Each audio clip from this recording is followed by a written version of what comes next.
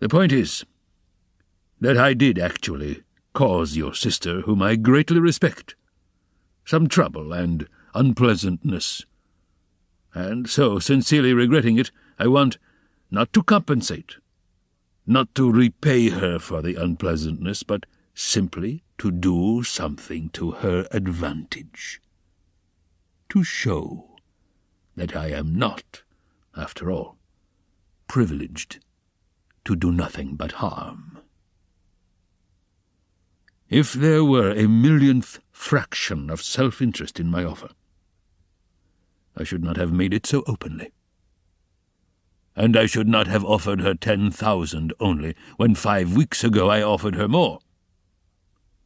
Besides, I may, perhaps, very soon, marry a young lady, and that alone ought to prevent suspicion of any design on Avdotya Romanovna.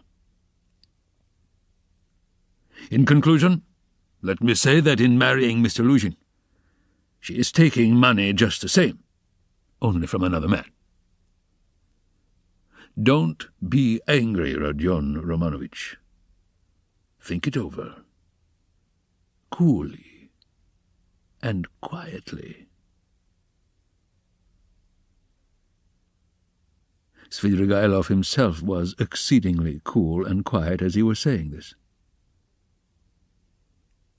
"I beg you to say no more," said Raskolnikov. "In any case, this is unpardonable impertinence."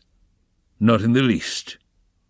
Then a man may do nothing but harm to his neighbour in this world, and is prevented from doing the tiniest bit of good by trivial conventional formalities. That's absurd. If I died, for instance, and left that sum to your sister in my will, surely she wouldn't refuse it?" "Very likely she would." "Oh, no, indeed. However, if you refuse it, so be it, though 10,000 roubles is a capital thing to have on occasion. In any case, I beg you to repeat what I have said to Avdotya Romanovna." "No, I won't." "In that case, Rodion Romanovich, I shall be obliged to try and see her myself, and worry her by doing so." "And if I do tell her, will you not try to see her?" "I don't know really what to say. I should like very much to see her once more." "Don't hope for it." "I'm sorry, but you don't know me. Perhaps we may become better friends." "You think we may become friends?" "And why not?" Svidrigailov said, smiling. He stood up and took his hat. "I didn't quite intend to disturb you, and I came here without reckoning on it, though I was very much struck by your face this morning." "Where did you see me this morning?" Raskolnikov asked uneasily. "I saw you by chance. I keep fancying there is something about you like me. But don't be uneasy. I am not intrusive. I used to get on all right with card choppers, and I never bored Prince Svirbey, a great personage who is a distant relation of mine. And I could write about Raphael's Madonna in Madame Prilyukov's album, and I never left Marfa Petrovna's side for 7 years. And I used to stay the night at Vyazemsky's house in the Haymarket in the old days, and I may go up in a balloon with Berg, perhaps." "Oh, all right. Are you starting soon on your travels, may I ask?" "What travels?" "Why, on that journey. You spoke of it yourself." "A journey? Oh, yes. I did speak of a journey. Well, that's a wide subject. If only you knew what you are asking," he added, and gave a sudden, loud, short laugh. "Perhaps I'll get married instead of the journey. They're making a match for me." Here? Yes. How have you had time for that? But I am very anxious to see Avdotya Romanovna once. I earnestly beg it. Well, goodbye for the present. Oh, yes, I have forgotten something. Tell your sister, Rodion Romanovich, that Marfa Petrovna remembered her in her will and left her 3,000 roubles. That's absolutely certain. Marfa Petrovna arranged it a week before her death, and it was done in my presence. Avdotya Romanovna will be able to receive the money in 2 or 3 weeks. Are you telling the truth? Yes. Tell her. Well, your servant. I am staying very near you. As he went out, Svidrigailov ran up against Razumikhin in the doorway.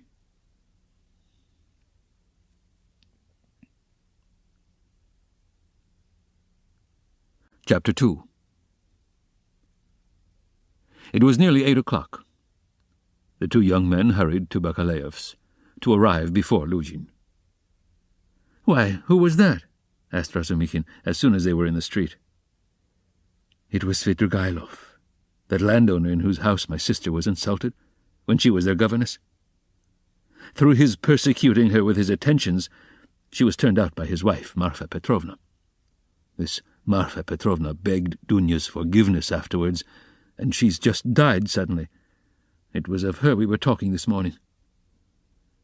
I don't know why I'm afraid of that man. He came here at once after his wife's funeral. He is very strange, and is determined on doing something. We must guard Dunya from him. That's what I wanted to tell you, do you hear? Guard her? What can he do to harm Avdotya Romanovna? Thank you, Rodya, for speaking to me like that. We will. We will guard her. Where does he live? I don't know. Why didn't you ask? What a pity. I'll find out, though. Did you see him? Asked Raskolnikov after a pause. Yes, I noticed him. I noticed him well. You did really see him? You saw him clearly? Raskolnikov insisted. Yes, I remember him perfectly. I should know him in 1,000. I have a good memory for faces. They were silent again. That's all right, muttered Raskolnikov. Do you know, I keep thinking that it may have been an hallucination. What do you mean? I don't understand you. Well, you all say, Raskolnikov went on, twisting his mouth into a smile, that I am mad. I thought just now that perhaps I really am mad, and have only seen a phantom. What do you mean? Why, who can tell? Perhaps I am really mad. And perhaps everything that happened all these days may be only imagination. Ach, Rodya, you have been upset again. But what did he say? What did he come for? Raskolnikov did not answer. Razumikhin thought a minute. Now let me tell you my story, he began. I came to you, you were asleep. Then we had dinner, and then I went to Porfiry's. Zamyetov was still with him. I tried to begin, but it was no use. I couldn't speak in the right way. They don't seem to understand, and can't understand, but are not a bit ashamed. I drew Porfiry to the window, and began talking to him. But it was still no use. He looked away, and I looked away. At last I shook my fist in his ugly face, and told him, as a cousin, I'd brain him. He merely looked at me. I cursed and came away. That was all. It was very stupid. To Zamyetov I didn't say a word. But, you see, I thought I'd made a mess of it, but as I went downstairs, a brilliant idea struck me. Why should we trouble? Of course, if you were in any danger or anything, but why need you care? You needn't care a hang for them. We shall have a laugh at them afterwards, and if I were in your place, I'd mystify them more than ever. How ashamed they'll be afterwards. Hang them. We can thrash them afterwards, but let's laugh at them now." "To be sure," answered Raskolnikov. "But what will you say tomorrow?" he thought to himself. Strange to say, till that moment, it had never occurred to him to wonder what Razumikhin would think when he knew. As he thought it, Raskolnikov looked at him. Razumikhin's account of his visit to Porfiry had very little interest for him. So much had come and gone since then. In the corridor they came upon Luzhin. He had arrived punctually at 8 and was looking for the number so that all three went in together without greeting or looking at one another. The young men walked in first, while Pyotr Petrovitch, for good manners, lingered a little in the passage, taking off his coat. Pulcheria Alexandrovna came forward at once to greet him in the doorway. Dunya was welcoming her brother. Pyotr Petrovitch walked in, and quite amiably, though with redoubled dignity, bowed to the ladies. He looked, however, as though he were a little put out, and couldn't yet recover himself. Pulcheria Alexandrovna, who seemed also a little embarrassed, hastened to make them all sit down at the round table where a samovar was boiling. Dunya and Luzhin were facing one another on opposite sides of the table. Razumikhin and Raskolnikov were facing Pulcheria Alexandrovna. Razumikhin was next to Luzhin, and Raskolnikov was beside his sister. A moment's silence followed. Pyotr Petrovitch deliberately drew out a cambric handkerchief, reeking of scent, and blew his nose with an air of a benevolent man who felt himself slighted, and was firmly resolved to insist on an explanation.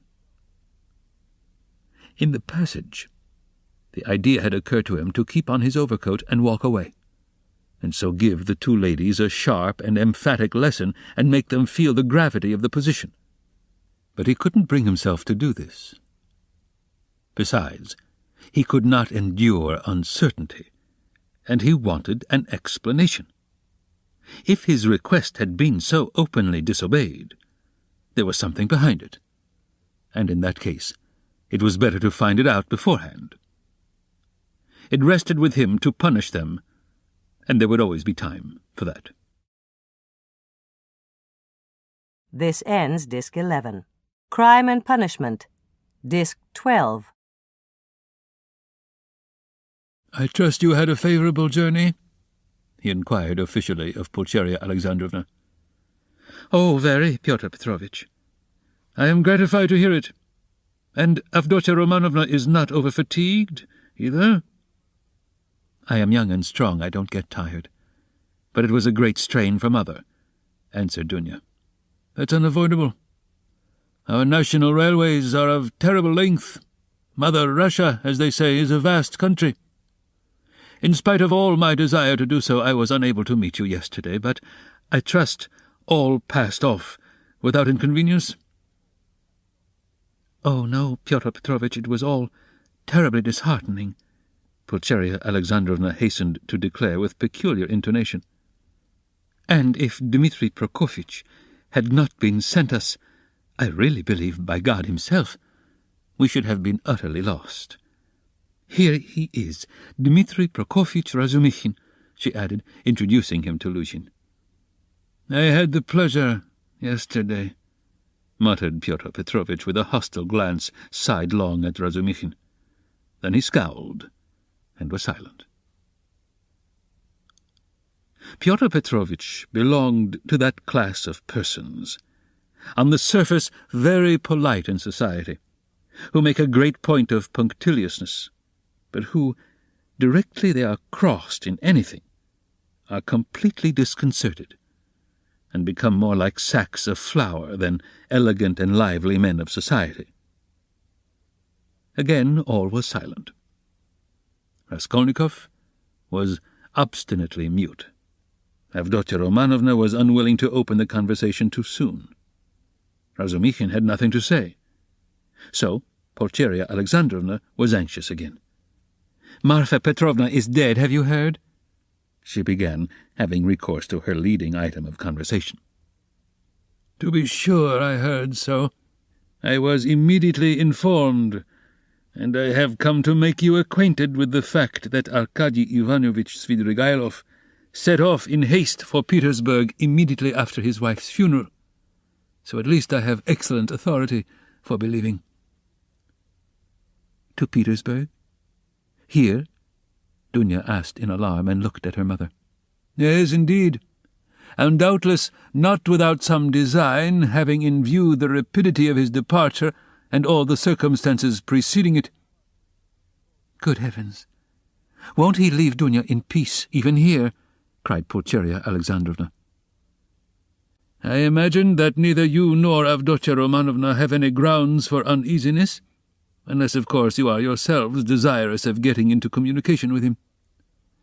For my part, I am on my guard, and am now discovering where he is lodging. Oh, Pyotr Petrovitch, you would not believe what a fright you have given me, Pulcheria Alexandrovna went on. I've only seen him twice, but I thought him terrible. Terrible! I am convinced that he was the cause of Marfa Petrovna's death. It's impossible to be certain about that. I have precise information. I do not dispute that he may have contributed to accelerate the course of events by the moral influence, so to say, of the affront. But as to the general conduct and moral characteristics of that personage, I am in agreement with you. I do not know whether he is well off now, and precisely what Marfa Petrovna left him. This will be known to me within a very short period. But no doubt here in Petersburg, if he has any pecuniary resources, he will relapse at once into his old ways. He is the most depraved and abjectly vicious specimen of that class of men. I have considerable reason to believe that Marfa Petrovna, who was so unfortunate as to fall in love with him, and to pay his debts 8 years ago, was of service to him also in another way. Solely by her exertions and sacrifices.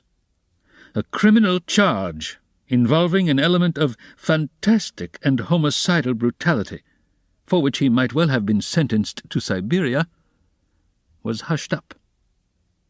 That's the sort of man he is, if you care to know.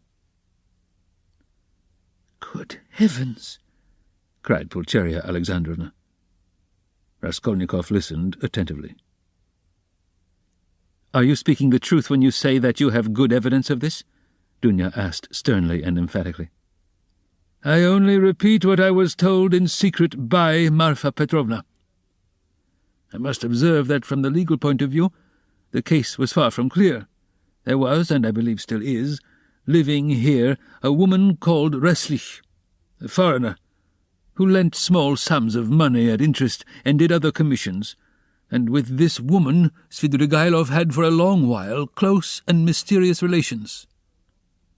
She had a relation, a niece, I believe, living with her, a deaf and dumb girl of 15, or perhaps not more than 14.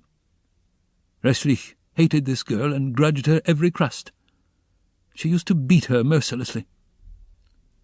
One day the girl was found hanging in the garret. At the inquest the verdict was suicide. After the usual proceedings the matter ended, but later on information was given that the child had been cruelly outraged by Svidrigailov. It is true this was not clearly established. The information was given by another German woman of loose character whose word could not be trusted. No statement was actually made to the police, thanks to Marfa Petrovna's money and exertions. It did not get beyond gossip. And yet the story is a very significant one. You heard, no doubt, Avdotya Romanovna, when you were with them, the story of the servant Philip, who died of ill treatment he received 6 years ago, before the abolition of serfdom. I heard, on the contrary, that this Philip hanged himself. Quite so, but what drove him, or rather perhaps disposed him to suicide, was the systematic persecution and severity of Mr. Svidrigailov. "I don't know that," answered Dunya dryly. "I only heard a queer story that Philip was a sort of hypochondriac. A sort of domestic philosopher, the servants used to say. He read himself silly, and that he hanged himself partly on account of Mr. Svidrigailov's mockery of him and not his blows. When I was there he behaved well to the servants, and they were actually fond of him, though they certainly did blame him for Philip's death." "I perceive, Avdotya Romanovna, that you seem disposed to undertake his defence all of a sudden," Luzhin observed, twisting his lips into an ambiguous smile. "There's no doubt that he is an astute man, and insinuating where ladies are concerned, of which Marfa Petrovna, who has died so strangely, is a terrible instance. My only desire has been to be of service to you and your mother with my advice, in view of the renewed efforts which may certainly be anticipated from him. For my part, it's my firm conviction that he will end in a debtor's prison again. Marfa Petrovna had not the slightest intention of settling anything substantial on him, having regard for his children's interests, and if she left him anything, it would only be the merest sufficiency, something insignificant and ephemeral, which would not last a year for a man of his habits." "Pyotr Petrovitch, I beg you," said Dunya, "say no more of Mr. Svidrigailov. It makes me miserable." "He has just been to see me," said Raskolnikov, breaking his silence for the first time. There were exclamations from all, and they all turned to him. Even Pyotr Petrovitch was roused. "An hour and a half ago. He came in when I was asleep, waked me, and introduced himself," Raskolnikov continued. "He was fairly cheerful and at ease, and quite hopes that we shall become friends.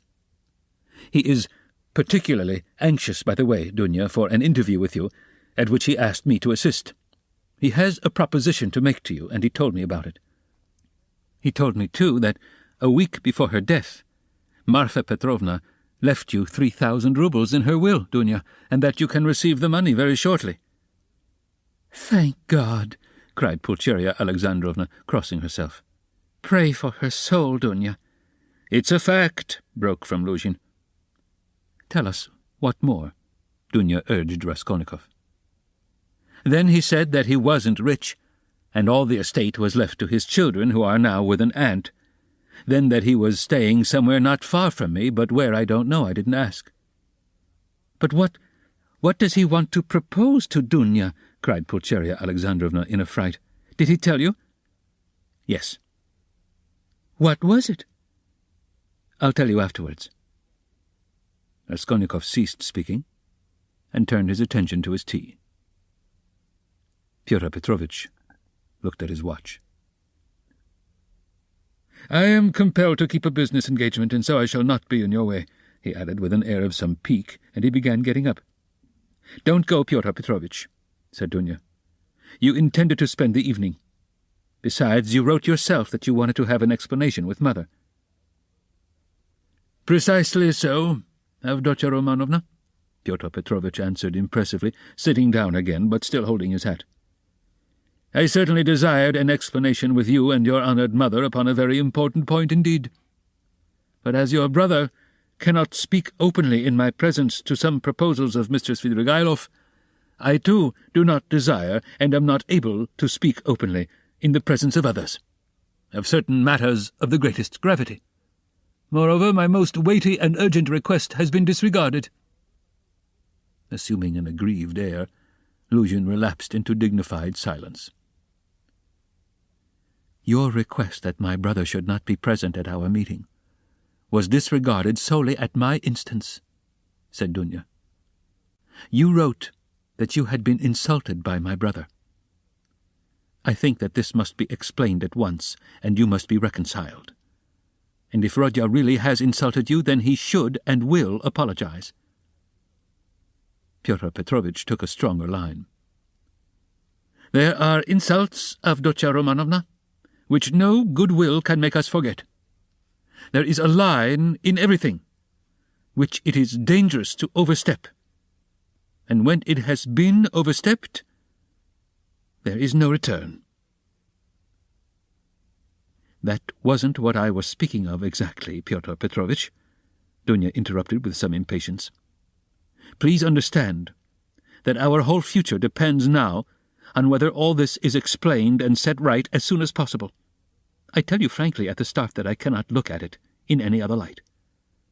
And if you have the least regard for me, all this business must be ended today, however hard that may be. I repeat that if my brother is to blame, he will ask your forgiveness." "I am surprised at your putting the question like that," said Luzhin, getting more and more irritated.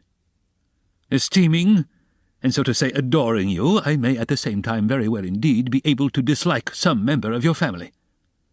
Though I lay claim to the happiness of your hand, I cannot accept duties incompatible with—" "Don't be so ready to take offence, Pyotr Petrovitch," Dunya interrupted with feeling.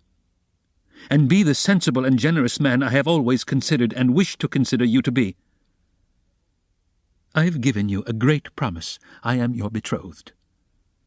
Trust me in this matter, and believe me, I shall be capable of judging impartially. My assuming the part of judge is as much a surprise for my brother as for you. When I insisted on his coming to our interview today after your letter, I told him nothing of what I meant to do. Understand that, if you are not reconciled, I must choose between you. It must be either you or he. That is how the question rests on your side and on his. I don't want to be mistaken in my choice, and I must not be. For your sake, I must break off with my brother. For my brother's sake, I must break off with you. I can find out for certain now whether he is a brother to me, and I want to know it.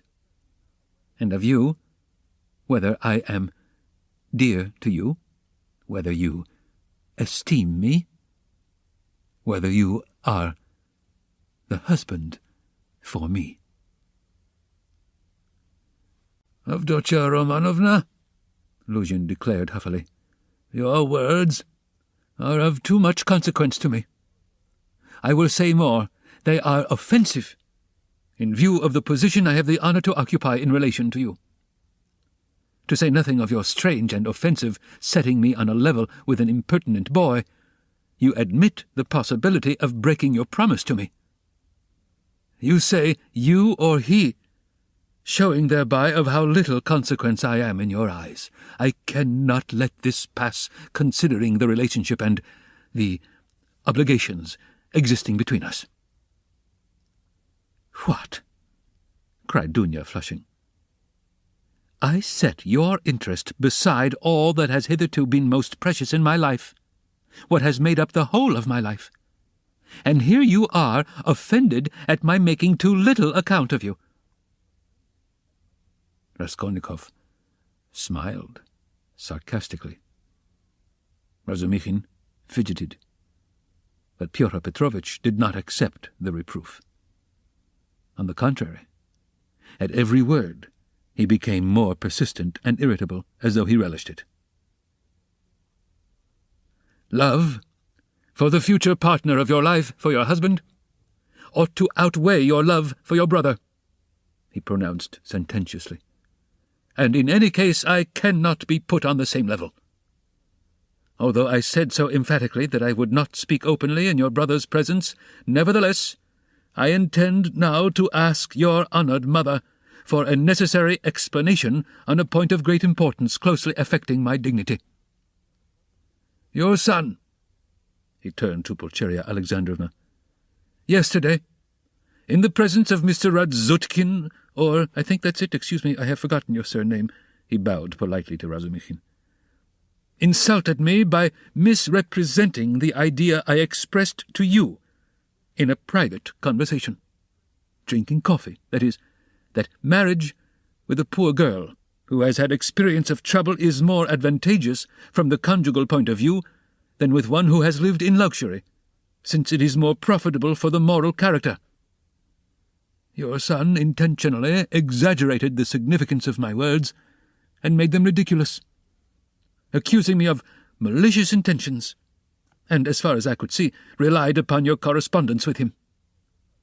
I shall consider myself happy, Pulcheria Alexandrovna, if it is possible for you to convince me of an opposite conclusion, and thereby considerately reassure me.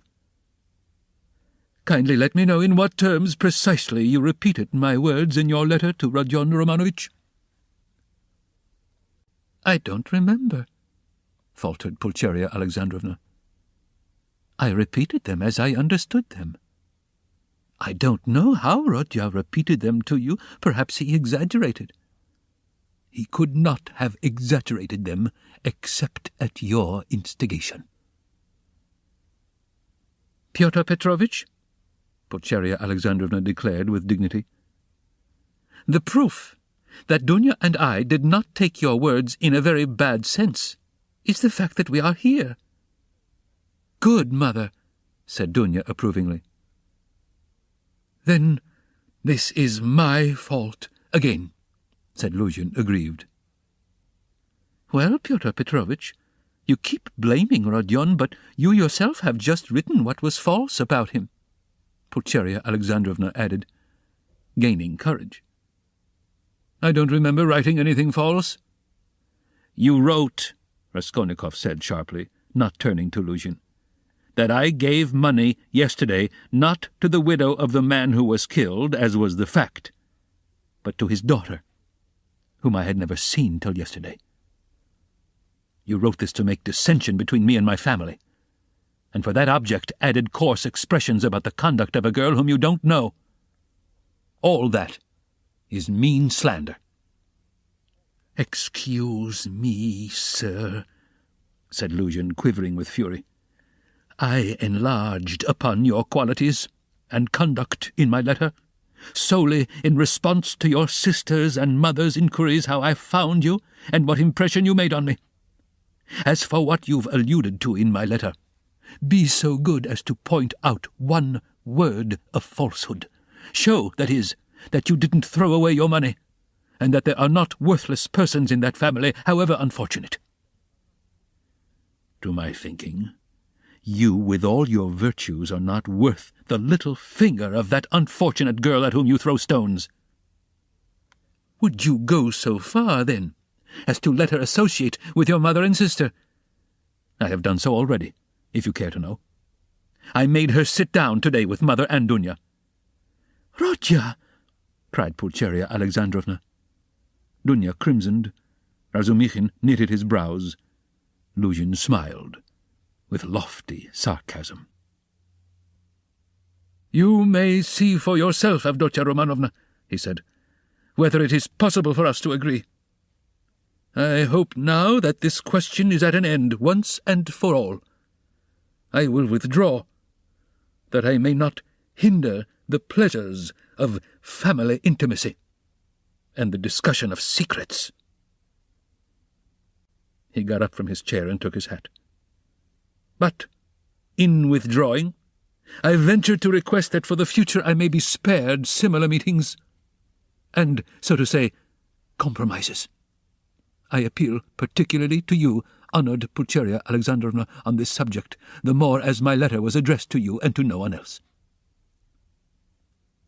Pulcheria Alexandrovna was a little offended. "You seem to think we are completely under your authority, Pyotr Petrovitch. Dunya has told you the reason your desire was disregarded. She had the best intentions. And indeed you write as though you were laying commands upon me. Are we to consider every desire of yours as a command? Let me tell you, on the contrary, that you ought to show particular delicacy and consideration for us now, because we have thrown up everything, and have come here relying on you. And so we are in any case, in a sense, in your hands." "That is not quite true, Pulcheria Alexandrovna, especially at the present moment, when the news has come of Marfa Petrovna's legacy, which seems indeed very apropos, judging from the new tone you take to me," he added sarcastically. "Judging from that remark, we may certainly presume that you were reckoning on our helplessness," Dunya observed irritably. "But now, in any case, I cannot reckon on it. and I particularly desire not to hinder your discussion of the secret proposals of Arkady Ivanovich Svidrigailov, which he has entrusted to your brother, and which have, I perceive, a great and possibly a very agreeable interest for you." "Good heavens!" cried Pulcheria Alexandrovna. Razumikhin could not sit still in his chair. "Aren't you ashamed now, sister?" asked Raskolnikov. "I am ashamed, Rodya," said Dunya. "Pyotr Petrovitch, go away." She turned to him, white with anger. Pyotr Petrovitch had apparently not at all expected such a conclusion.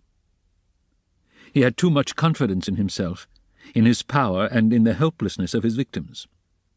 He couldn't believe it even now. He turned pale, and his lips quivered. "Avdotya Romanovna, if I go out of this door now, after such a dismissal, then, you may reckon on it, I will never come back. Consider what you are doing. My word is not to be shaken." "What insolence!" cried Dunya, springing up from her seat. "I don't want you to come back again." "What? So that's how it stands?" cried Luzhin, utterly unable to the last moment to believe in the rupture, and so completely thrown out of his reckoning now. "So that's how it stands. But do you know, Avdotya Romanovna, that I might protest?" "What right have you to speak to her like that?" Pulcheria Alexandrovna intervened hotly. "And what can you protest about? What rights have you? Am I to give my Dunya to a man like you? Go away! Leave us altogether. We are to blame for having agreed to a wrong action, and I above all." "But you have bound me, Pulcheria Alexandrovna," Luzhin stormed in a frenzy, "by your promise, and now you deny it, and, besides, I have been led on account of that into expenses." This last complaint was so characteristic of Pyotr Petrovitch that Raskolnikov, pale with anger, and with the effort of restraining it, could not help breaking into laughter. But Pulcheria Alexandrovna was furious. "Expenses? What expenses? Are you speaking of our trunk? But the conductor brought it for nothing for you. Mercy on us, we have bound you. What are you thinking about, Pyotr Petrovitch? It was you bound us, hand and foot, not we." "Enough, mother, no more, please," Avdotya Romanovna implored. "Pyotr Petrovitch, do be kind and go." "I am going, but one last word," he said, quite unable to control himself. "Your mamma seems to have entirely forgotten that I made up my mind to take you, so to speak, after the gossip of the town had spread all over the district in regard to your reputation. Disregarding public opinion for your sake, and reinstating your reputation, I certainly might very well reckon on a fitting return, and I might indeed look for gratitude on your part. And my eyes have only now been opened. I see myself that I may have acted very, very recklessly in disregarding the universal verdict." "Does the fellow want his head smashed?" cried Razumikhin, jumping up. "You are a mean and spiteful man," cried Dunya. "Not a word, not a movement," cried Raskolnikov, holding Razumikhin back. Then going close up to Luzhin, "Kindly leave the room," he said quietly and distinctly. "And not a word more, or—" Pyotr Petrovitch gazed at him for some seconds, with a pale face that worked with anger. Then he turned, went out, and rarely has any man carried away in his heart such vindictive hatred as he felt against Raskolnikov. Him, and him alone, he blamed for everything.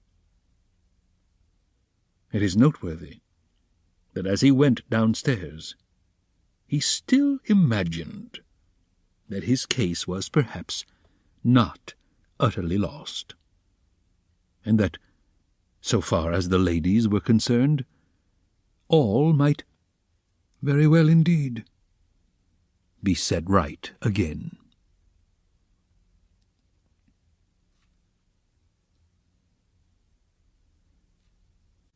Chapter 3. The fact was that up to the last moment he had never expected such an ending. He had been overbearing to the last degree, never dreaming that two destitute and defenseless women could escape from his control. This conviction was strengthened by his vanity and conceit, a conceit to the point of fatuity. Pyotr Petrovitch, who had made his way up from insignificance, was morbidly given to self-admiration, had the highest opinion of his intelligence and capacities, and sometimes even gloated in solitude over his image in the glass. But what he loved and valued above all was the money he had amassed by his labor, and by all sorts of devices. That money made him the equal of all who had been his superiors. When he had bitterly reminded Dunya that he had decided to take her in spite of evil report, Pyotr Petrovitch had spoken with perfect sincerity, and had indeed felt genuinely indignant at such black ingratitude. And yet, when he made Dunya his offer, he was fully aware of the groundlessness of all the gossip. The story had been everywhere contradicted by Marfa Petrovna, and was by then disbelieved by all the townspeople, who were warm in Dunya's defense. And he would not have denied that he knew all that at the time. Yet he still thought highly of his own resolution in lifting Dunya to his level, and regarded it as something heroic. In speaking of it to Dunya, he had let out the secret feeling he cherished and admired, and he couldn't understand that others should fail to admire it too. He had called on Raskolnikov with the feelings of a benefactor who is about to reap the fruits of his good deeds and to hear agreeable flattery. And as he went downstairs now, he considered himself most undeservedly injured and unrecognized.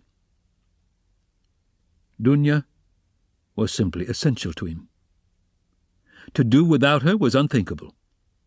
For many years he had voluptuous dreams of marriage, but he had gone on waiting and amassing money. He brooded with relish, in profound secret, over the image of a girl, virtuous, poor, she must be poor, very young, very pretty, of good birth and education, very timid, one who had suffered much and was completely humbled before him, one who would all her life look on him as her saviour, worship him, admire him, and only him. How many scenes, how many amorous episodes he had imagined on this seductive and playful theme, when his work was over.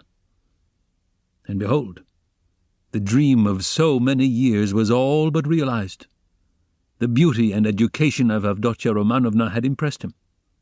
Her helpless position had been a great allurement. In her he had found even more than he dreamed of. Here was a girl of pride, character, virtue, of education and breeding superior to his own, he felt that.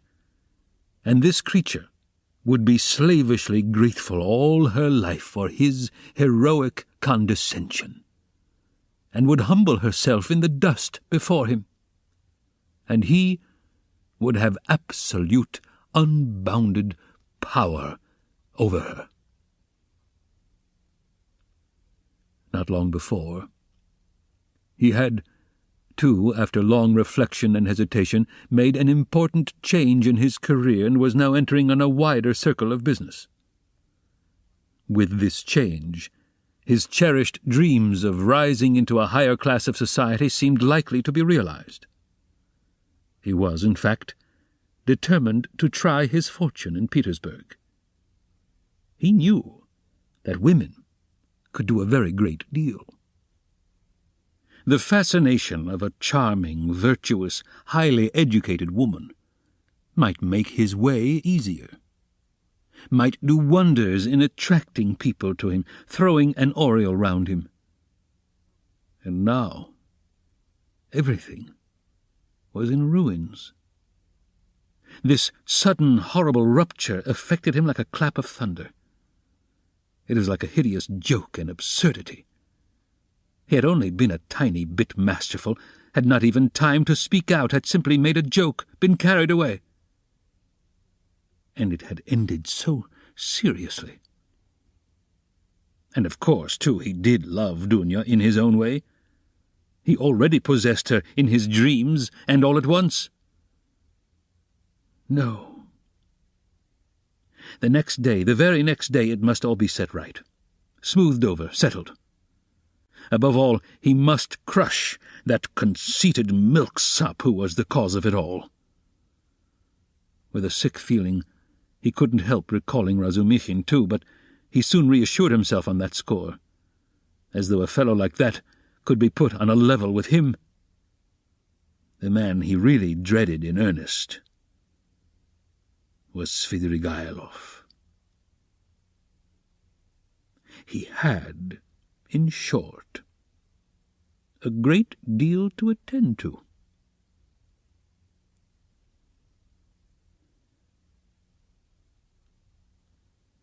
"No, I am more to blame than anyone," said Dunya, kissing and embracing her mother.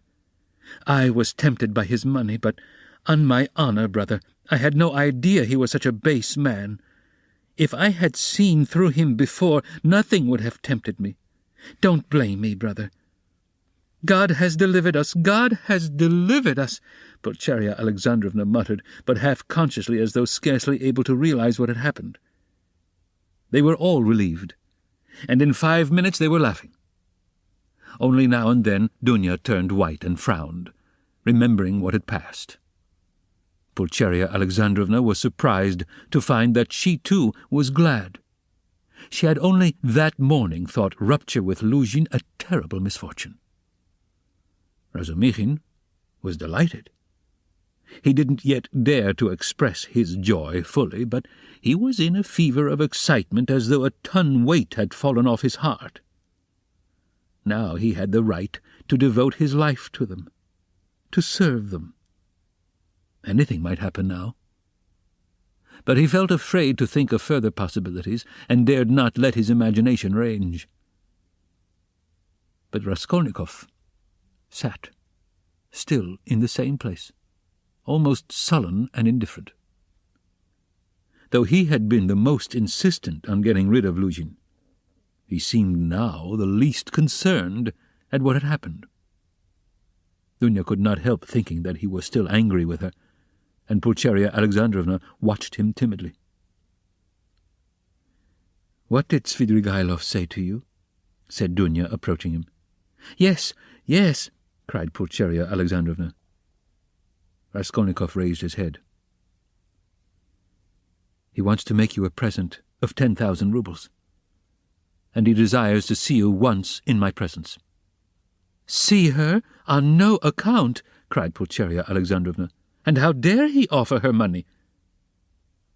Then Raskolnikov repeated, rather dryly, his conversation with Svidrigaïlov, omitting his account of the ghostly visitations of Marfa Petrovna, wishing to avoid all unnecessary talk. "What answer did you give him?" asked Dunya. "At first I said I would not take any message to you. Then he said that he would do his utmost to obtain an interview with you without my help. He assured me that his passion for you was a passing infatuation. Now he has no feeling for you. He doesn't want you to marry Luzhin. His talk was altogether rather muddled."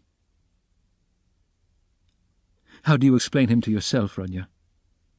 How did he strike you?" "I must confess I don't quite understand him. He offers you 10,000, and yet says he is not well off. He says he's going away, and in 10 minutes he forgets he has said it. Then he says he's going to be married, and has already fixed on the girl. No doubt he has a motive, and probably a bad one. But it's odd that he should be so clumsy about it if he had any designs against you. Of course I refused this money on your account, once for all. Altogether I thought him very strange. One might almost think he was mad. But I may be mistaken. That may only be the part he assumes. The death of Marfa Petrovna seems to have made a great impression on him." "God rest her soul," exclaimed Pulcheria Alexandrovna. "I shall always, always pray for her. Where should we be now, Dunya, without this 3,000? It's as though it had fallen from heaven. Why, Rodya, this morning we had only 3 rubles in our pocket, and Dunya and I were just planning to pawn her watch, so as to avoid borrowing from that man until he offered help." Dunya seemed strangely impressed by Svidrigailov's offer. She still stood meditating. "He has got some terrible plan," she said in a half-whisper to herself, almost shuddering. Raskolnikov noticed this disproportionate terror. "I fancy I shall have to see him more than once again," he said to Dunya. "We will watch him. I'll track him out," cried Razumikhin vigorously. "I won't lose sight of him. Rodya has given me leave. He said to me himself just now, 'Take care of my sister.' Will you give me leave too, Avdotya Romanovna?"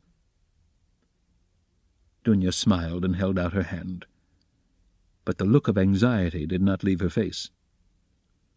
Pulcheria Alexandrovna gazed at her timidly, but the 3,000 rubles had obviously a soothing effect on her.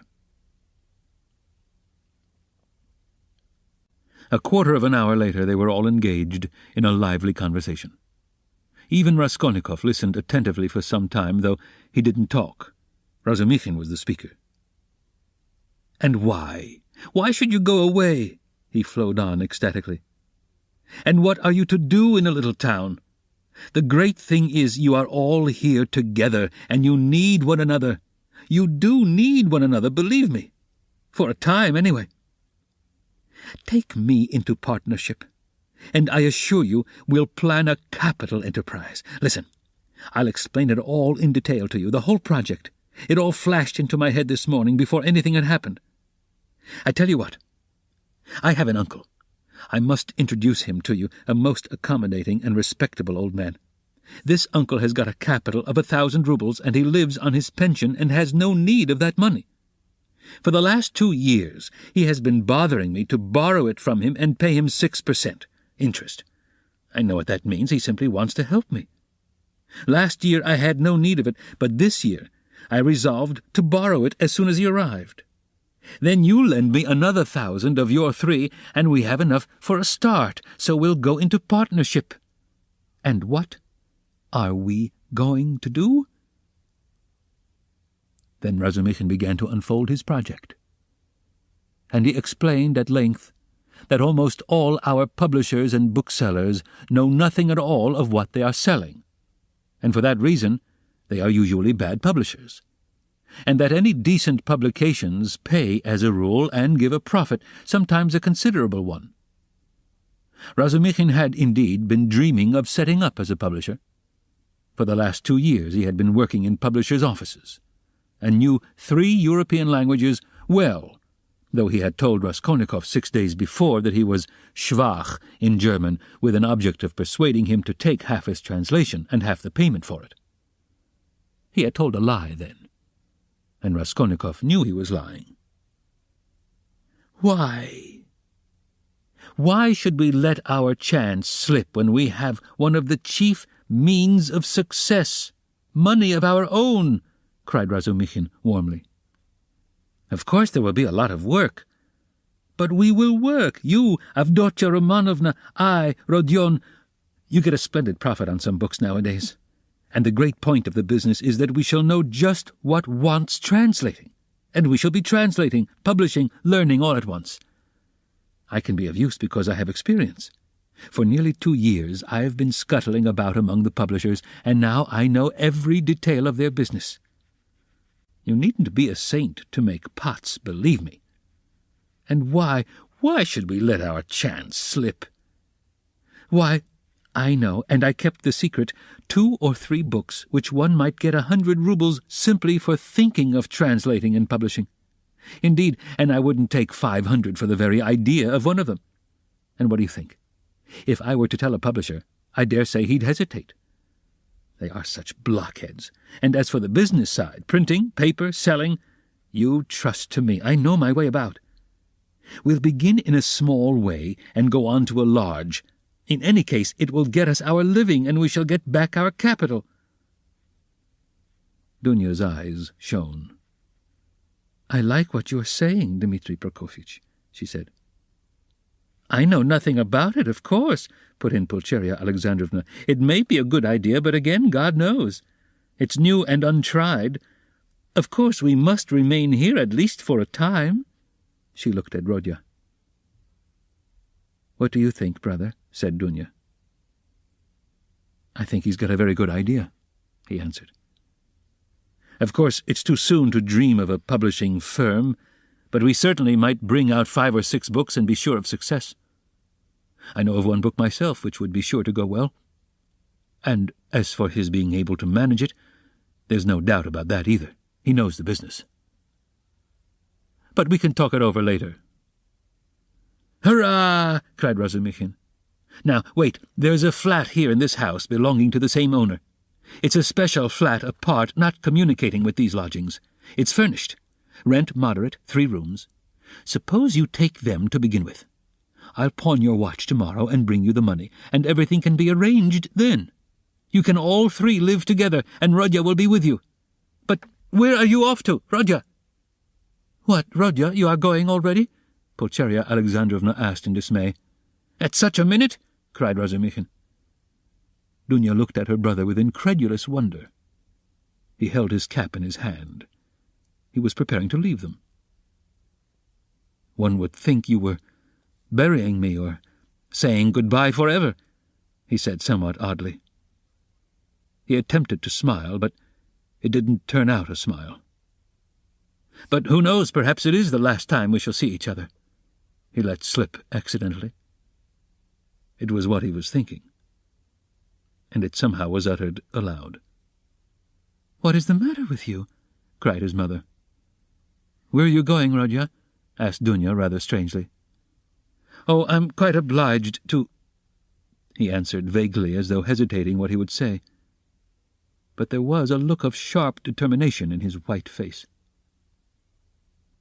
I meant to say, as I was coming here, I meant to tell you, Mother, and you, Dunya, that it would be better for us to part for a time. I feel ill. I'm not at peace. I'll come afterwards. I'll come of myself when it's possible. I remember you and love you. Leave me alone. I decided this even before. I'm absolutely resolved on it, whatever may come to me, whether I come to ruin or not. I want to be alone. Forget me altogether. It's better. Don't inquire about me. When I can, I'll come of myself, or I'll send for you. Perhaps it will all come back, but now, if you love me, give me up. Else I shall begin to hate you. I feel it. Goodbye. Good God! Cried Pulcheria Alexandrovna. Both his mother and his sister were terribly alarmed. Razumikhin was also.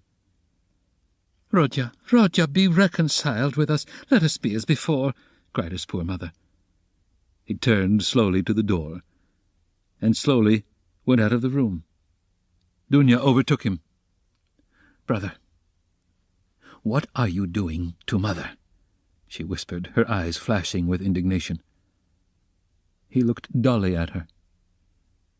No matter, I shall come. I'll be back, he muttered in an undertone, as though not fully conscious of what he was saying, and he went out of the room. Wicked, heartless egoist, cried Dunya. He is insane, but not heartless. He's mad, don't you see it? You're heartless after that, Razumikhin whispered in her ear, squeezing her hand tightly. I shall be back directly, he shouted to the horror-stricken mother, and he ran out of the room.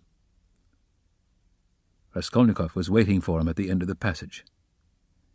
I knew you would run after me, he said. Go back to them. Be with them. Be with them tomorrow and always. Perhaps I shall come, if I can. Goodbye." And without holding out his hand, he walked away. "But where are you going? What are you doing? What's the matter with you? How can you go on like this?" Razumikhin muttered, at his wits' end. Raskolnikov stopped once more. "Once for all, never ask me about anything. I have nothing to tell you. Don't come to see me. Maybe I'll come here. Leave me, but don't leave them. Do you understand me?"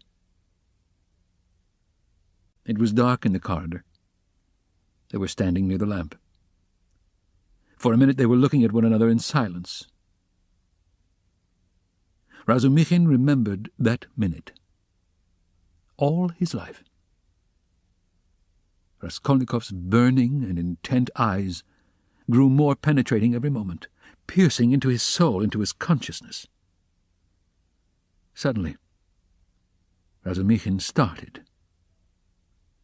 Something strange, as it were, passed between them.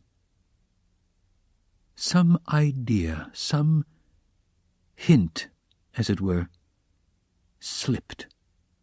Something awful, hideous, and suddenly understood on both sides. Razumikhin turned pale. "Do you understand now?" said Raskolnikov, his face twitching nervously. "Go back, go to them," he said suddenly, and turning quickly, he went out of the house.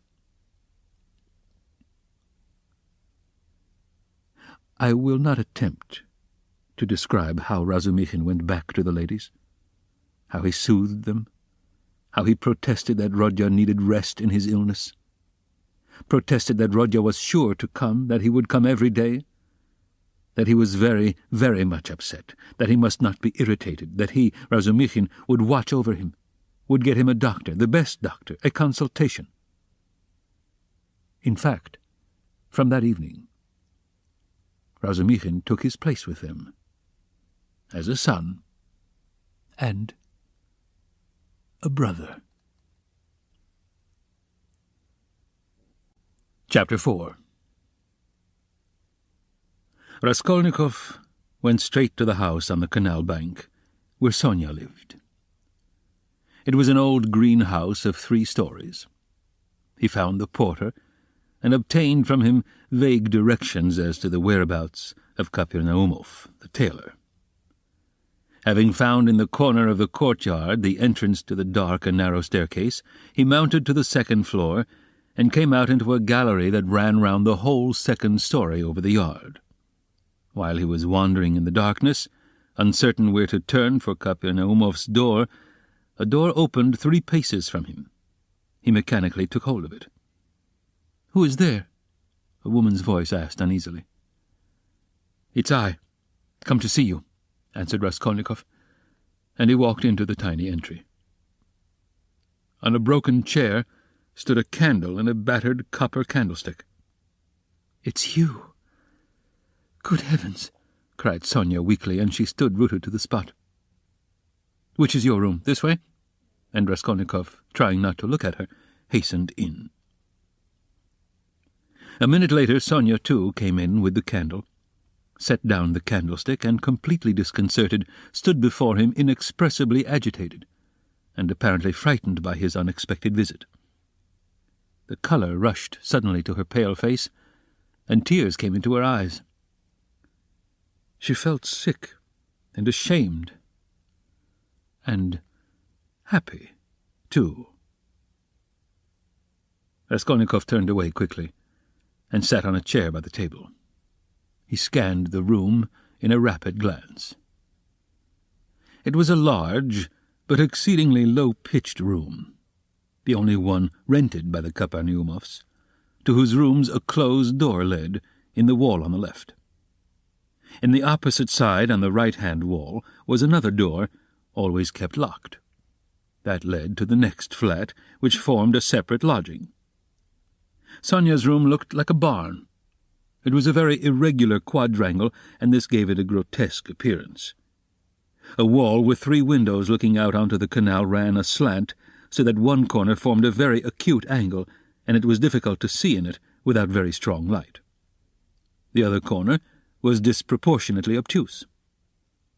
There was scarcely any furniture in the big room.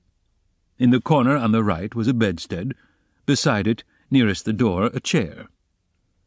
A plain deal table, covered by a blue cloth, stood against the same wall, close to the door into the other flat. 2 rush-bottomed chairs stood by the table.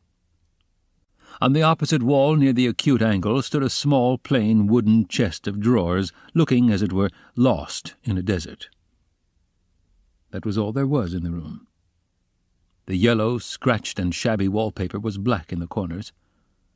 It must have been damp and full of fumes in the winter. There was every sign of poverty. Even the bedstead had no curtain. Sonia looked in silence at her visitor, who was so attentively and unceremoniously scrutinizing her room, and even began at last to tremble with terror as though she were standing before her judge and the arbiter of her destinies. "I am late. It's 11, isn't it?" he asked, still not lifting his eyes. "Yes," muttered Sonia. "Oh, yes, it is," she added, hastily, as though in that lay her means of escape. "My landlady's clock has just struck. I heard it myself." "I've come to you for the last time," Raskolnikov went on gloomily, although this was the first time. "I may perhaps not see you again." "Are you going away?" "I don't know. Tomorrow." "Then you are not coming to Katerina Ivanovna tomorrow?" Sonia's voice shook. "I don't know. I shall know tomorrow morning. Never mind that. I've come to say one word." He raised his brooding eyes to her, and suddenly noticed that he was sitting down while she was all the while standing before him. "Why are you standing? Sit down," he said in a changed voice, gentle and friendly. She sat down. He looked kindly and almost compassionately at her. "How thin you are! What a hand! Quite transparent, like a dead hand." He took her hand. Sonia smiled faintly. "I have always been like that," she said. "Even when you lived at home?" "Yes." "Of course you were," he added abruptly, and the expression of his face and the sound of his voice changed again suddenly. He looked round him once more. "You rent this room from the Kapernaumovs?" "Yes." "They live there, through that door?" "Yes." "They have another room like this." "All in one room?" "Yes." "I should be afraid in your room at night," he observed gloomily. "They are very good people, very kind," answered Sonia, who still seemed bewildered. "And all the furniture, everything is theirs. And they are very kind, and the children, too, often come to see me." "They all stammer, don't they?" "Yes. He stammers, and he's lame, and his wife, too. It's not exactly that she stammers, but she can't speak plainly. She's a very kind woman, and he used to be a house serf. And there are 7 children. And it's only the eldest one that stammers, and the others are simply ill. But they don't stammer." "But where did you hear about them?" she added with some surprise. "Your father told me then. He told me all about you, and how you went out at 6 o'clock and came back at 9, and how Katerina Ivanovna knelt down by your bed." Sonia was confused. "I imagined I saw him today," she whispered hesitatingly. "Whom?" "Father. I was walking in the street out there at the corner, about 10 o'clock, and he seemed to be walking in front. It looked just like him. I wanted to go to Katerina Ivanovna. You were walking in the streets? Yes. Sonia whispered abruptly, again overcome with confusion and looking down. Katerina Ivanovna used to beat you, I suppose? Oh, no. What are you saying? No. Sonia looked at him almost with dismay. You love her, then? Love her? Of course, said Sonia with plaintive emphasis, and she clasped her hands in distress. Oh, you don't... If you only knew. You see, she's quite like a child. Her mind is quite unhinged, you see, from sorrow. And how clever she used to be. How generous. How kind. Oh, you don't understand. You don't understand. Sonia said this as though in despair, wringing her hands in excitement and distress. Her pale cheeks flushed. There was a look of anguish in her eyes. It was clear that she was stirred to the very depths, that she was longing to speak, to champion, to express something. A sort of insatiable compassion, if one may so express it, was reflected in every feature of her face. Beat me? How can you? Good heavens, beat me. And if she did beat me, what then? What of it? You know nothing about it. She is so unhappy. Ah, how unhappy. And ill.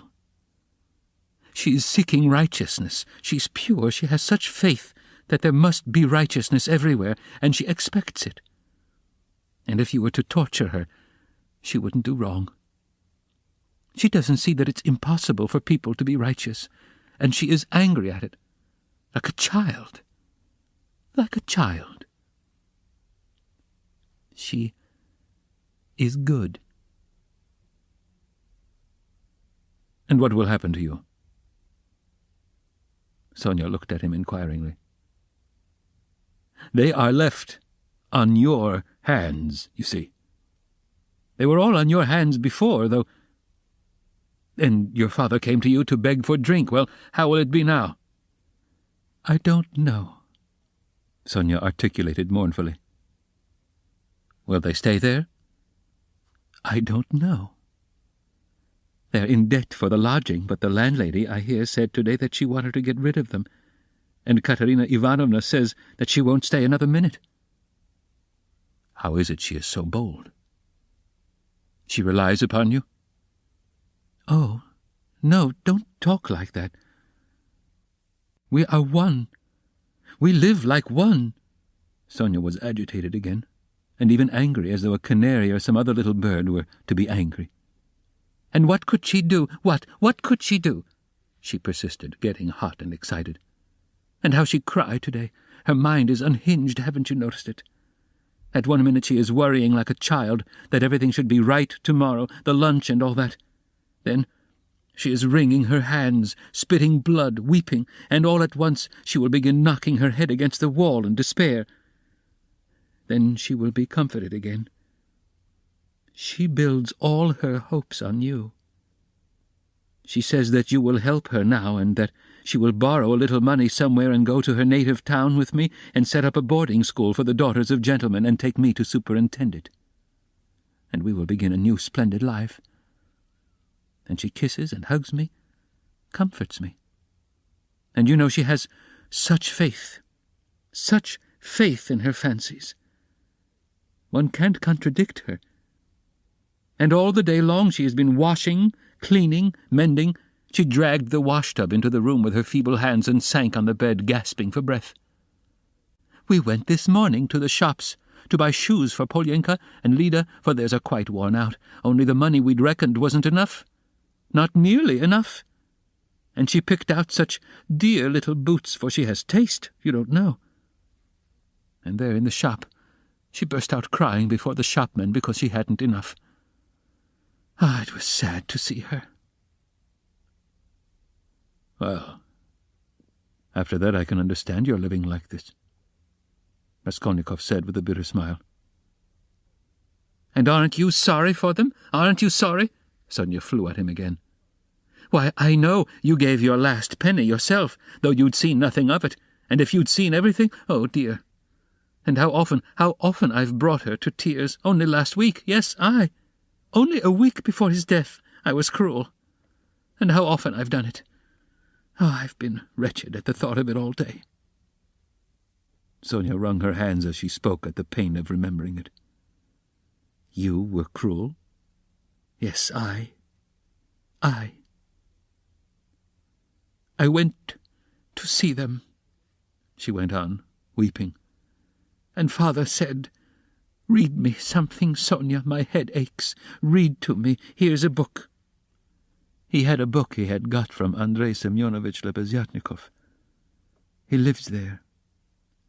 He always used to get hold of such funny books. And I said I can't stay, as I didn't want to read, and I'd gone in chiefly to show Katerina Ivanovna some collars. Lizaveta, the peddler, sold me some collars and cuffs, cheap, pretty, new embroidered ones. Katerina Ivanovna liked them very much. She put them on and looked at herself in the glass and was delighted with them. 'Make me a present of them, Sonia,' she said. 'Please do.' 'Please do,' she said. She wanted them so much. And when could she wear them? They just reminded her of her old happy days. She looked at herself in the glass, admired herself, and she has no clothes at all, no things of her own, hasn't had all these years. And she never asks anyone for anything. She's proud. She'd sooner give away everything. And these she asked for. She liked them so much. And I was sorry to give them. 'What use are they to you, Katerina Ivanovna?' I said. I spoke like that to her. I ought not to have said that. She gave me such a look, and she was so grieved at my refusing her. And it was so sad to see. And she was not grieved for the collars, but for my refusing. I saw that. Ah, if only I could bring it all back. Change it. Take back those words. Ah, if I... But it's nothing to you. Did you know Lizaveta the peddler? Yes. Did you know her? Sonia asked with some surprise. Katerina Ivanovna is in consumption, rapid consumption. She will soon die, said Raskolnikov after a pause, without answering her question. Oh, no, no, no. And Sonia unconsciously clutched both his hands as though imploring that she should not. But it will be better if she does die. No, not better, not at all better, Sonia unconsciously repeated in dismay. And the children, what can you do except take them to live with you? Oh, I don't know, cried Sonia, almost in despair, and she put her hands to her head. It was evident that that idea had very often occurred to her before, and he had only roused it again. And what if even now, while Katerina Ivanovna is alive, you get ill and are taken to the hospital? What will happen then? He persisted pitilessly. How can you? That cannot be. And Sonia's face worked with awful terror. Cannot be? Raskolnikov went on with a harsh smile. You are not insured against it, are you? What will happen to them then? They'll be in the street, all of them. She will cough and beg and knock her head against some wall, as she did today, and the children will cry. Then she will fall down, be taken to the police station, to the hospital. She will die. And the children... Oh, no, God will not let it be, broke at last from Sonia's overburdened bosom. She listened, looking imploringly at him, clasping her hands in dumb entreaty as though it all depended upon him. Raskolnikov got up and began to walk about the room. A minute passed. Sonia was standing with her hands and her head hanging in terrible dejection. "And can't you save? Put by for a rainy day?" he asked, stopping suddenly before her. "No, whispered Sonia. "Of course not. Have you tried?" he added almost ironically. "Yes." "And it didn't come off?" "Of course not. No need to ask." And again he paced the room. Another minute passed. "You don't get money every day?" Sonia was more confused than ever, and colour rushed into her face again. "No," she whispered with a painful effort. "It will be the same with Polyanka, no doubt," he said suddenly. No, it can't be. No!" Sonia cried aloud in desperation, as though she had been stabbed. "God would not allow anything so awful. He lets others come to it. No, God will protect her. God," she repeated beside herself. "But perhaps there is no God at all," Raskolnikov answered with a sort of malignance, laughed and looked at her. Sonia's face suddenly changed. A tremor passed over it. She looked at him with unutterable reproach, tried to say something, but could not speak, and broke into bitter, bitter sobs, hiding her face in her hands. "You say Katerina Ivanovna's mind is unhinged. Your own mind is unhinged," he said after a brief silence. 5 minutes passed. He still paced up and down the room in silence, not looking at her. At last he went up to her. His eyes glittered. He put his 2 hands on her shoulders and looked straight into her tearful face. His eyes were hard, feverish and piercing. His lips were twitching. All at once, he bent down quickly, and dropping to the ground, kissed her foot. Sonia drew back from him as from a madman, and certainly he looked like a madman. "What are you doing to me?" she muttered, turning pale, and a sudden anguish clutched at her heart. He stood up at once. "I didn't bow down to you. I bowed down to all the suffering of humanity," he said wildly, and walked away to the window. "Listen," he added, turning to her a minute later, "I said just now to an insolent man that he was not worth your little finger, and that I did my sister honour making her sit beside you." "Ach, you said that to them? And in her presence?" cried Sonia, frightened. "Sit down with me, and honour? Why, I'm dishonourable." "Why did you say that?" "It was not because of your dishonour and your sin I said that of you, but because of your great suffering. But you are a great sinner, that's true," he added almost solemnly, "and your worst sin is that you have destroyed and betrayed yourself for nothing. Isn't that awful? Isn't it awful that you are living in this filth which you loathe so, and at the same time you know yourself, you've only to open your eyes, that you are not helping anyone by it, not saving anyone from anything? Tell me," he went on almost in a frenzy, "how this shame and degradation can exist in you side by side with other opposite holy feelings. It would be better, 1,000 times better and wiser, to leap into the water and end it all." "But what would become of them?" Sonia asked faintly, gazing at him with eyes of anguish, but not seeming surprised at his suggestion. Raskolnikov looked strangely at her. He read it all in her face. So she must have had that thought already, perhaps many times. And earnestly she had thought out in her despair how to end it, and so earnestly that now she scarcely wondered at his suggestion. She had not even noticed the cruelty of his words. The significance of his reproaches and his peculiar attitude to her shame she had, of course, not noticed either, and that too was clear to him. But he saw how monstrously the thought of her disgraceful, shameful position was torturing her, and had long tortured her.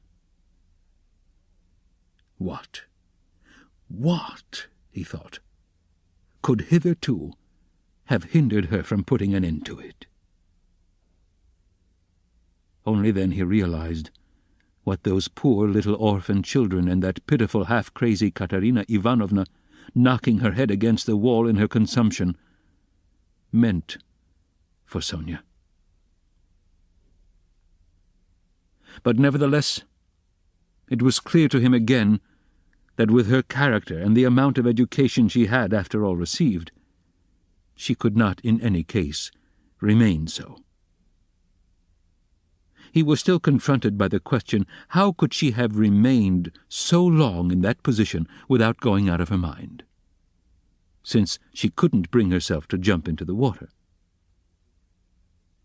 Of course, he knew that Sonia's position was an exceptional case, though unhappily not unique and not infrequent indeed. But that very exceptionalness, her tinge of education, her previous life might, one would have thought, have killed her at the first step on that revolting path. What held her up? Surely not depravity. All that infamy had obviously only touched her mechanically. Not one drop of real depravity had penetrated to her heart. He saw that. He saw through her as she stood before him. This ends Disc 12. Crime and Punishment, Disc 13. There are 3 ways before her, he thought. The canal, the madhouse, or, at last, to sink into depravity which obscures the mind and turns the heart to stone. The last idea was the most revolting, but he was a skeptic. He was young, abstract, and therefore cruel. And so he couldn't help believing that the last end was the most likely.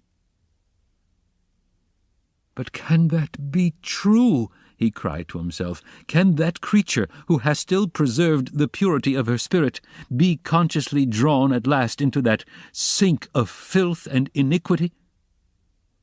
Can the process already have begun? Can it be that she has only been able to bear it till now because vice has begun to be less loathsome to her? No, no, that cannot be, he cried, as Sonia had just before. No, what has kept her from the canal till now is the idea of sin. And they, the children, and if she has not gone out of her mind, but who says she has not gone out of her mind?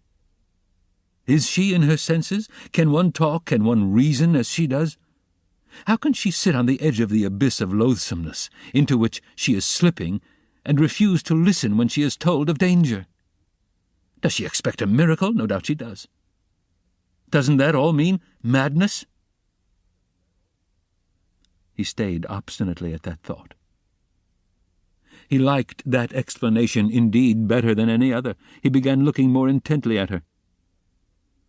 So, you pray to God a great deal, Sonia? He asked her. Sonia did not speak. He stood beside her, waiting for an answer. What should I be without God? She whispered rapidly, forcibly, glancing at him with suddenly flashing eyes and squeezing his hand. Ah, so that's it, he thought. And what does God do for you? He asked, probing her further. Sonia was silent a long while, as though she couldn't answer. Her weak chest kept heaving with emotion. Be silent. Don't ask. You don't deserve an answer, she cried suddenly, looking sternly and wrathfully at him. That's it. That's it, he repeated to himself. He does everything, she whispered quickly, looking down again. That's the way out. That's the explanation, he decided, scrutinizing her with eager curiosity, with a new, strange, almost morbid feeling. He gazed at that pale, thin, irregular, angular little face, those soft blue eyes which could flash with such fire, such stern energy, that little body still shaking with indignation and anger. And it all seemed to him more and more strange, almost impossible. "She is a religious maniac," he repeated to himself. There was a book lying on the chest of drawers. He had noticed it every time he paced up and down the room. Now he took it up and looked at it. It was the New Testament in the Russian translation. It was bound in leather, old and worn. "Where did you get that?" he called to her across the room. She was still standing in the same place, 3 steps from the table. "It was brought me," she answered, as it were, unwillingly, not looking at him. "Who brought it?" "Lizaveta. I asked her for it." Lizaveta. Strange, he thought. Everything about Sonia seemed to him stranger and more wonderful every moment. He carried the book to the candle and began to turn over the pages. "Where is the story of Lazarus?" he asked suddenly. Sonia looked obstinately at the ground and would not answer. She was standing sideways to the table. "Where is the raising of Lazarus? Find it for me, Sonia." She stole a glance at him. "You are not looking in the right place. It's in the 4th Gospel," she whispered sternly without looking at him. "Find it and read it to me," he said. He sat down with his elbow on the table, leaned his head on his hand, and looked away sullenly, prepared to listen. "In 3 weeks' time they'll welcome me in the madhouse. I shall be there if I'm not in a worse place," he muttered to himself. Sonia heard Raskolnikov's request distrustfully and moved hesitatingly to the table. She took the book, however. "Haven't you read it?" she asked, looking up at him across the table. Her voice became sterner and sterner. "Long ago, when I was at school." "Read." "And haven't you heard it in church?" "I haven't been. Do you often go?" No," whispered Sonia. Raskolnikov smiled. "I understand. And you won't go to your father's funeral tomorrow?" "Yes, I shall. I was at church last week, too. I had a requiem service." "For whom?" "For Lizaveta. She was killed with an axe." His nerves were more and more strained. His head began to go round. "Were you friends with Lizaveta?" "Yes. She was good. She used to come. Not often. She couldn't. We used to read together and talk. She will see God." The last phrase sounded strange in his ears. And here was something new again, the mysterious meetings with Lizaveta, and both of them religious maniacs.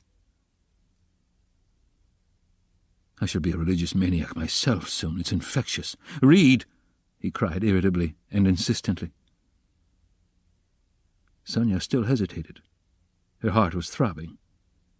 She hardly dared to read to him. He looked almost with exasperation at the unhappy lunatic. "What for? You don't believe?" she whispered softly, and, as it were, breathlessly. "Read, I want you to," he persisted. "You used to read to Lizaveta." Sonia opened the book and found the place. Her hands were shaking. Her voice failed her. Twice she tried to begin and could not bring out the first syllable. "Now a certain man was sick, named Lazarus of Bethany." She forced herself at last to read, but at the 3rd word her voice broke like an overstrained string. There was a catch in her breath. Raskolnikov saw in part why Sonia could not bring herself to read to him, and the more he saw this, the more roughly and irritably he insisted on her doing so. He understood only too well how painful it was for her to betray and unveil all that was her own. He understood that these feelings really were her secret treasure, which she had kept perhaps for years, perhaps from childhood, while she lived with an unhappy father and a distracted stepmother crazed by grief, in the midst of starving children and unseemly abuse and reproaches. But at the same time, he knew now, and knew for certain, that, although it filled her with dread and suffering, yet she had a tormenting desire to read, and to read to him, that he might hear it, and to read now, whatever might come of it. He read this in her eyes. He could see it in her intense emotion. She mastered herself, controlled the spasm in her throat, and went on reading the 11th chapter of St. John. She went on to the 19th verse. And many of the Jews came to Martha and Mary to comfort them concerning their brother. Then Martha, as soon as she heard that Jesus was coming, went and met him, but Mary sat still in the house. Then said Martha unto Jesus, Lord, if thou hadst been here, my brother had not died. But I know that even now, whatsoever thou wilt ask of God, God will give it thee. Then she stopped again, with a shamefaced feeling that her voice would quiver and break again. Jesus said unto her, Thy brother shall rise again. Martha saith unto him, I know that he shall rise again in the resurrection at the last day. Jesus said unto her, I am the resurrection and the life. He that believeth in me, though he were dead, yet shall he live. And whosoever liveth and believeth in me shall never die. Believest thou this? She saith unto him. And drawing a painful breath, Sonia read distinctly and forcibly as though she were making a public confession of faith. Yea, Lord, I believe that thou art the Christ, the Son of God, which should come into the world. She stopped and looked up quickly at him, but controlling herself, went on reading. Raskolnikov sat without moving, his elbows on the table and his eyes turned away. She read to the 32nd verse. Then when Mary was come where Jesus was, and saw him, she fell down at his feet, saying unto him, Lord, if thou hadst been here, my brother had not died. When Jesus therefore saw her weeping, and the Jews also weeping which came with her, he groaned in the spirit and was troubled, and said, Where have ye laid him? They said unto him, Lord, come and see. Jesus wept. Then said the Jews, Behold how he loved him. And some of them said, Could not this man, which opened the eyes of the blind, have caused that even this man should not have died? Raskolnikov turned and looked at her with emotion. Yes, he had known it. She was trembling in a real physical fever. He had expected it. She was getting near the story of the greatest miracle, and a feeling of immense triumph came over her. Her voice rang out like a bell. Triumph and joy gave it power. The lines danced before her eyes, but she knew what she was reading by heart. At the last verse, could not this man which opened the eyes of the blind? Dropping her voice, she passionately reproduced the doubt, the reproach and censure of the blind, disbelieving Jews, who in another moment would fall at his feet as though struck by thunder, sobbing and believing. And he too is blinded and unbelieving. He too will hear, he too will believe. Yes, at once now, was what she was dreaming, and she was quivering with happy anticipation. Jesus, therefore, again, groaning in himself, cometh to the grave. It was a cave, and a stone lay upon it. Jesus said, Take ye away the stone. Martha, the sister of him that was dead, saith unto him, Lord, by this time he stinketh, for he hath been dead 4 days. She laid emphasis on the word 4. Jesus saith unto her, Said I not unto thee that if thou wouldst believe, thou shouldst see the glory of God? Then they took away the stone from the place where the dead was laid. And Jesus lifted up his eyes and said, Father, I thank thee that thou hast heard me. And I knew that thou hearest me always, but because of the people which stand by I said it, that they may believe that thou hast sent me.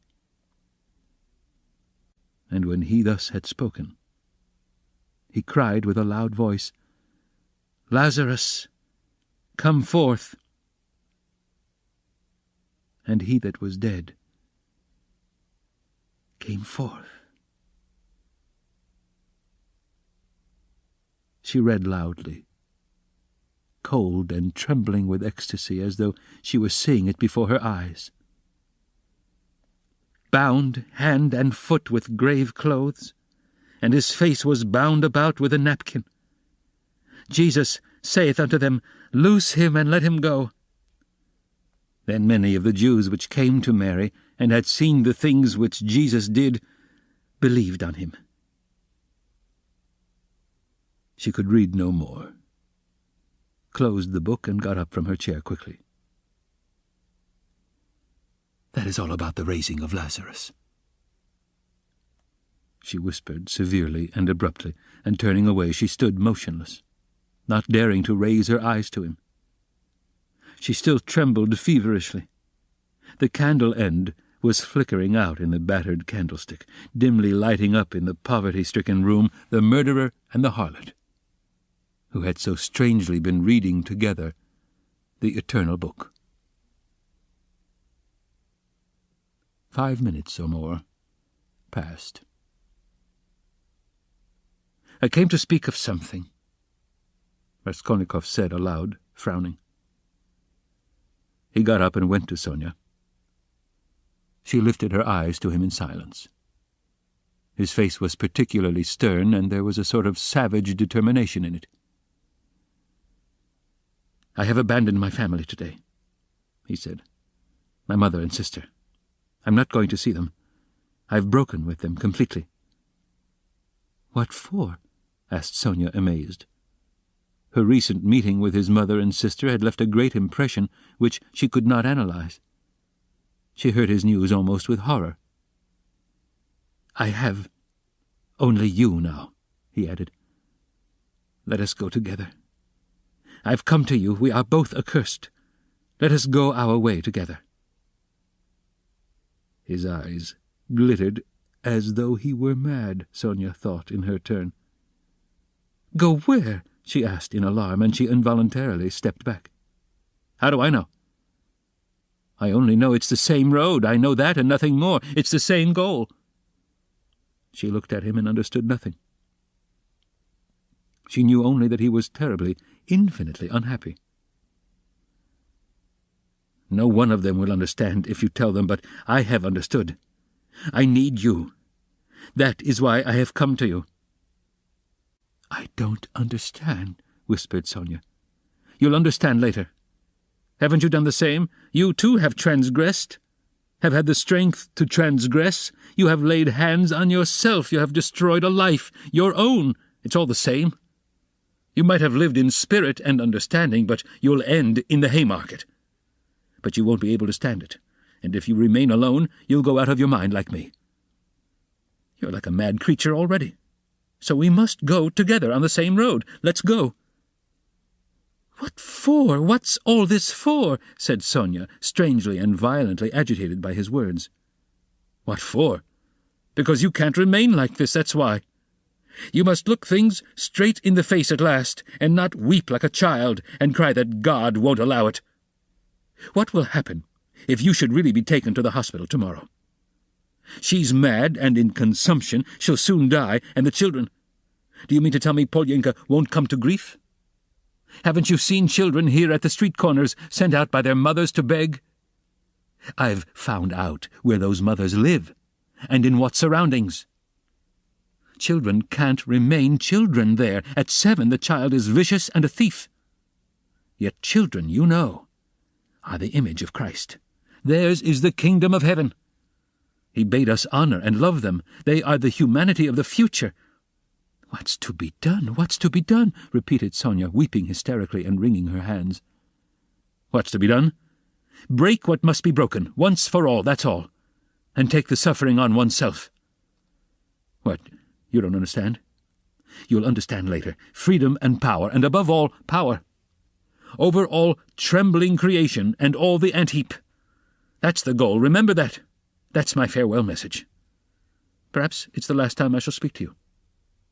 If I don't come tomorrow, you'll hear of it all, and then remember these words, and some day later on, in years to come, you'll understand perhaps what they meant. If I come tomorrow, I'll tell you who killed Lizaveta. Goodbye. Sonia started with terror. Why? Do you know who killed her? She asked, chilled with horror, looking wildly at him. I know and will tell. You. Only you. I have chosen you out. I'm not coming to you to ask forgiveness, but simply to tell you. I chose you out long ago to hear this, when your father talked of you and when Lizaveta was alive. I thought of it. Goodbye. Don't shake hands. Tomorrow. He went out. Sonia gazed at him as at a madman. But she herself was like one insane and felt it. Her head was going round. Good heavens! How does he know who killed Lizaveta? What did those words mean? It's awful. But at the same time, the idea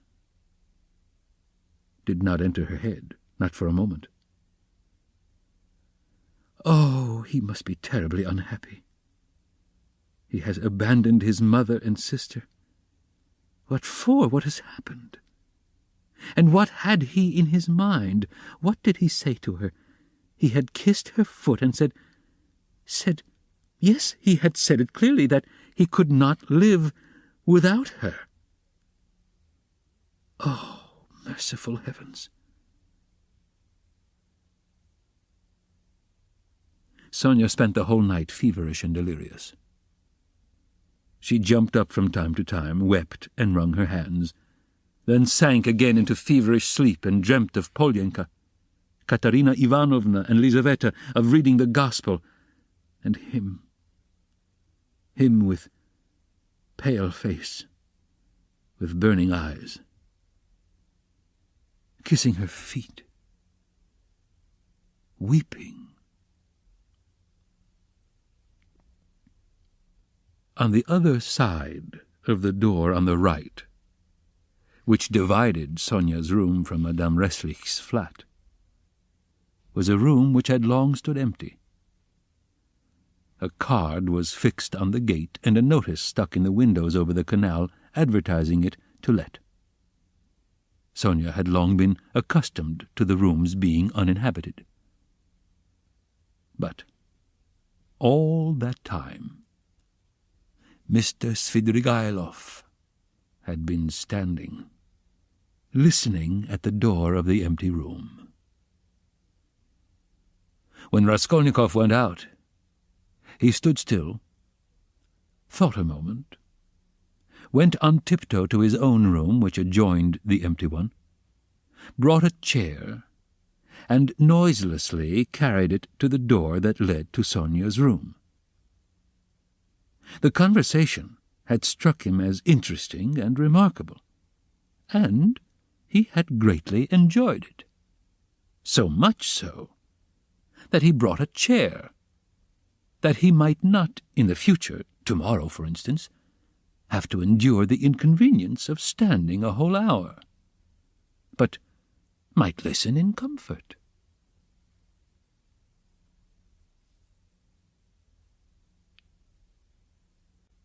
Chapter 5. When next morning, at 11 o'clock punctually, Raskolnikov went into the department of the investigation of criminal causes and sent his name in to Porfiri Petrovitch, he was surprised at being kept waiting so long. It was at least 10 minutes before he was summoned. He had expected that they would pounce upon him. But he stood in the waiting-room, and people who apparently had nothing to do with him were continually passing to and fro before him.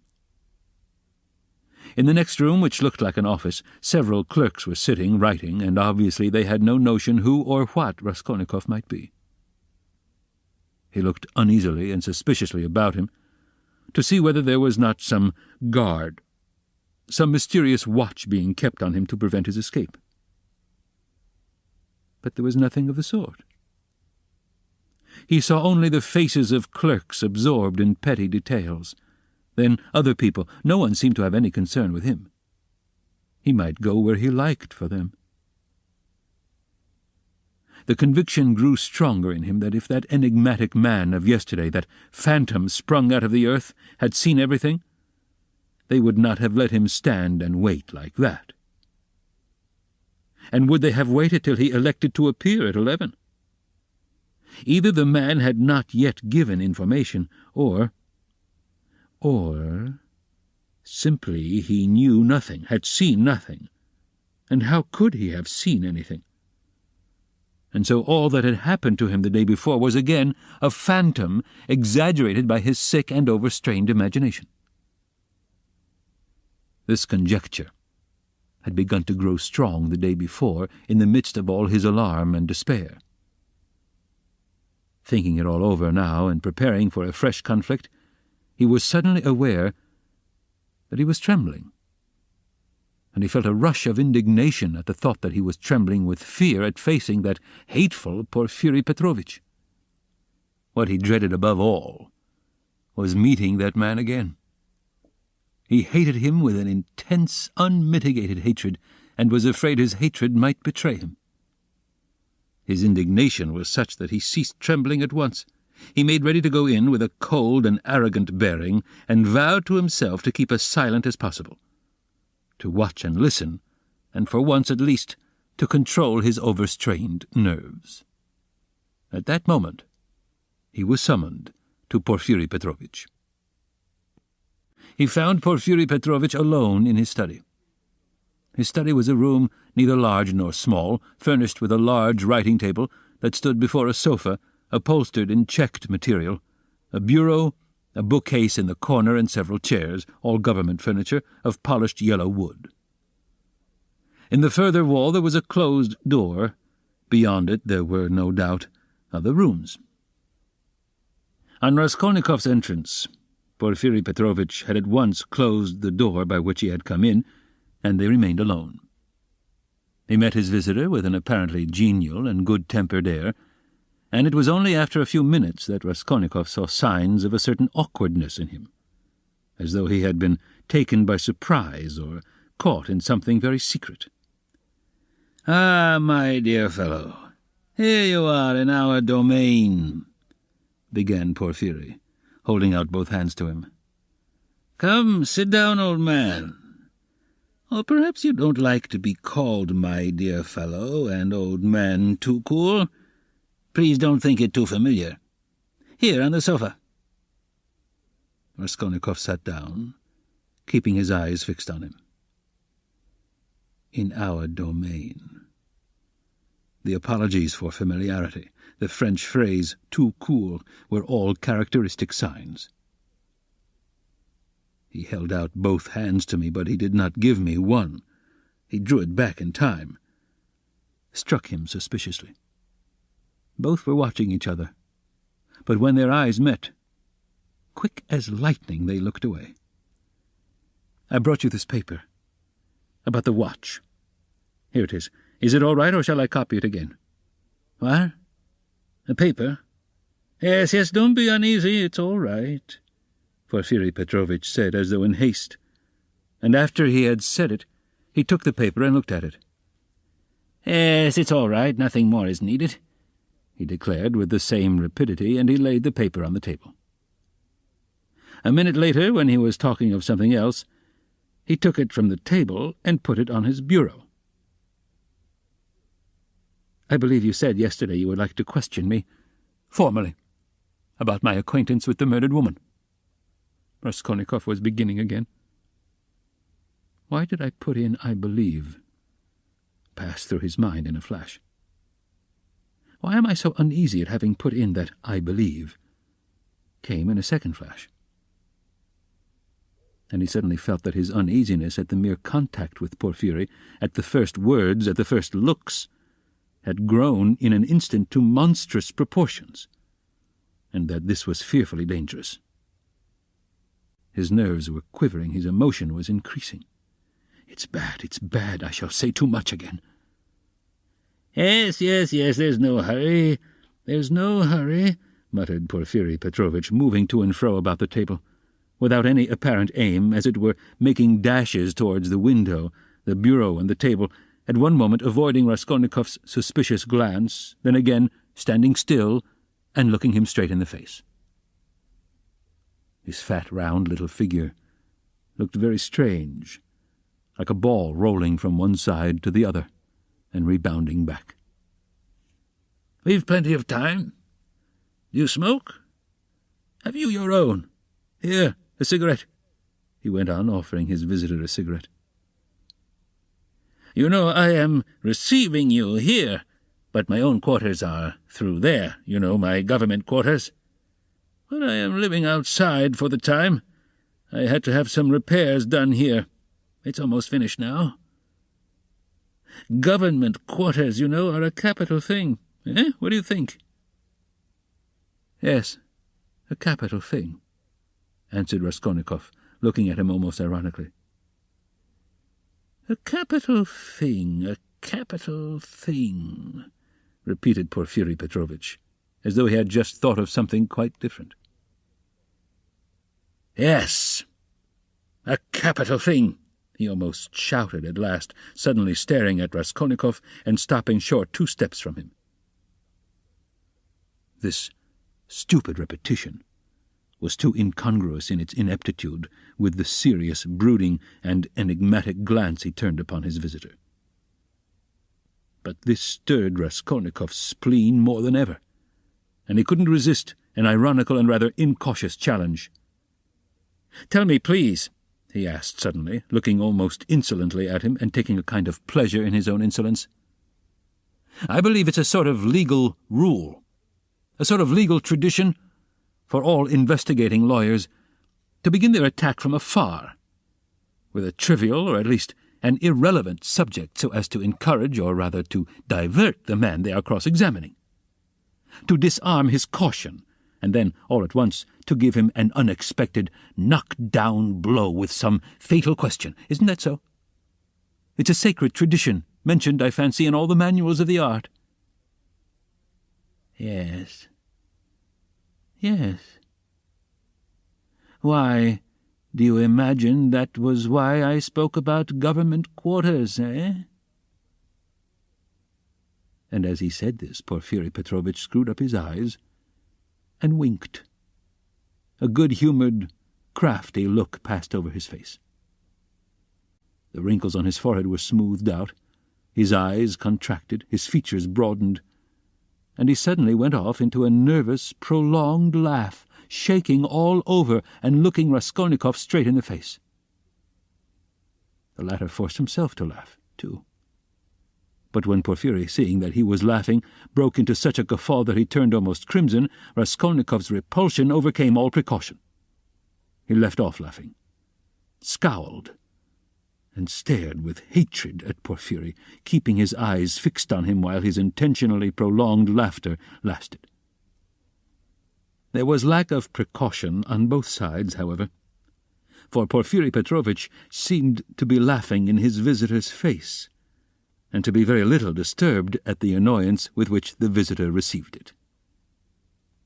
The latter fact was very significant in Raskolnikov's eyes. He saw that Porfiry Petrovitch had not been embarrassed just before either, but that he, Raskolnikov, had perhaps fallen into a trap. That there must be something, some motive here unknown to him. That perhaps everything was in readiness, and in another moment would break upon him. He went straight to the point at once, rose from his seat, and took his cap. "Porfiry Petrovitch," he began resolutely, though with considerable irritation, "yesterday you expressed a desire that I should come to you for some inquiries." He laid special stress on the word inquiries. "I have come, and if you have anything to ask me, ask it. And if not, allow me to withdraw. I have no time to spare. I have to be at the funeral of that man who was run over, of whom you know also," he added, feeling angry at once at having made this addition, and more irritated at his anger. "I am sick of it all, do you hear? And have long been. It's partly what made me ill. In short," he shouted, feeling that the phrase about his illness was still more out of place, "in short, kindly examine me or let me go at once. And if you must examine me, do so in the proper form. I will not allow you to do so otherwise, and so, meanwhile, goodbye, as we have evidently nothing to keep us now." "Good heavens! What do you mean? What shall I question you about?" cackled Porfiry Petrovitch with a change of tone, instantly leaving off laughing. "Please, don't disturb yourself." He began fidgeting from place to place and fussily making Raskolnikov sit down. "There's no hurry, it's all nonsense. Oh, no, I'm very glad you've come to see me at last. I look upon you simply as a visitor. And as for my confounded laughter, please excuse it, Rodion Romanovitch." "Rodion Romanovitch, that is your name?" "It's my nerves. You tickled me so with your witty observation. I assure you sometimes I shake with laughter like an india-rubber ball for half an hour at a time. I'm often afraid of an attack of paralysis. Do sit down, please, do, or I shall think you are angry." Raskolnikov did not speak. He listened, watching him, still frowning angrily. He did sit down, but still held his cap. "I must tell you one thing about myself, my dear Rodion Romanovitch," Porfiry Petrovitch continued, moving about the room, and again avoiding his visitor's eyes. "You see, I'm a bachelor, a man of no consequence, and not used to society. Besides, I have nothing before me. I'm set. I'm running to seed, and have you noticed, Rodion Romanovitch, that in our Petersburg circles, if two clever men meet who are not intimate but respect each other like you and me, it takes them half an hour before they can find a subject for conversation. They are dumb. They sit opposite each other and feel awkward. Everyone has subjects of conversation. Ladies, for instance. People in high society always have their subjects of conversation. C'est de rigueur. But people of the middle sort like us, thinking people, that is, are always tongue-tied and awkward. What is the reason of it? Whether it is the lack of public interest, or whether it is we are so honest we don't want to deceive one another, I don't know. What do you think? Do put down your cap. It looks as if you were just going. It makes me uncomfortable. I am so delighted." Raskolnikov put down his cap and continued listening in silence with a serious, frowning face to the vague and empty chatter of Porfiri Petrovitch.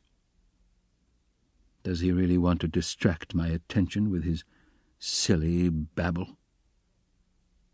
"I can't offer you coffee here, but why not spend 5 minutes with a friend?" Porfiri pattered on. "And you know all these official duties. Please don't mind my running up and down. Excuse it, my dear fellow. I am very much afraid of offending you, but exercise is absolutely indispensable for me. I'm always sitting, and so glad to be moving about for 5 minutes. I suffer from my sedentary life. I always intend to join a gymnasium. They say that officials of all ranks, even privy councillors, may be seen skipping gaily there. There you have it, modern science. Yes, but as for my duties here, inquiries and all such formalities— You mentioned inquiries yourself just now. I assure you these interrogations are sometimes more embarrassing for the interrogator than for the interrogated. You made the observation yourself just now very aptly and wittily." Raskolnikov had made no observation of the kind. "One gets into a muddle, a regular muddle. One keeps harping on the same note like a drum. There is to be a reform, and we shall be called by a different name at least.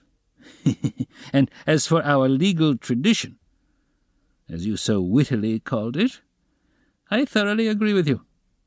Every prisoner on trial, even the rudest peasant, knows that they begin by disarming him with irrelevant questions, as you so happily put it, and then deal him a knock-down blow. Your felicitous comparison. So, you really imagined that I meant by government quarters— You are an ironical person. Come, I won't go on. By the way, yes, one word leads to another. You spoke of formality just now, apropos of the inquiry, you know. But what's the use of formality? In many cases it's nonsense. Sometimes one has a friendly chat and gets a good deal more out of it. One can always fall back on formality, allow me to assure you. And after all, what does it amount to? An examining lawyer cannot be bounded by formality at every step. The work of investigation is, so to speak, a free art in its own way. Porfiri Petrovitch took breath a moment. He had simply babbled on, uttering empty phrases, letting slip a few enigmatic words and again reverting to incoherence. He was almost running about the room, moving his fat little legs quicker and quicker, looking at the ground, with his right hand behind his back, while with his left making gesticulations that were extraordinarily incongruous with his words. Raskolnikov suddenly noticed that as he ran about the room he seemed twice to stop for a moment near the door as though he were listening. Is he expecting anything? You are certainly quite right about it, Porfiri began gaily, looking with extraordinary simplicity at Raskolnikov, which startled him and instantly put him on his guard. Certainly quite right in laughing so wittily at our legal forms. Some of these elaborate psychological methods are exceedingly ridiculous and perhaps useless if one adheres too closely to the forms. I am talking of forms again. Well, if I recognize, or more strictly speaking, if I suspect someone or other to be a criminal, in any case entrusted to me— You're reading for the law, of course, Rodion Romanovich. Yes, I was. Well, then, it is a precedent for you for the future. Though don't suppose I should venture to instruct you after the articles you publish about crime. No, I simply make bold to state it by way of fact. If I took this man or that for a criminal, why, I ask, should I worry him prematurely, even though I had evidence against him?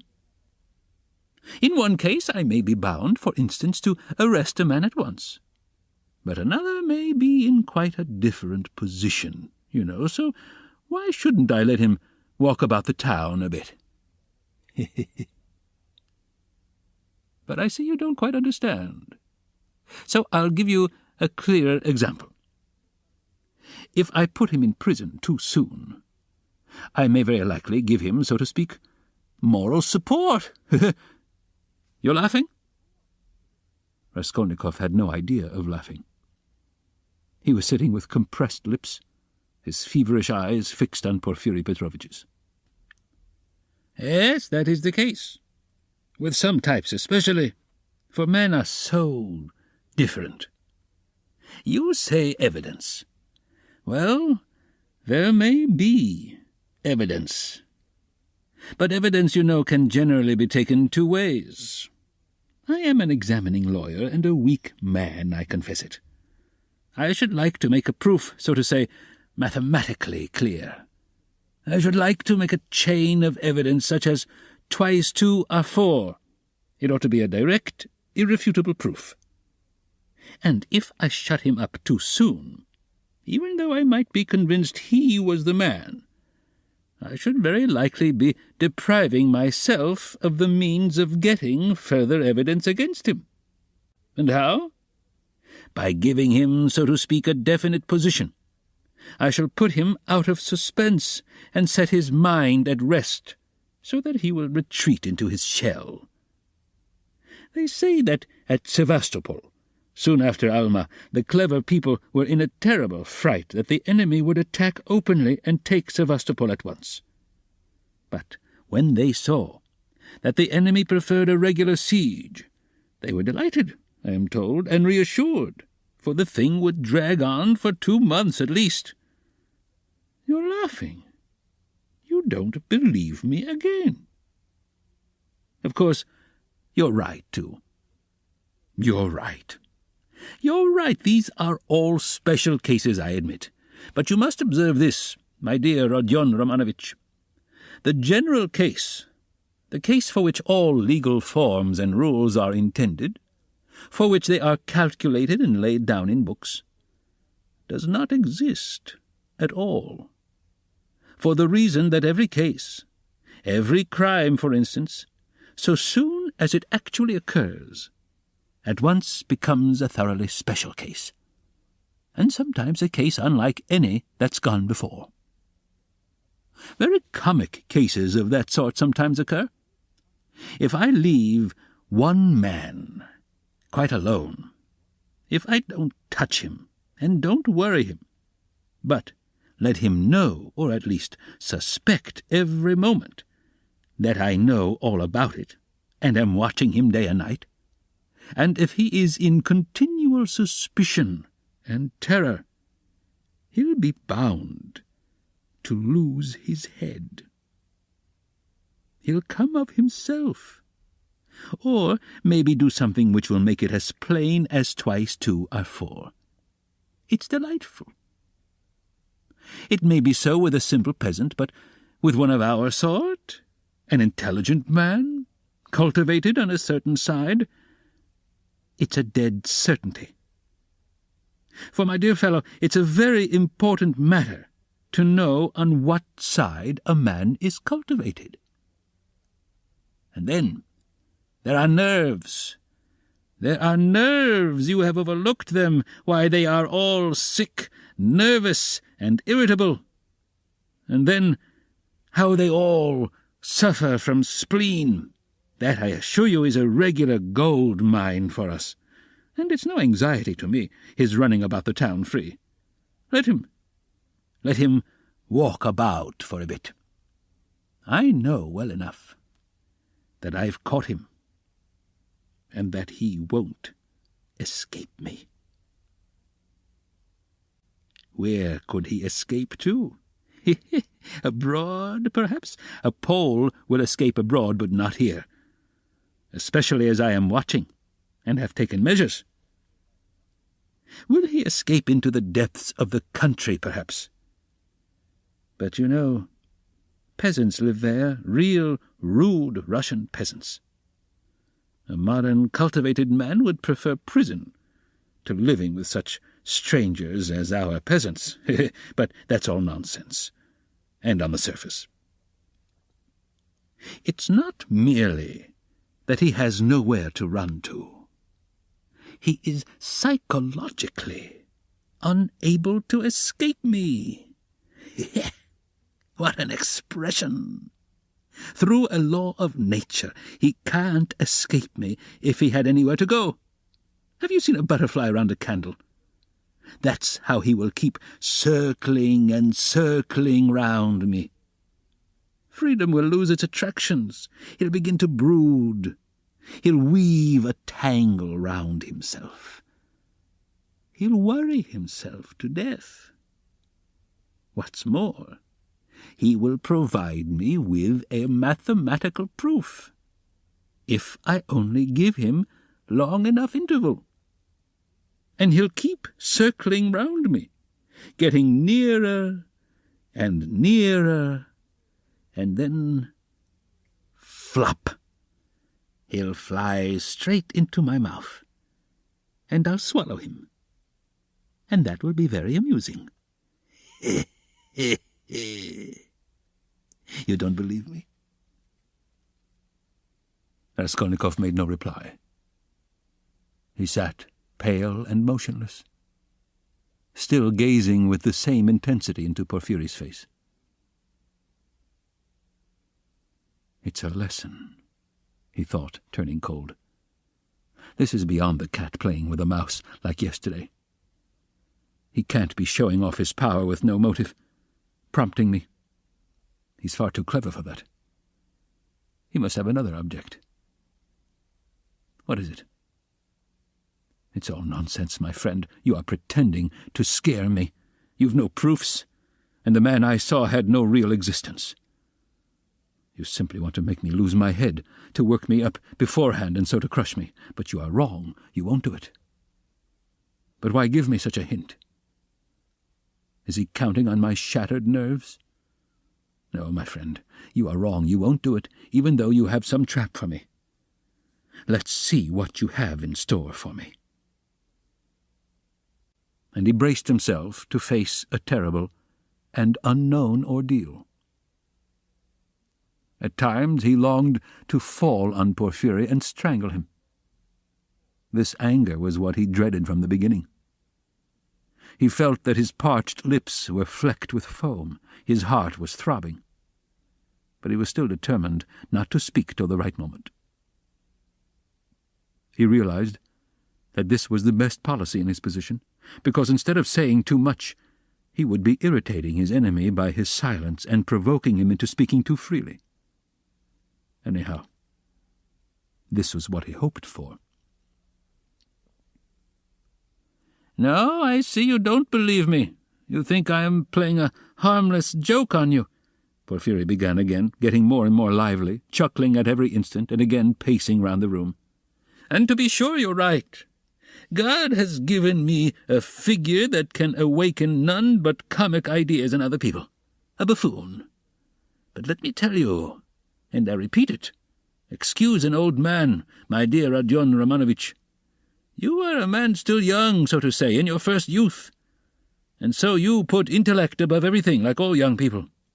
Playful wit and abstract arguments fascinate you, and that's for all the world like the old Austrian Hofkriegsrat, as far as I can judge of military matters, that is.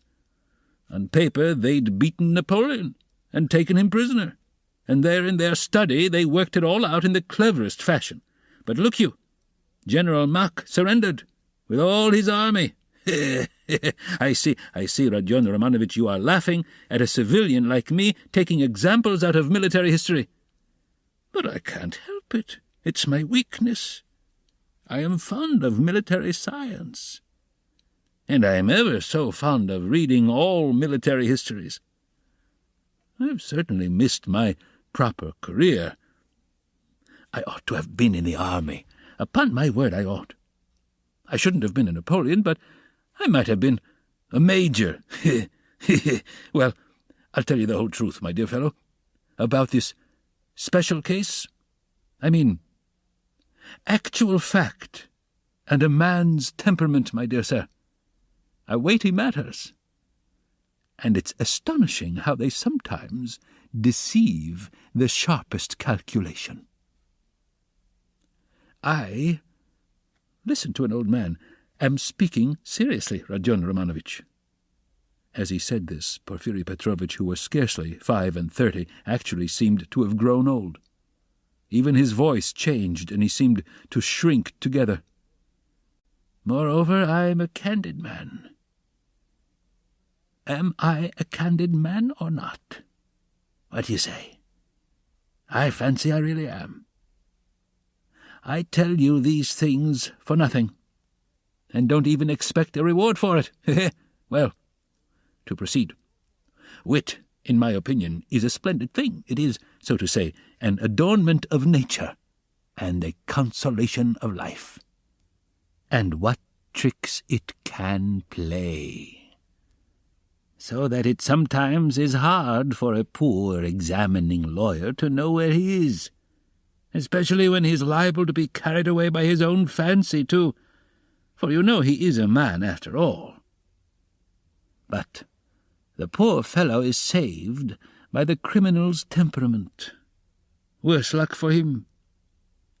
But young people carried away by their own wit don't think of that when they overstep all obstacles, as you wittily and cleverly expressed it yesterday.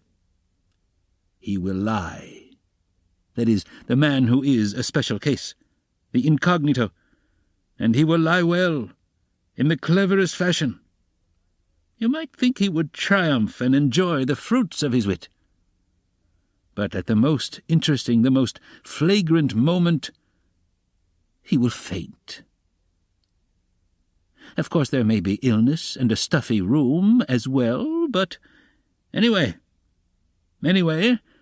he's given us the idea. He lied incomparably, but he didn't reckon on his temperament. That's what betrays him. Another time he will be carried away by his playful wit into making fun of the man who suspects him. He will turn pale, as it were, on purpose to mislead. But his paleness will be too natural, too much like the real thing. Again, he has given us an idea. Though his questioner may be deceived at first, he will think differently next day if he is not a fool, and of course it is like that at every step. He puts himself forward where he is not wanted, speaks continually when he ought to keep silent, brings in all sorts of allegorical allusions, comes and asks, "Why didn't you take me long ago?" And that can happen, you know, with the cleverest man, the psychologist, the literary man. The temperament reflects everything like a mirror. Gaze into it, and admire what you see. But why are you so pale, Rodion Romanovich? Is the room stuffy? Shall I open the window? "No, don't trouble, please," cried Raskolnikov, and he suddenly broke into a laugh. "Please, don't trouble." Porfiri stood facing him, paused a moment, and suddenly he, too, laughed. Raskolnikov got up from the sofa, abruptly checking his hysterical laughter. "Porfiri Petrovitch," he began, speaking loudly and distinctly, though his legs trembled and he could scarcely stand. "I see clearly at last that you actually suspect me of murdering that old woman and her sister Lizaveta. Let me tell you for my part that I am sick of this. If you find that you have a right to prosecute me legally, to arrest me, then prosecute me, arrest me. But I will not let myself be jeered at to my face and worried." His lips trembled, his eyes glowed with fury, and he could not restrain his voice. "I won't allow it," he shouted, bringing his fist down on the table. "Do you hear that, Porfiri Petrovitch? I won't allow it." "Good heavens! What does it mean?" cried Porfiri Petrovitch, apparently quite frightened. "Rodion Romanovitch, my dear fellow, what is the matter with you?" "I won't allow it," Raskolnikov shouted again. "Hush, my dear man. They'll hear and come in. Just think, what could we say to them?" Porfiri Petrovitch whispered in horror, bringing his face close to Raskolnikov's. "I won't allow it. I won't allow it," Raskolnikov repeated mechanically, but he too spoke in a sudden whisper. Porfiri turned quickly and ran to open the window. "Some fresh air. And you must have some water, my dear fellow. You're ill." And he was running to the door to call for some, when he found a decanter of water in the corner. "Come, drink a little," he whispered, rushing up to him with the decanter. "It will be sure to do you good." Porfiri Petrovitch's alarm and sympathy were so natural that Raskolnikov was silent and began looking at him with wild curiosity. He didn't take the water, however. "Rodion Romanovitch, my dear fellow, you'll drive yourself out of your mind, I assure you. Have some water. Do drink a little." He forced him to take the glass. Raskolnikov raised it mechanically to his lips, but set it on the table again with disgust. "Yes, you've had a little attack. You'll bring back your illness again, my dear fellow," Porfiri Petrovitch cackled with friendly sympathy, though he still looked rather disconcerted. "Good heavens, you must take more care of yourself. Dmitri Prokofitch was here, came to see me yesterday. I know I've a nasty, ironical temper, but what they made of it. Good heavens, he came yesterday after you'd been. We dined, and he talked and talked away, and I could only throw up my hands in despair. Did he come from you? But do sit down, for mercy's sake, sit down." "No, not from me.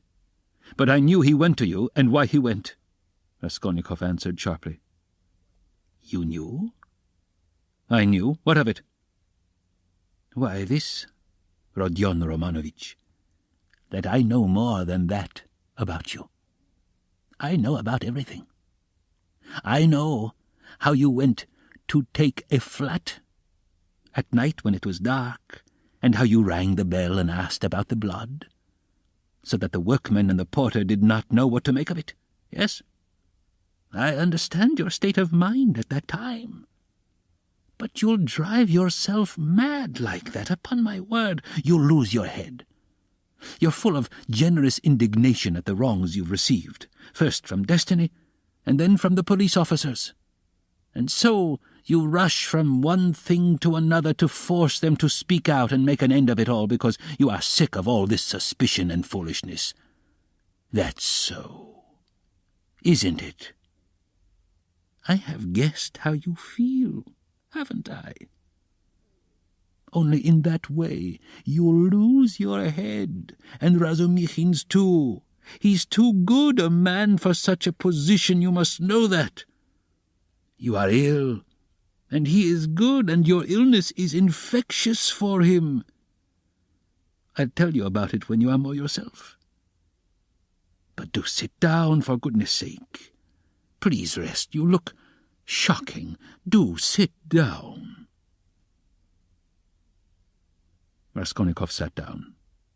He no longer shivered. He was hot all over.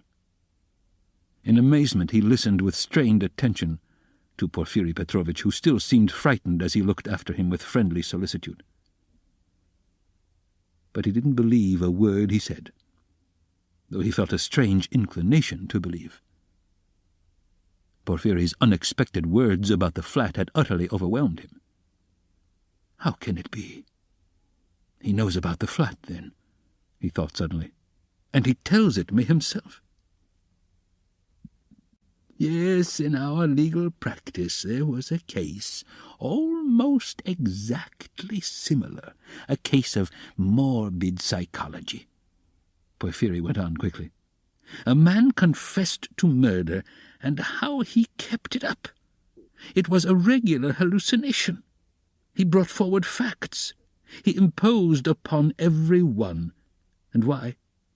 He had been partly, but only partly, unintentionally, the cause of a murder, and when he knew that, he had given the murderers the opportunity.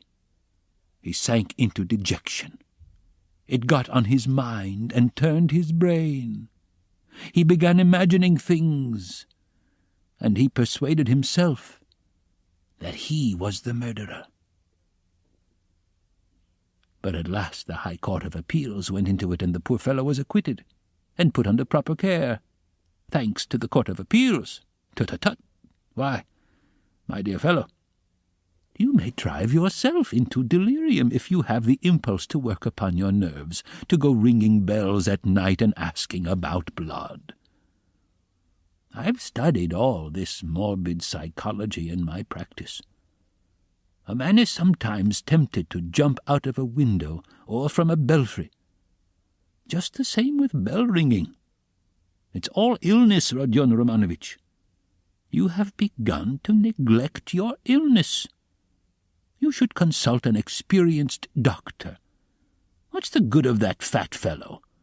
You are light-headed. You were delirious when you did all this. For a moment, Raskolnikov felt everything going round. Is it possible? Is it possible, flashed through his mind, that he is still lying? He can't be. He can't be. He rejected that idea, feeling to what a degree of fury it might drive him, feeling that that fury might drive him mad. I was not delirious. I knew what I was doing, he cried, straining every faculty to penetrate Porfiry's game. I was quite myself, do you hear? Yes, I hear and understand. You said yesterday you were not delirious. You were particularly emphatic about it. I understand all you can tell me. Ah, listen, Rodion Romanovich, my dear fellow. If you were actually a criminal, or were somehow mixed up in this damnable business, would you insist that you were not delirious, but in full possession of your faculties? And so emphatically and persistently? Would it be possible? Quite impossible to my thinking. If you had anything on your conscience, you certainly ought to insist that you were delirious. That's so, isn't it? There was a note of slyness in this inquiry. Raskolnikov drew back on the sofa as Porfiry bent over him and stared in silent perplexity at him. Another thing about Razumikhin. You certainly ought to have said that he came of his own accord, to have concealed your part in it. But you don't conceal it. You lay stress on his coming at your instigation. Raskolnikov had not done so. A chill went down his back. You keep telling lies, he said slowly and weakly, twisting his lips into a sickly smile. You are trying again to show that you know all my game, that you know all I shall say beforehand, he said, conscious himself that he was not weighing his words as he ought. You want to frighten me, or you are simply laughing at me. He still stared at him as he said this, and again there was a light of intense hatred in his eyes. You keep lying, he said. You know perfectly well that the best policy for the criminal is to tell the truth as nearly as possible, to conceal as little as possible. I don't believe you. What a wily person you are, Porfiry tittered. There's no catching you. You've a perfect monomania. So, you don't believe me. But still you do believe me. You believe a quarter. I'll soon make you believe the whole, because I have a sincere liking for you, and generally wish you good. Raskolnikov's lips trembled. Yes, I do, went on Porfiry, touching Raskolnikov's arm genially. You must take care of your illness. Besides, your mother and sister are here now. You must think of them. You must soothe and comfort them, and you do nothing but frighten them." "What has that to do with you? How do you know it? What concern is it of yours? You are keeping a watch on me and want to let me know it." "Good heavens! Why, I learned it all from you yourself. You don't notice that in your excitement you tell me and others everything. From Razumichin, too, I learned a number of interesting details yesterday. No, you interrupted me, but I must tell you that for all your wit, your suspiciousness makes you lose the common-sense view of things. To return to bell-ringing, for instance, I, an examining lawyer, have betrayed a precious thing like that, a real fact, for it is a fact worth having, and you see nothing in it. Why, if I had the slightest suspicion of you, should I have acted like that? No. I should first have disarmed your suspicions and not let you see I knew of that fact, should have diverted your attention and suddenly have dealt you a knock-down blow, your expression, saying, 'And what were you doing, sir, pray, at 10 or nearly 11 at the murdered woman's flat, and why did you ring the bell, and why did you ask about blood? And why did you invite the porters to go with you to the police station, to the lieutenant?' That's how I ought to have acted, if I had a grain of suspicion of you. I ought to have taken your evidence in due form, searched your lodging, and perhaps have arrested you too. So I have no suspicion of you, since I have not done that. But you can't look at it normally, and you see nothing, I say again." Raskolnikov started so that Porfiri Petrovitch could not fail to perceive it. "You are lying all the while," he cried. "I don't know your object, but you are lying. You didn't speak like that just now, and I can't be mistaken." "I am lying?" Porfiri repeated, apparently incensed, but preserving a good-humoured and ironical face, as though he were not in the least concerned at Raskolnikov's opinion of him. "I am lying? But how did I treat you just now, I, the examining lawyer? Prompting you and giving you every means for your defence. Illness, I said, delirium, injury, melancholy, and the police offers and all the rest of it. Ah, though, indeed, all those psychological means of defence are not very reliable and cut both ways. Illness, delirium, I don't remember, that's all right, but why, my good sir, in your illness and in your delirium, were you haunted by just those delusions and not by any others? There may have been others, eh? Raskolnikov looked haughtily and contemptuously at him. "Briefly," he said loudly and imperiously, rising to his feet and in so doing pushing Porfiri back a little. "Briefly, I want to know, do you acknowledge me perfectly free from suspicion or not? Tell me, Porfiri Petrovitch, tell me once for all, and make haste." "What a business I'm having with you," cried Porfiri with a perfectly good-humoured, sly, and composed face. "And why do you want to know? Why do you want to know so much, since they haven't begun to worry you? Why, you are like a child asking for matches. And why are you so uneasy? Why do you force yourself upon us, eh? I repeat," Raskolnikov cried furiously, "that I can't put up with it." "With what? Uncertainty?" interrupted Porfiri. "Don't jeer at me. I won't have it. I tell you I won't have it. I can't and I won't. Do you hear? Do you hear?" he shouted, bringing his fist down on the table again. "Hush! Hush! They'll overhear. I warn you, seriously, take care of yourself. I am not joking," Porfiri whispered. But this time there was not the look of old womanish good nature and alarm in his face. Now he was peremptory, stern, frowning, and for once laying aside all mystification. But this was only for an instant. Raskolnikov, bewildered, suddenly fell into actual frenzy, but, strange to say, he again obeyed the command to speak quietly, though he was in a perfect paroxysm of fury. This ends Disc 13. Crime and Punishment, Disc 14.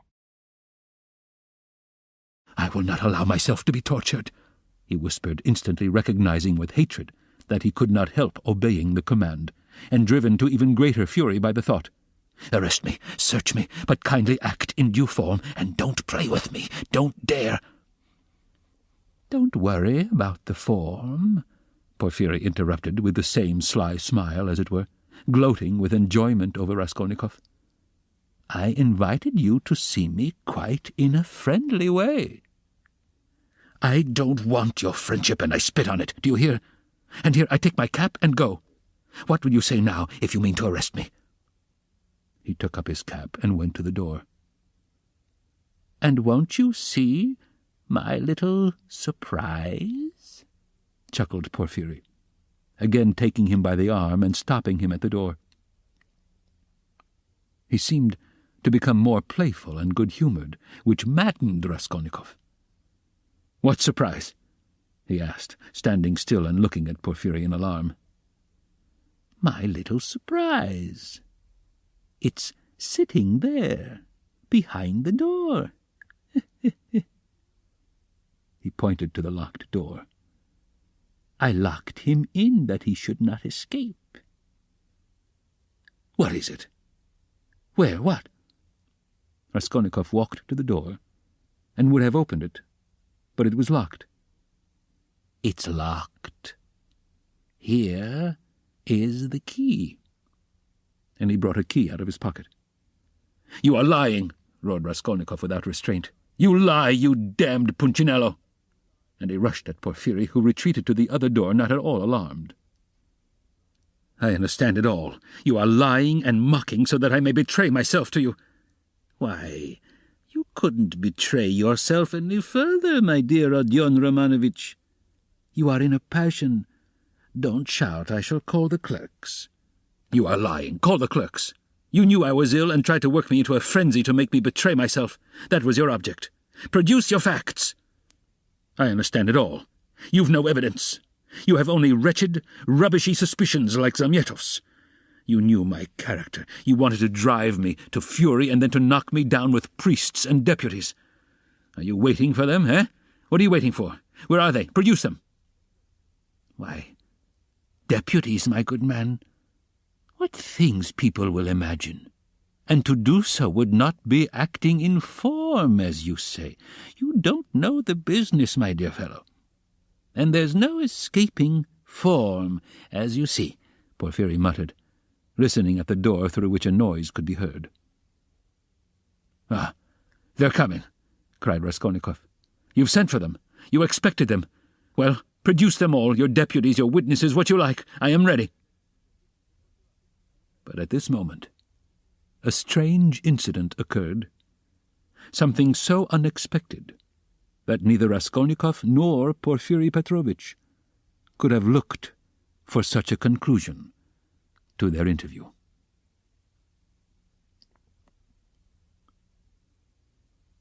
Chapter 6.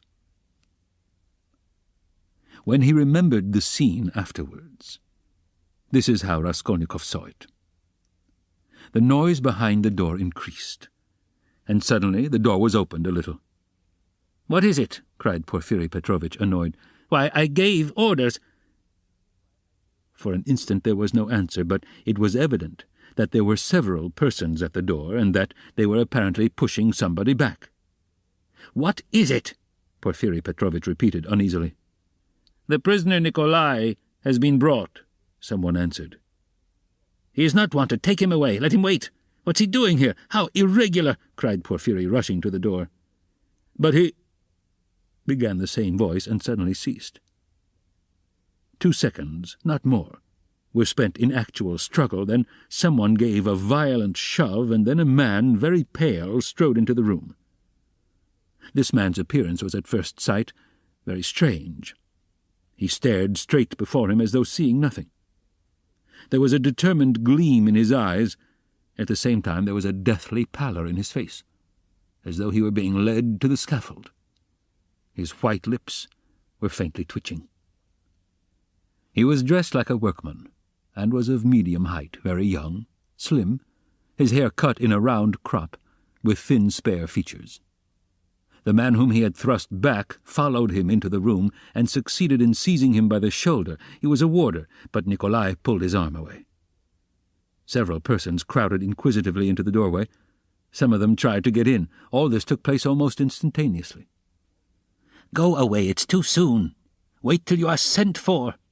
Why have you brought him so soon?" Porfiri Petrovitch muttered, extremely annoyed, and, as it were, thrown off guard. But Nikolai suddenly knelt down. "What's the matter?" cried Porfiri, surprised. "I am guilty. Mine is the sin. I am the murderer," Nikolai articulated suddenly, rather breathless, but speaking fairly loudly. For 10 seconds there was silence, as though all had been struck dumb. Even the warder stepped back, mechanically retreated to the door, and stood immovable. "What is it?" cried Porfiri Petrovitch, recovering from his momentary stupefaction. "I am the murderer," repeated Nikolai after a brief pause. "What? You? What? Whom did you kill?" Porfiri Petrovitch was obviously bewildered. Nikolai again was silent for a moment. "Alyona Ivanovna and her sister Lizaveta Ivanovna I killed with an axe. Darkness came over me," he added suddenly, and was again silent. He still remained on his knees. Porfiri Petrovitch stood for some moments as though meditating, but suddenly roused himself and waved back the uninvited spectators. They instantly vanished and closed the door. Then he looked towards Raskolnikov, who was standing in the corner staring wildly at Nikolai, and moved towards him, but stopped short, looked from Nikolai to Raskolnikov, and then again at Nikolai, and seeming unable to restrain himself, darted at the latter. "You're in too great a hurry," he shouted at him, almost angrily. "I didn't ask you what came over you. Speak, did you kill them?" "I am the murderer." "I want to give evidence," Nikolai pronounced. "Ah, what did you kill them with?" "An axe. I had it ready." "Ah, he's in a hurry. Alone?" Nikolai did not understand the question. "Did you do it alone?" "Yes, alone. And Mitka is not guilty and had no share in it." "Don't be in a hurry about Mitka. Ah, how was it you ran downstairs like that at the time? The porters met you both." "It was to put them off the scent. I ran after Mitka," Nikolai replied hurriedly, as though he had prepared the answer. "I knew it," cried Porfiri with vexation. "It's not his own tale he is telling," he muttered as though to himself, and suddenly his eyes rested on Raskolnikov again. He was apparently so taken up with Nikolai that for a moment he had forgotten Raskolnikov. He was a little taken aback. "My dear Rodion Romanovitch, excuse me." He flew up to him. "This won't do. I'm afraid you must go. It's no good your staying. I will... You see, what a surprise! Goodbye." And taking him by the arm, he showed him to the door. "I suppose you didn't expect it," said Raskolnikov, who, though he had not yet fully grasped the situation, had regained his courage. "You did not expect it either, my friend. See how your hand is trembling." "You're trembling too, Porfiri Petrovitch." "Yes, I am. I didn't expect it." They were already at the door. Porfiri was impatient for Raskolnikov to be gone. "And your little surprise, aren't you going to show it to me?" Raskolnikov said sarcastically. "Why, his teeth are chattering as he asks. You are an ironical person. Come, till we meet. I believe we can say goodbye." "That's in God's hands," muttered Porfiri, with an unnatural smile. As he walked through the office, Raskolnikov noticed that many people were looking at him. Among them he saw the 2 porters from that house, whom he had invited that night to the police station. They stood there waiting. But he was no sooner on the stairs than he heard the voice of Porfiri Petrovitch behind him. Turning round, he saw the latter running after him out of breath. "One word, Rodion Romanovich. As to all the rest, it's in God's hands, but as a matter of form, there are some questions I shall have to ask you. So we shall meet again, shan't we?" And Porfiri stood still, facing him with a smile. "Shan't we?" he added again. He seemed to want to say something more, but could not speak out. "You must forgive me, Porfiri Petrovitch, for what has just passed. I lost my temper," began Raskolnikov, who had so far regained his courage that he felt irresistibly inclined to display his coolness. "Don't mention it, Porfiri replied almost gleefully. "I myself, too, I have a wicked temper, I admit it. But we shall meet again.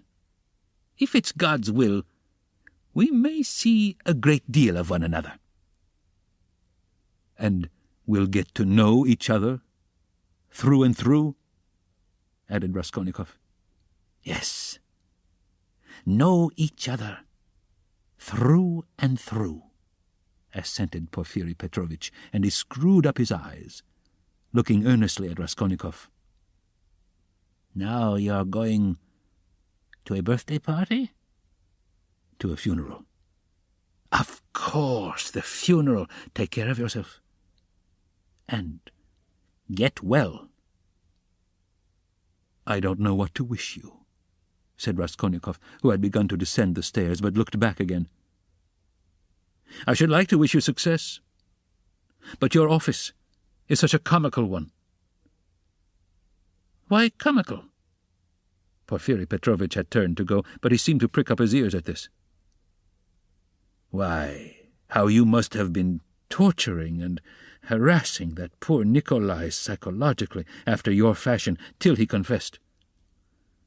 You must have been at him day and night, proving to him that he was the murderer.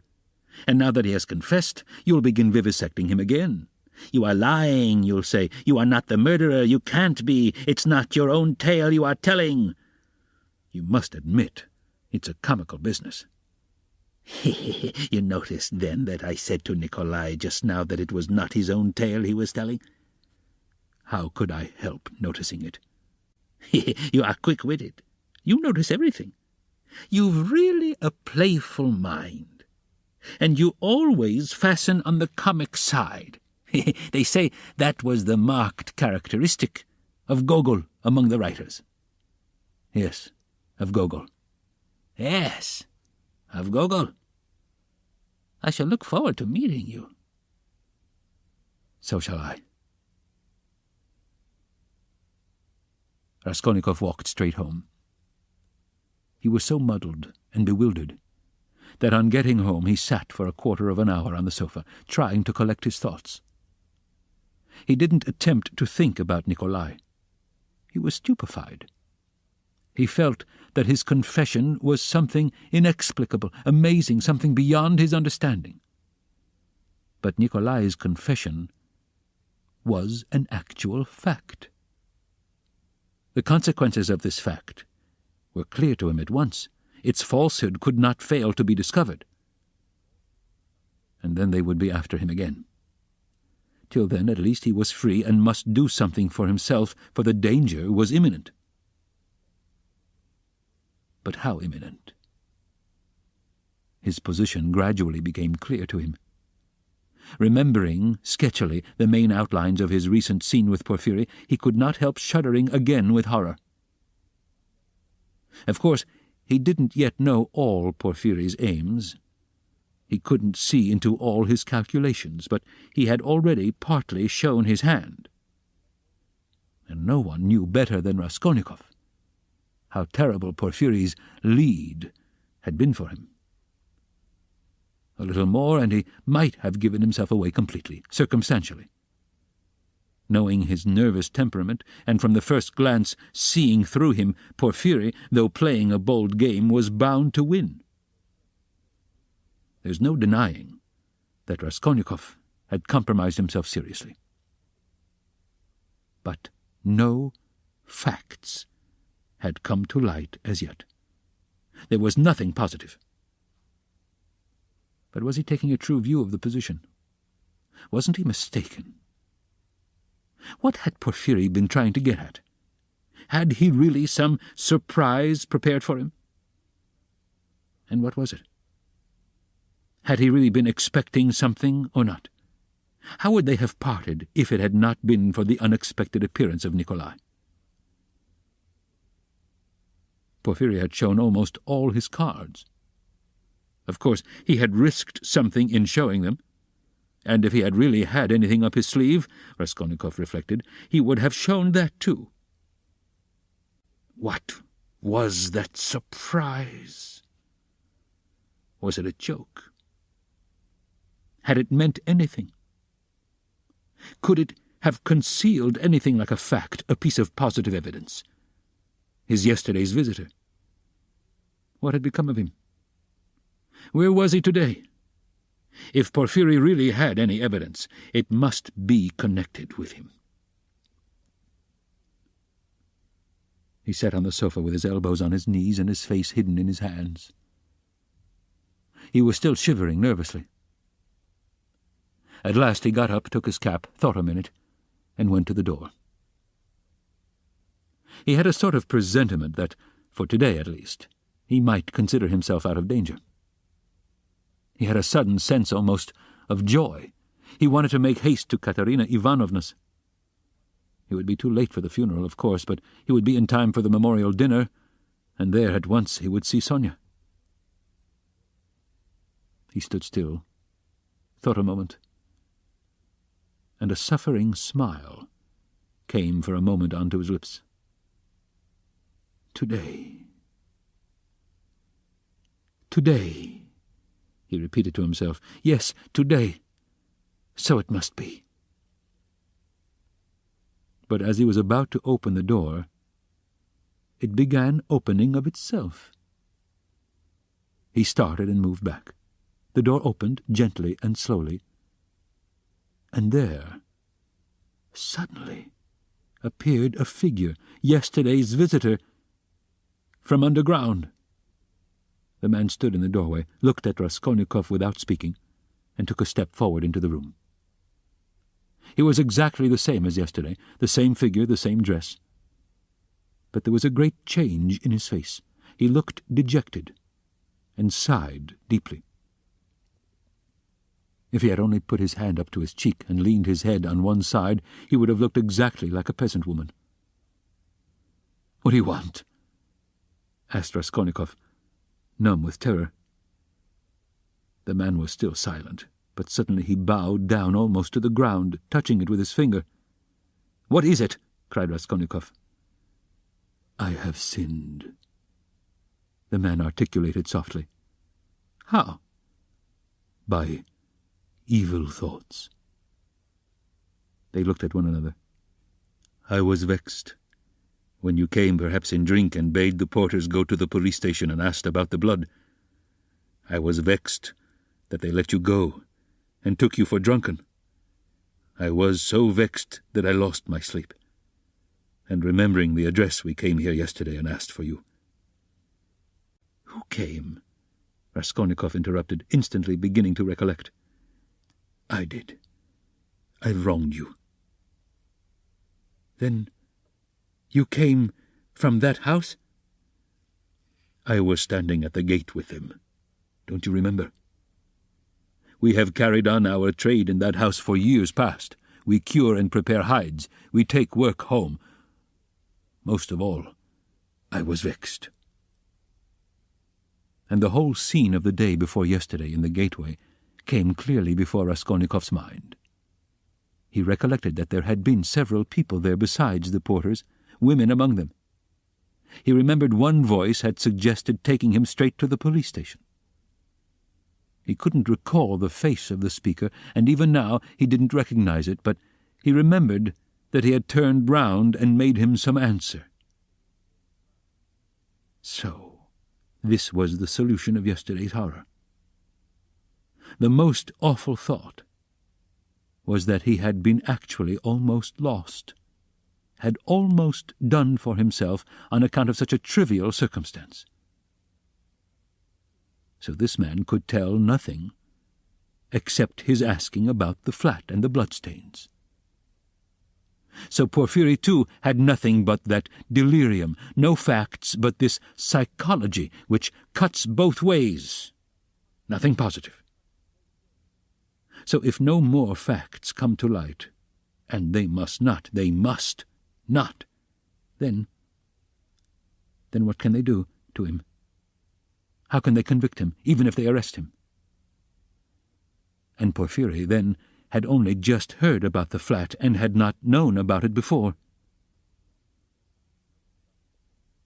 "Was it you who told Porphyry that I'd been there?" he cried, struck by a sudden idea. "What Porphyry?" "The head of the detective department." "Yes. The porters did not go there, but I went." "Today?" "I got there 2 minutes before you. And I heard it all, how he worried you." "Where? What? When?" "Why, in the next room. I was sitting there all the time." "What? Why, then, you were the surprise. But how could it happen? Upon my word."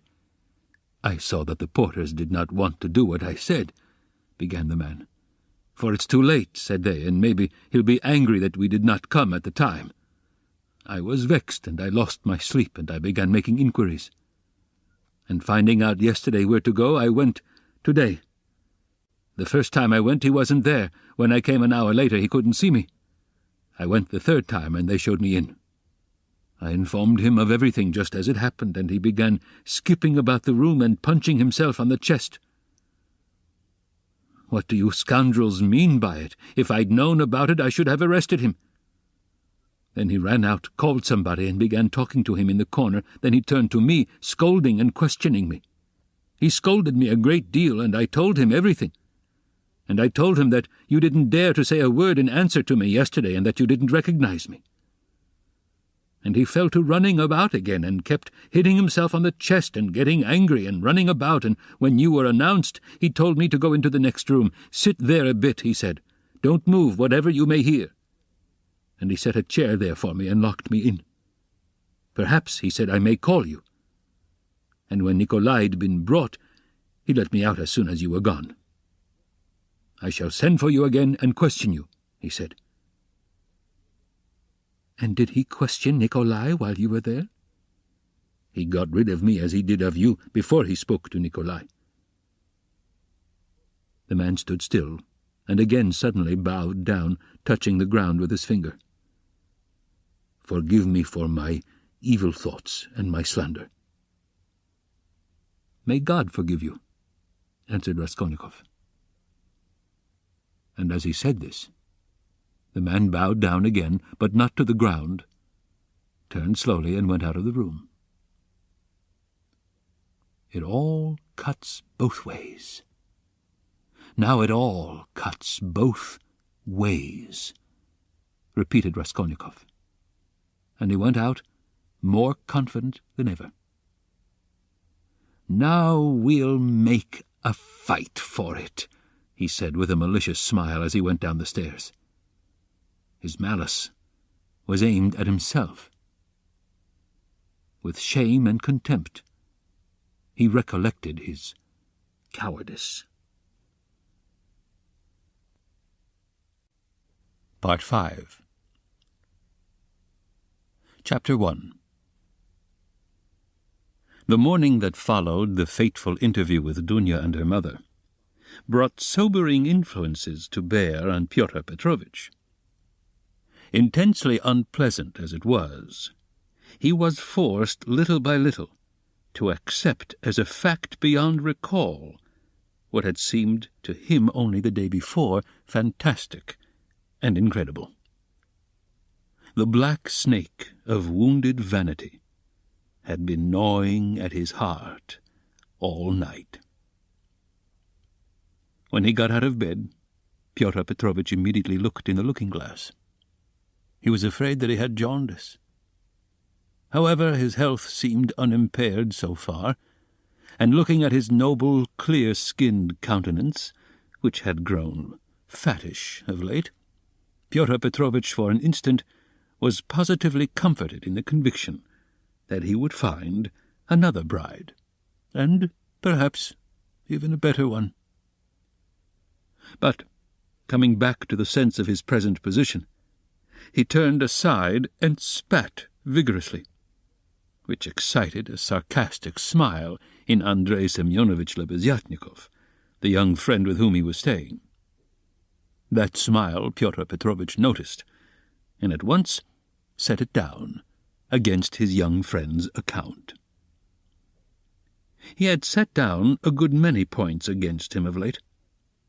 His anger was redoubled when he reflected that he ought not to have told Andrei Semyonovitch about the result of yesterday's interview. That was the second mistake he had made in temper through impulsiveness and irritability. Moreover, all that morning, one unpleasantness followed another. He even found a hitch awaiting him in his legal case in the Senate. He was particularly irritated by the owner of the flat which had been taken in view of his approaching marriage and was being redecorated at his own expense. The owner, a rich German tradesman, would not entertain the idea of breaking the contract which had just been signed and insisted on the full forfeit money, though Pyotr Petrovitch would be giving him back the flat practically redecorated. In the same way, the upholsterers refused to return a single rouble of the installment paid for the furniture purchased but not yet delivered to the flat. "Am I to get married simply for the sake of the furniture?" Pyotr Petrovitch ground his teeth, and at the same time once more he had a gleam of desperate hope. "Can all that be really so irrevocably over? Is it no use to make another effort?" The thought of Dunya sent a voluptuous pang through his heart. He endured anguish at that moment, and if it had been possible to slay Raskolnikov instantly by wishing it, Pyotr Petrovitch would promptly have uttered the wish. "It was my mistake, too, not to have given them money," he thought as he returned dejectedly to Lebeziatnikov's room. "And why on earth was I such a Jew? It was false economy. I meant to keep them without a penny so that they should turn to me as their providence. And look at them. Phew! If I'd spent some 1,500 roubles on them for the trousseau and presents, on knickknacks, dressing cases, jewellery, materials, and all that sort of trash from Knopp's and the English shop, my position would have been better and stronger. They could not have refused me so easily. They are the sort of people that would feel bound to return money and presents if they broke it off. And they would find it hard to do it, and their consciences would prick them. How can we dismiss a man who has hitherto been so generous and delicate? I've made a blunder." And grinding his teeth again, Pyotr Petrovitch called himself a fool, but not aloud, of course. He returned home, twice as irritated and angry as before. The preparations for the funeral dinner at Katerina Ivanovna's excited his curiosity as he passed. He had heard about it the day before. He fancied, indeed, that he had been invited, but, absorbed in his own cares, he had paid no attention.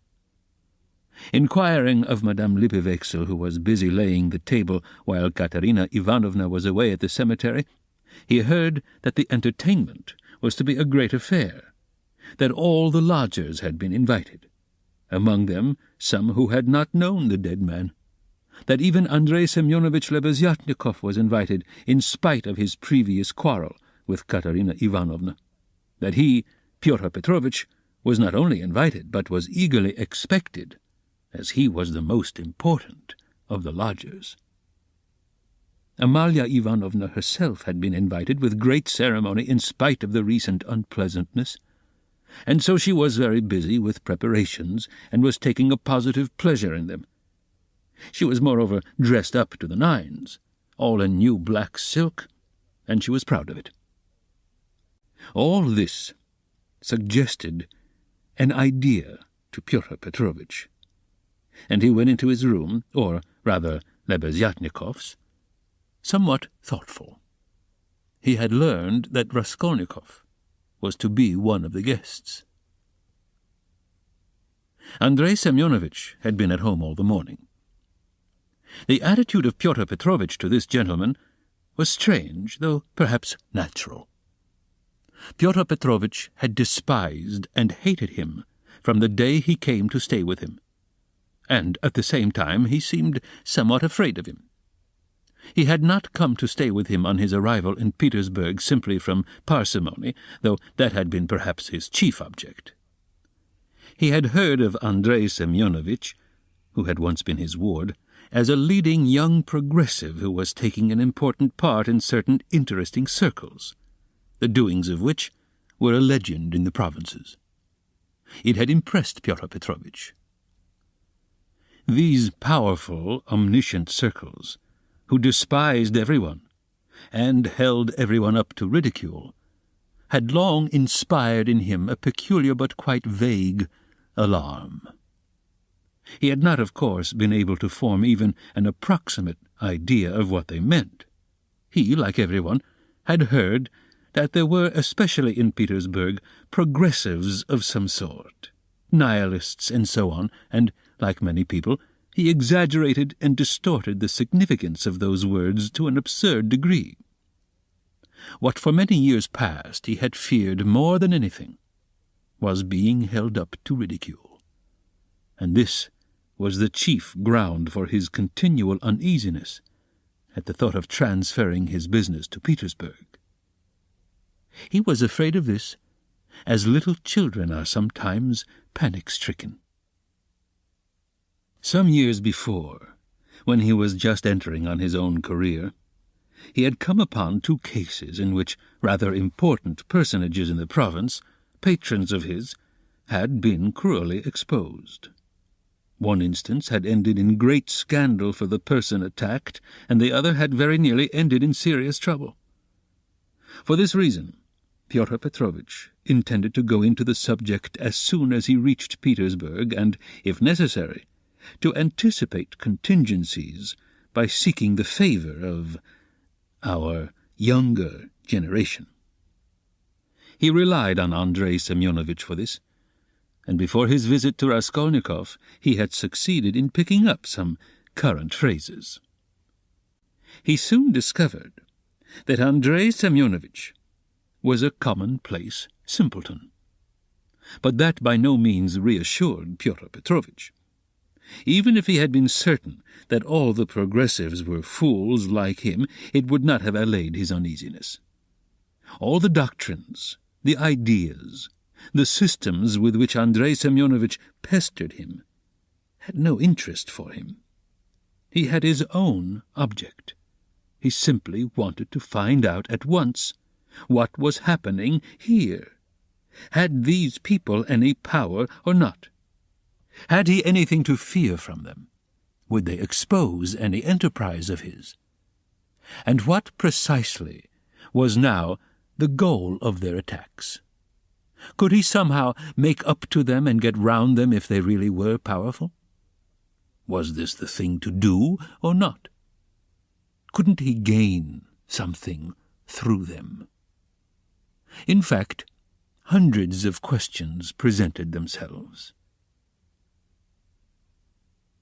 Andrei Semyonovitch was an anemic, scrofulous little man, with strangely flaxen mutton-chop whiskers of which he was very proud. He was a clerk, and had almost always something wrong with his eyes. He was rather soft-hearted, but self-confident, and sometimes extremely conceited in speech, which had an absurd effect, incongruous with his little figure. He was one of the lodgers most respected by Amalia Ivanovna, for he didn't get drunk, and paid regularly for his lodgings. Andrei Semyonovitch really was rather stupid. He attached himself to the cause of progress and our younger generation from enthusiasm, He was one of the numerous and varied legion of dullards, of half-animate abortions, conceited, half-educated coxcombs, who attach themselves to the idea most in fashion only to vulgarize it, and who caricature every cause they serve, however sincerely. Though Lebeziatnikov was so good-natured, he too was beginning to dislike Pyotr Petrovitch. This happened on both sides unconsciously. However simple Andrei Semyonovitch might be, he began to see that Pyotr Petrovitch was duping him and secretly despising him, and that he was not the right sort of man. He had tried expounding to him the system of Fourier and the Darwinian theory, but of late Pyotr Petrovitch began to listen too sarcastically, and even to be rude. The fact was, he had begun instinctively to guess that Lebeziatnikov was not merely a commonplace simpleton, but perhaps a liar too, and that he had no connections of any consequence even in his own circle, but had simply picked things up third-hand, and that very likely he did not even know much about his own work of propaganda, for he was in too great a muddle. A fine person he would be to hold anyone up to ridicule. It must be noted, by the way, that Pyotr Petrovitch had, during those 10 days, eagerly accepted the strangest praise from Andrei Semyonovitch. He had not protested, for instance, when Andrei Semyonovitch belauded him for being ready to contribute to the establishment of the new commune, or to abstain from christening his future children, or to acquiesce if Dunya were to take a lover a month after marriage, and so on. Pyotr Petrovitch so enjoyed hearing his own praises that he didn't disdain even such virtues when they were attributed to him. Pyotr Petrovitch had had occasion that morning to realize some 5% bonds, and now he sat down to the table and counted over bundles of notes. Andrei Semyonovitch, who hardly ever had any money, walked about the room, pretending to himself to look at all those banknotes with indifference and even contempt. Nothing would have convinced Pyotr Petrovitch that Andrei Semyonovitch could really look on the money unmoved, and the latter, on his side, kept thinking bitterly that Pyotr Petrovitch was capable of entertaining such an idea about him, and was, perhaps, glad of the opportunity of teasing his young friend by reminding him of his inferiority and the great difference between them. He found him incredibly inattentive and irritable, though he, Andrei Semyonovitch, began enlarging on his favourite subject, the foundation of a new special commune. The brief remarks that dropped from Pyotr Petrovitch between the clicking of the beads on the counting frame betrayed unmistakable and discourteous irony. But the humane Andrei Semyonovitch ascribed Pyotr Petrovitch's ill humour to his recent breach with Dunya, and he was burning with impatience to discourse on that theme. He had something progressive to say on the subject which might console his worthy friend, and could not fail to promote his development. "There is some sort of festivity being prepared at the widow's, isn't there?" Pyotr Petrovitch asked suddenly, interrupting Andrei Semyonovitch at the most interesting passage. "Why, don't you know? Why, I was telling you last night what I think about all such ceremonies. And she invited you too, I heard. You were talking to her yesterday." "I should never have expected that beggarly fool would have spent on this feast all the money she got from that other fool, Raskolnikov. I was surprised just now as I came through at the preparations there, the wines. Several people are invited. It's beyond everything," continued Pyotr Petrovitch, who seemed to have some object in pursuing the conversation. "What, you say I am asked too? When was that? I don't remember. But I shan't go. Why should I? I only said a word to her in passing yesterday of the possibility of her obtaining a year's salary as a destitute widow of a government clerk. I suppose she has invited me on that account, hasn't she? I don't intend to go either, said Lebeziatnikov. I should think not. After giving her a thrashing, you might well hesitate. Who thrashed? Whom? Cried Lebeziatnikov, flustered and blushing. Why, you thrashed Katerina Ivanovna a month ago. I heard so yesterday. So that's what your convictions amount to. And the woman question, too, wasn't quite sound. And Pyotr Petrovitch, as though comforted, went back to clicking his beads. It's all slander and nonsense, cried Lebeziatnikov, who was always afraid of allusions to the subject. It was not like that at all. It was quite different. You've heard it wrong. It's a libel. I was simply defending myself. She rushed at me first with her nails. She pulled out all my whiskers. It's permissible for anyone, I should hope, to defend himself. And I never allow anyone to use violence to me on principle, for it's an act of despotism. What was I to do? I simply pushed her back. Ha, ha, ha! Luzhin went on, laughing maliciously. You keep on like that because you are out of humour yourself. But that's nonsense, and it has nothing whatever to do with the woman question. You don't understand. I used to think, indeed, that if women are equal to men in all respects, even in strength, as is maintained now, there ought to be equality in that too. Of course, I reflected afterwards that such a question ought not really to arise, for there ought not to be fighting. And in the future society, fighting is unthinkable, and that it would be a queer thing to seek for equality in fighting. I am not so stupid. Though, of course, there is fighting. There won't be later, but at present there is. Confound it, how muddled one gets with you.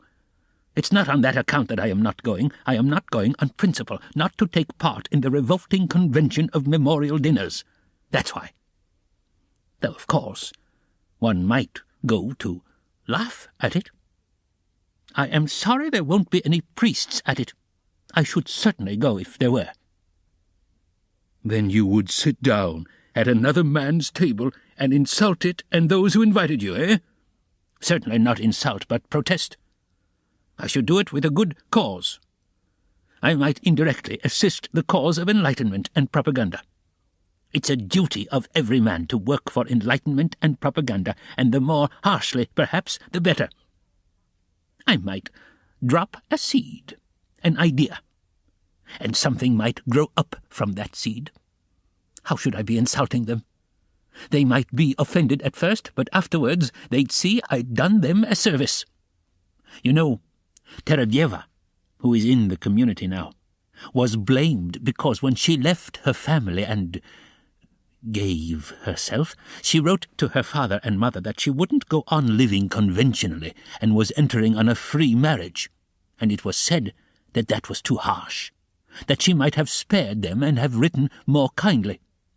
I think that's all nonsense, and there's no need of softness. On the contrary, what's wanted is protest. Valyens had been married 7 years. She abandoned her 2 children. She told her husband straight out in a letter, I have realized that I cannot be happy with you.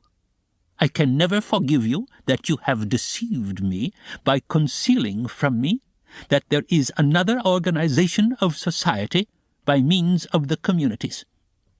I have only lately learned it from a great-hearted man to whom I have given myself, and with whom I am establishing a community. I speak plainly because I consider it dishonest to deceive you. Do as you think best. Do not hope to get me back. You are too late. I hope you will be happy. That's how letters like that ought to be written. Is that Terebyeva the one you said had made a 3rd free marriage? No, it's only the 2nd, really. But what if it were the 4th? What if it were the 15th? That's all nonsense. And if ever I regretted the death of my father and mother, it is now, and I sometimes think, if my parents were living, what a protest I would have aimed at them. I would have done something on purpose. I would have shown them. I would have astonished them. I am really sorry there is no one. To surprise. Well, be that as you will, Pyotr Petrovitch interrupted. But tell me this. Do you know the dead man's daughter, the delicate-looking little thing? It's true what they say about her, isn't it? What of it? I think it is my own personal conviction that this is the normal condition of women. Why not? I mean, distinguons. In our present society, it is not altogether normal because it is compulsory, but in the future society, it will be perfectly normal, because it will be voluntary. Even as it is, she was quite right.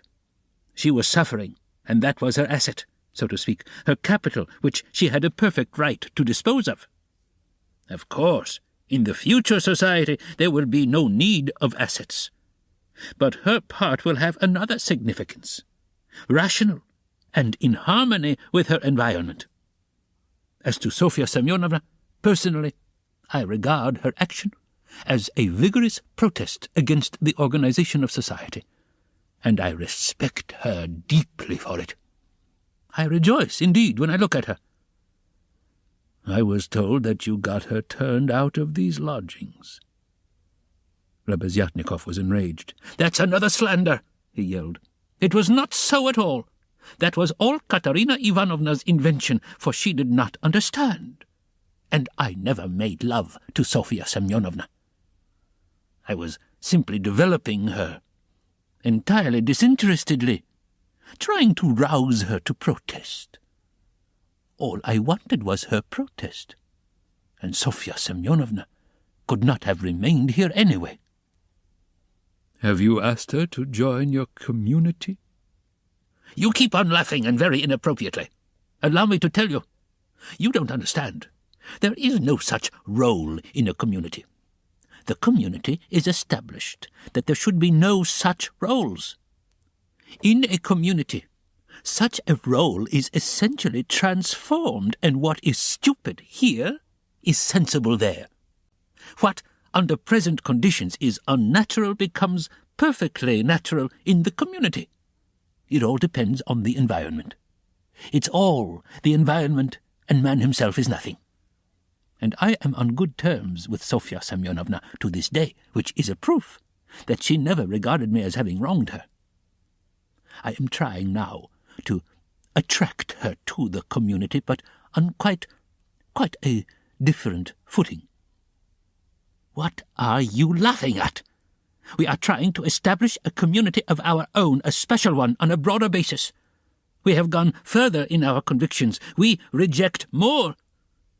And meanwhile I'm still developing Sofya Semyonovna. She has a beautiful, beautiful character."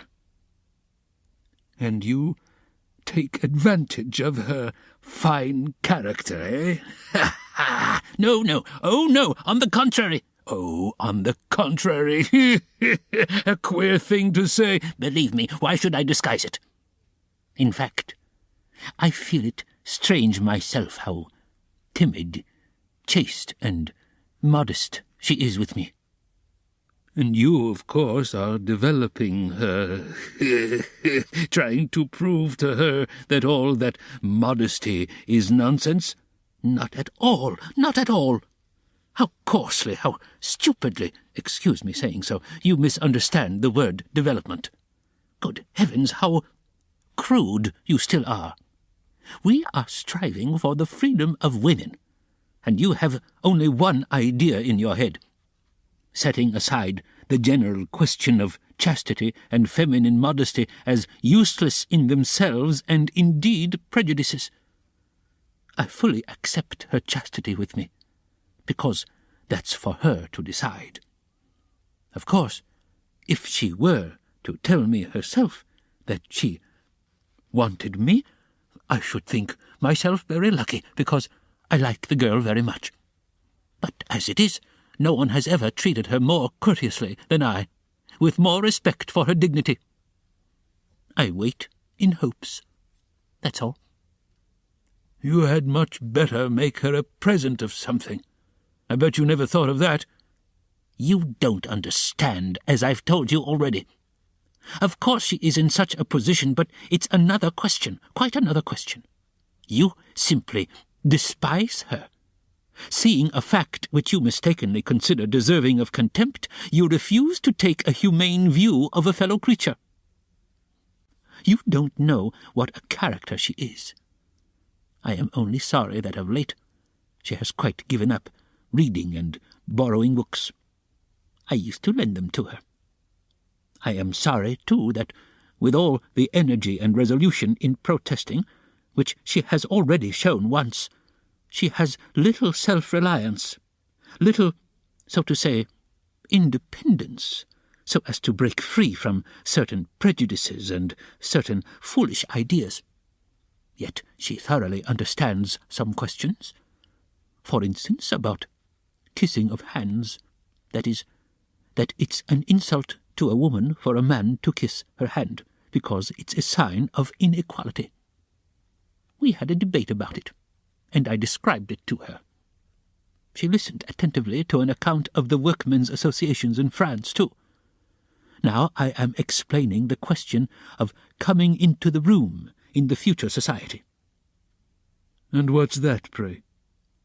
"We had a debate lately on the question, has a member of the community the right to enter another member's room, whether man or woman, at any time? And we decided that he has." "It might be at an inconvenient moment." Lebeziatnikov was really angry. "You are always thinking of something unpleasant," he cried with aversion. "Phew! How vexed I am that when I was expounding our system I referred prematurely to the question of personal privacy.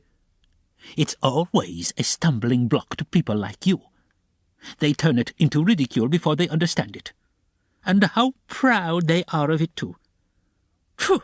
I've often maintained that that question should not be approached by a novice till he has a firm faith in the system.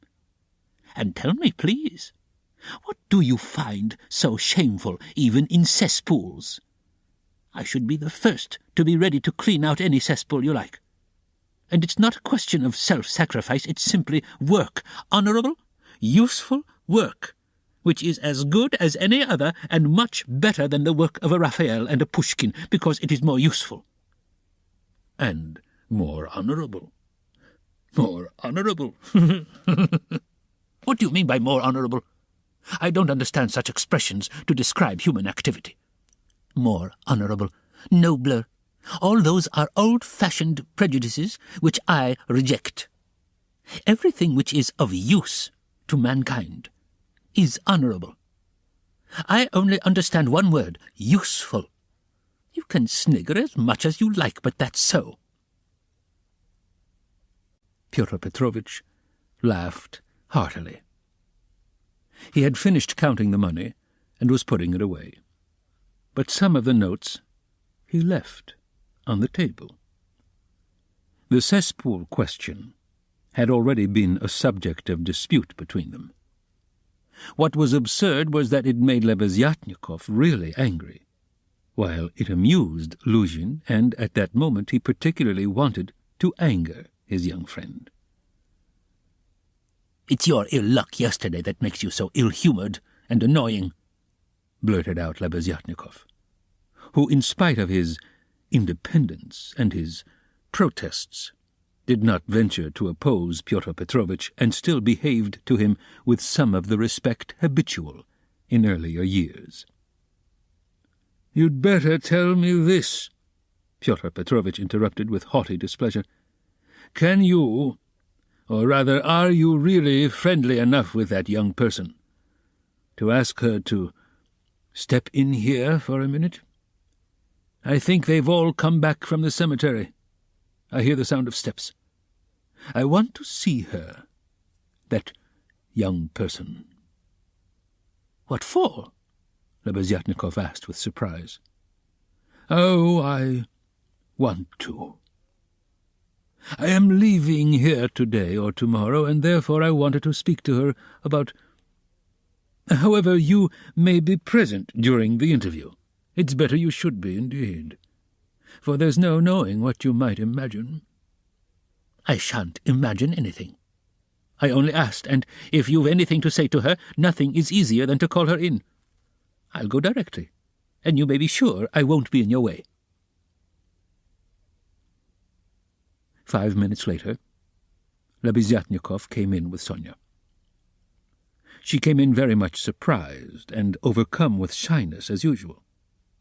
She was always shy in such circumstances and was always afraid of new people. She had been as a child and was even more so now.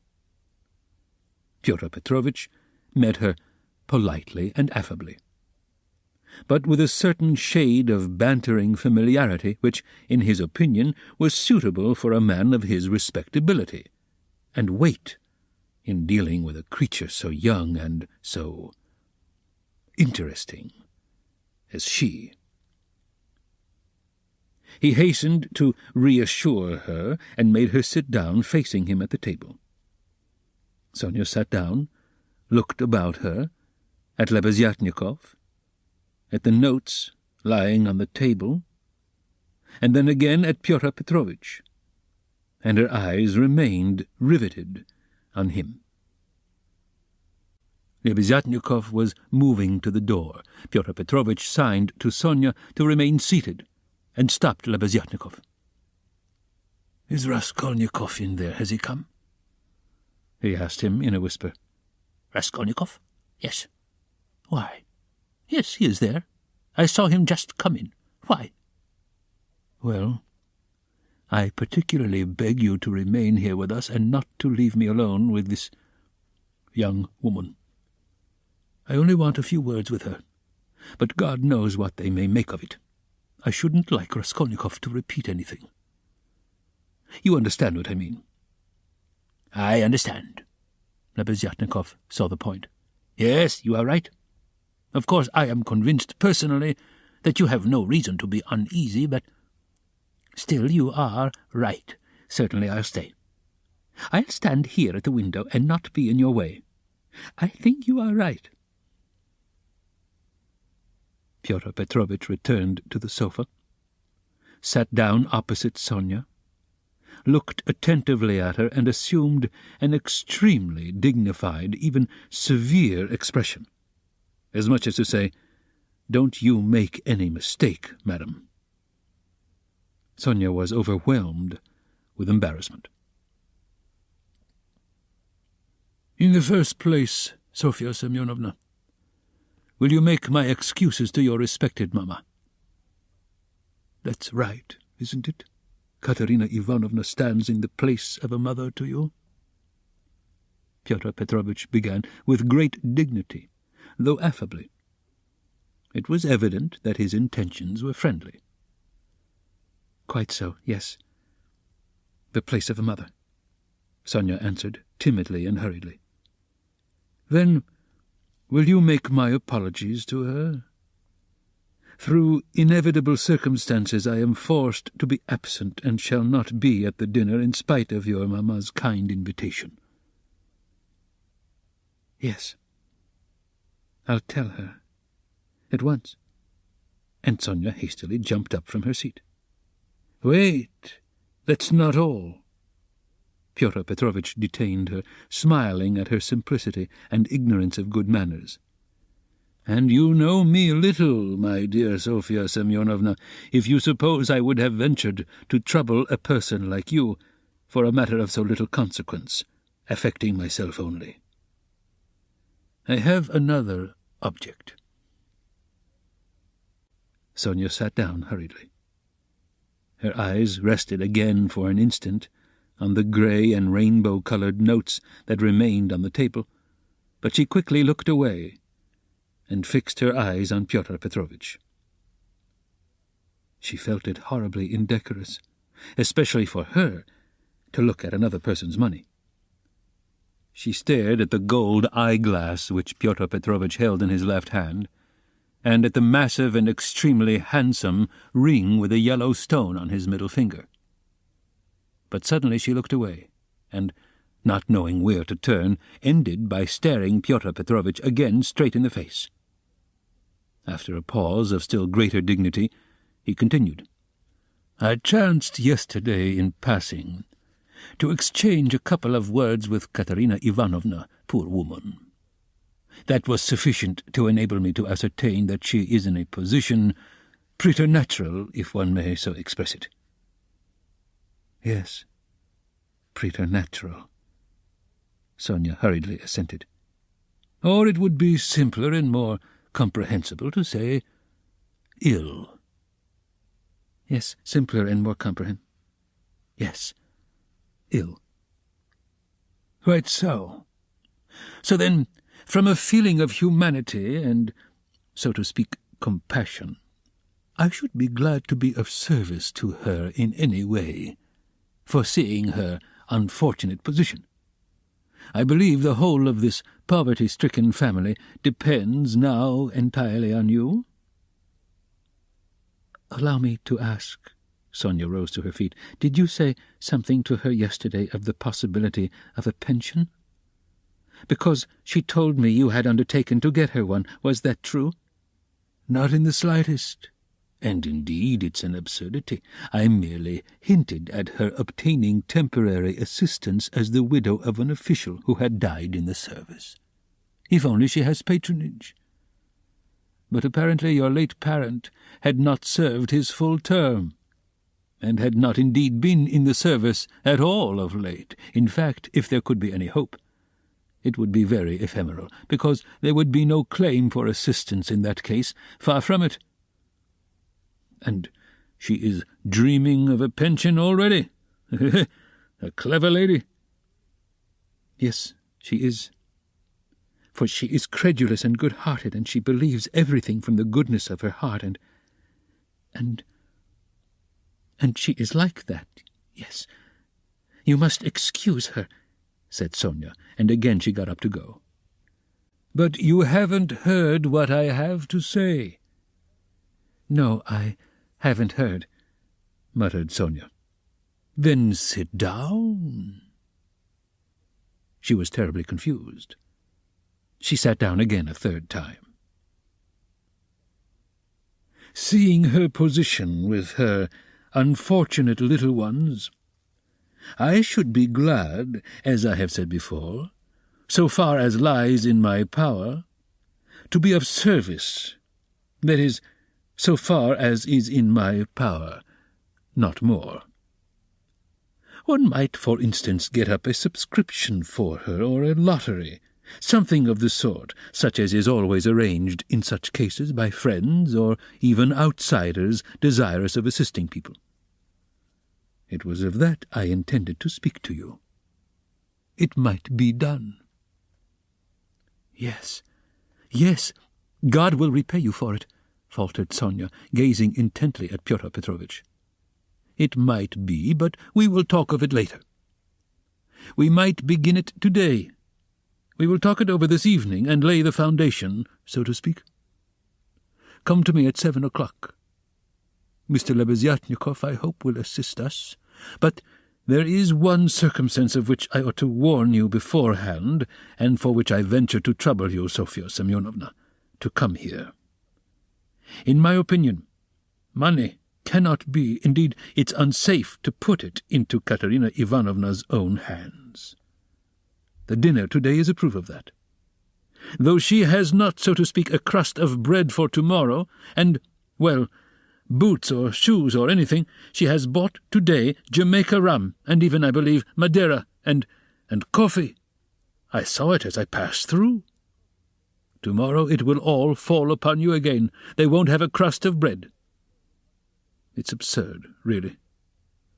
And so, to my thinking, a subscription ought to be raised so that the unhappy widow should not know of the money, but only you, for instance. Am I right? I don't know. This is only today. Once in her life she was so anxious to do honor, to celebrate the memory.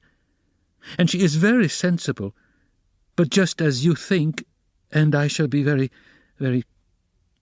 They will all be, and God will reward, and the orphans." Sonia burst into tears. "Very well, then, keep it in mind. And now, will you accept, for the benefit of your relation, the small sum that I am able to spare from me personally? I am very anxious that my name should not be mentioned in connection with it here. Having, so to speak, anxieties of my own, I cannot do more." And Pyotr Petrovitch held out to Sonia a 10-ruble note, carefully unfolded. Sonia took it, flushed crimson, jumped up, muttered something, and began taking leave. Pyotr Petrovitch accompanied her ceremoniously to the door. She got out of the room at last, agitated and distressed, and returned to Katerina Ivanovna overwhelmed with confusion. All this time, Lebeziatnikov had stood at the window or walked about the room, anxious not to interrupt the conversation. When Sonia had gone, he walked up to Pyotr Petrovitch and solemnly held out his hand. "I heard and saw everything," he said, laying stress on the last verb. "That is honourable, I mean to say. It's humane. You wanted to avoid gratitude, I saw, and although I cannot, I confess, in principle sympathize with private charity, for it not only fails to eradicate the evil but even promotes it, yet I must admit that I saw your action with pleasure. Yes, I like it." "That's all nonsense," muttered Pyotr Petrovitch, somewhat disconcerted, looking carefully at Lebeziatnikov. "No, it's not nonsense. A man who has suffered distress and annoyance as you did yesterday, and who yet can sympathize with the misery of others, such a man, even though he is making a social mistake, is still deserving of respect. I did not expect it, indeed, of you, Pyotr Petrovitch, especially as according to your ideas. Ah, what a drawback your ideas are to you! How distressed you are, for instance, by your ill luck yesterday!" cried the simple-hearted Lebeziatnikov, who felt a return of affection for Pyotr Petrovitch. "And what do you want with marriage, with legal marriage, my dear, noble Pyotr Petrovitch? Why do you cling to this legality of marriage? Well, you may beat me if you like, but I am glad, positively glad it hasn't come off, that you are free, that you are not quite lost for humanity. You see, I've spoken my mind." "Because I don't want in your free marriage to be made a fool of, and to bring up another man's children. That's why I want legal marriage," Luzhin replied in order to make some answer. He seemed preoccupied by something. "Children? You referred to children?" Lebeziatnikov started off like a war horse at the trumpet call. "Children are a social question, and a question of first importance, I agree. But the question of children has another solution. Some refuse to have children altogether because they suggest the institution of the family. We'll speak of children later. But now, as to the question of honour, I confess that's my weak point. That horrid military Pushkin expression is unthinkable in the dictionary of the future. What does it mean, indeed? It's nonsense.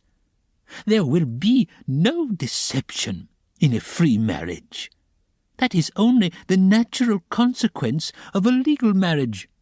So to say, it's corrective, a protest, so that indeed it's not humiliating. And if I ever, to suppose an absurdity, were to be legally married, I should be positively glad of it. I should say to my wife, 'My dear, hitherto I have loved you. Now I respect you, for you've shown you can protest.' You laugh. That's because you are incapable of getting away from prejudices. Confound it all! I understand now where the unpleasantness is of being deceived in a legal marriage, but it's simply a despicable consequence of a despicable position in which both are humiliated. When the deception is open, as in a free marriage, then it does not exist. It's unthinkable. Your wife will only prove how she respects you by considering you incapable of opposing her happiness and avenging yourself on her for her new husband. Damn it all! I sometimes dream if I were to be married. If I were to marry, legally or not, it's just the same. I should present my wife with a lover if she had not found one for herself. My dear, I should say, I love you. But even more than that, I desire you to respect me. See? Am I not right? Pyotr Petrovitch sniggered as he listened, but without much merriment. He hardly heard it, indeed. He was preoccupied with something else, and even Lebeziatnikov at last noticed it. Pyotr Petrovitch seemed excited and rubbed his hands. Lebeziatnikov remembered all this and reflected upon it afterwards.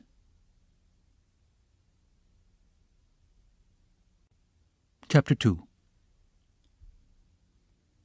It would be difficult to explain exactly what could have originated the idea of that senseless dinner in Katerina Ivanovna's disordered brain. Nearly 10 of the 20 rubles given by Raskolnikov for Marmeladov's funeral were wasted upon it. Possibly Katerina Ivanovna felt obliged to honor the memory of the deceased suitably, that all the lodgers, and still more Amalia Ivanovna, might know that he was in no way their inferior and perhaps very much their superior, and that no one had the right to turn up his nose at him. Perhaps the chief element was that peculiar poor man's pride, which compels many poor people to spend their last savings on some traditional social ceremony simply in order to do like other people, and not to be looked down upon. It is very probable, too, that Katerina Ivanovna longed on this occasion, at the moment when she seemed to be abandoned by everyone, to show those wretched, contemptible lodgers that she knew how to do things, how to entertain, and that she had been brought up in a genteel, she might almost say aristocratic, colonel's family, and had not been meant for sweeping floors and washing the children's rags at night. Even the poorest and most broken-spirited people are sometimes liable to these paroxysms of pride and vanity which take the form of an irresistible nervous craving. And Katerina Ivanovna was not broken-spirited. She might have been killed by circumstance, but her spirit could not have been broken. That is, she could not have been intimidated. Her will could not be crushed. Moreover, Sonia had said with good reason that her mind was unhinged. She could not be said to be insane, but for a year past she had been so harassed that her mind might well be overstrained. The later stages of consumption are apt, doctors tell us, to affect the intellect. This ends Disc 14. Crime and Punishment, Disc 15. There was no great variety of wines, nor was there Madeira, but wine there was.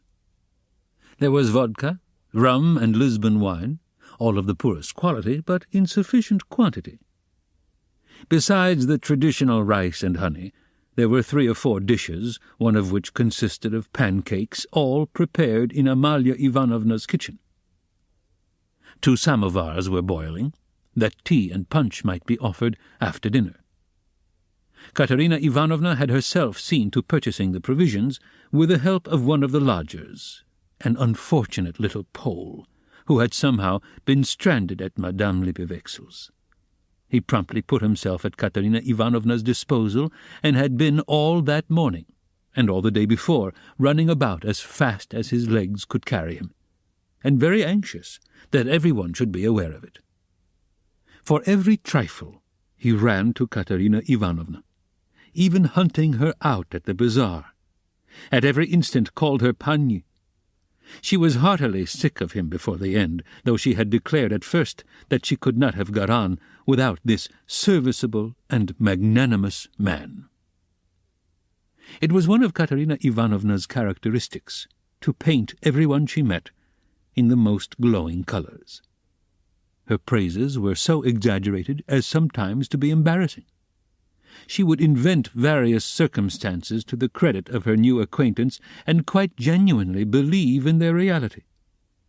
Then, all of a sudden, she would be disillusioned, and would rudely and contemptuously repulse the person she had only a few hours before been literally adoring.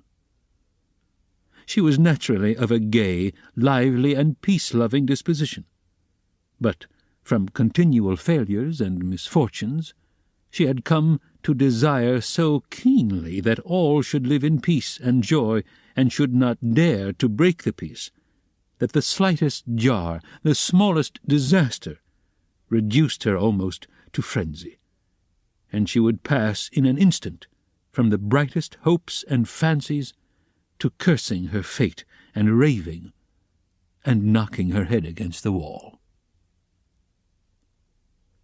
Amalia Ivanovna, too, suddenly acquired extraordinary importance in Katerina Ivanovna's eyes, and was treated by her with extraordinary respect, probably only because Amalia Ivanovna had thrown herself heart and soul into the preparations. She had undertaken to lay the table, to provide the linen, crockery, etc., and to cook the dishes in her kitchen, and Katerina Ivanovna had left it all in her hands, and gone herself to the cemetery. Everything had been well done. Even the tablecloth was nearly clean. The crockery, knives, forks, and glasses were, of course, of all shapes and patterns, lent by different lodgers, but the table was properly laid at the time fixed, and Amalia Ivanovna, feeling she had done her work well, had put on a black silk dress and a cap with new mourning ribbons, and met the returning party with some pride. This pride, though justifiable, displeased Katerina Ivanovna for some reason, as though the table could not have been laid except by Amalia Ivanovna. She disliked the cap with new ribbons, too. Could she be stuck up, the stupid German, because she was mistress of the house and had consented as a favour to help her poor lodgers? As a favour, fancy that! Katerina Ivanovna's father, who had been a colonel and almost a governor, had sometimes had the table set for 40 persons, and then anyone like Amalia Ivanovna, or rather Ludvigovna, would not have been allowed into the kitchen. Katerina Ivanovna, however, put off expressing her feelings for the time, and contented herself with treating her coldly, though she decided inwardly that she would certainly have to put Amalia Ivanovna down and set her in her proper place, for goodness only knew what she was fancying herself. Katerina Ivanovna was irritated, too, by the fact that hardly any of the lodgers invited had come to the funeral, except the Pole, who had just managed to run into the cemetery, while to the memorial dinner the poorest and most insignificant of them had turned up, the wretched creatures, many of them not quite sober. The older and more respectable of them all, as if by common consent, stayed away. Pyotr Petrovitch Luzhin, for instance, who might be said to be the most respectable of all the lodgers, did not appear, though Katerina Ivanovna had the evening before told all the world, that is, Amalia Ivanovna, Polyenka, Sonia, and the Pole, that he was the most generous, noble-hearted man, with a large property and vast connections, who had been a friend of her first husband's, and a guest in her father's house, and that he had promised to use all his influence to secure her a considerable pension. It must be noted that when Katerina Ivanovna exalted anyone's connections and fortune, it was without any ulterior motive, quite disinterestedly, for the mere pleasure of adding to the consequence of the person praised. Probably taking his cue from Luzhin, that contemptible wretch Lebeziatnikov had not turned up either. What did he fancy himself? He was only asked out of kindness and because he was sharing the same room with Pyotr Petrovitch, and was a friend of his, so that it would have been awkward not to invite him. Among those who failed to appear were the genteel lady and her old maidish daughter, who had only been lodgers in the house for the last fortnight, but had several times complained of the noise and uproar in Katerina Ivanovna's room, especially when Marmeladov had come back drunk. Katerina Ivanovna heard this from Amalia Ivanovna, who, quarrelling with Katerina Ivanovna and threatening to turn the whole family out of doors, had shouted at her that they were not worth the foot of the honourable lodgers whom they were disturbing. Katerina Ivanovna determined now to invite this lady and her daughter, whose foot she was not worth, and who had turned away haughtily when she casually met them, so that they might know that she was more noble in her thoughts and feelings and did not harbour malice, and might see that she was not accustomed to her way of living. She had proposed to make this clear to them at dinner with allusions to her late father's governorship, and also at the same time to hint that it was exceedingly stupid of them to turn away on meeting her. The fat Colonel Major, he was really a discharged officer of low rank, was also absent, but it appeared that he had been not himself for the last 2 days. The party consisted of the Pole, a wretched-looking clerk with a spotty face and a greasy coat, who had not a word to say for himself, and smelt abominably, a deaf and almost blind old man who had once been in the post office, and who had been from immemorial ages maintained by someone at Amalia Ivanovna's. A retired clerk of the commissariat department came too. He was drunk, had a loud and most unseemly laugh, and only fancy was without a waistcoat. One of the visitors sat straight down to the table without even greeting Katerina Ivanovna. Finally, one person, having no suit, appeared in his dressing gown, but this was too much, and the efforts of Amalia Ivanovna and the Pole succeeded in removing him.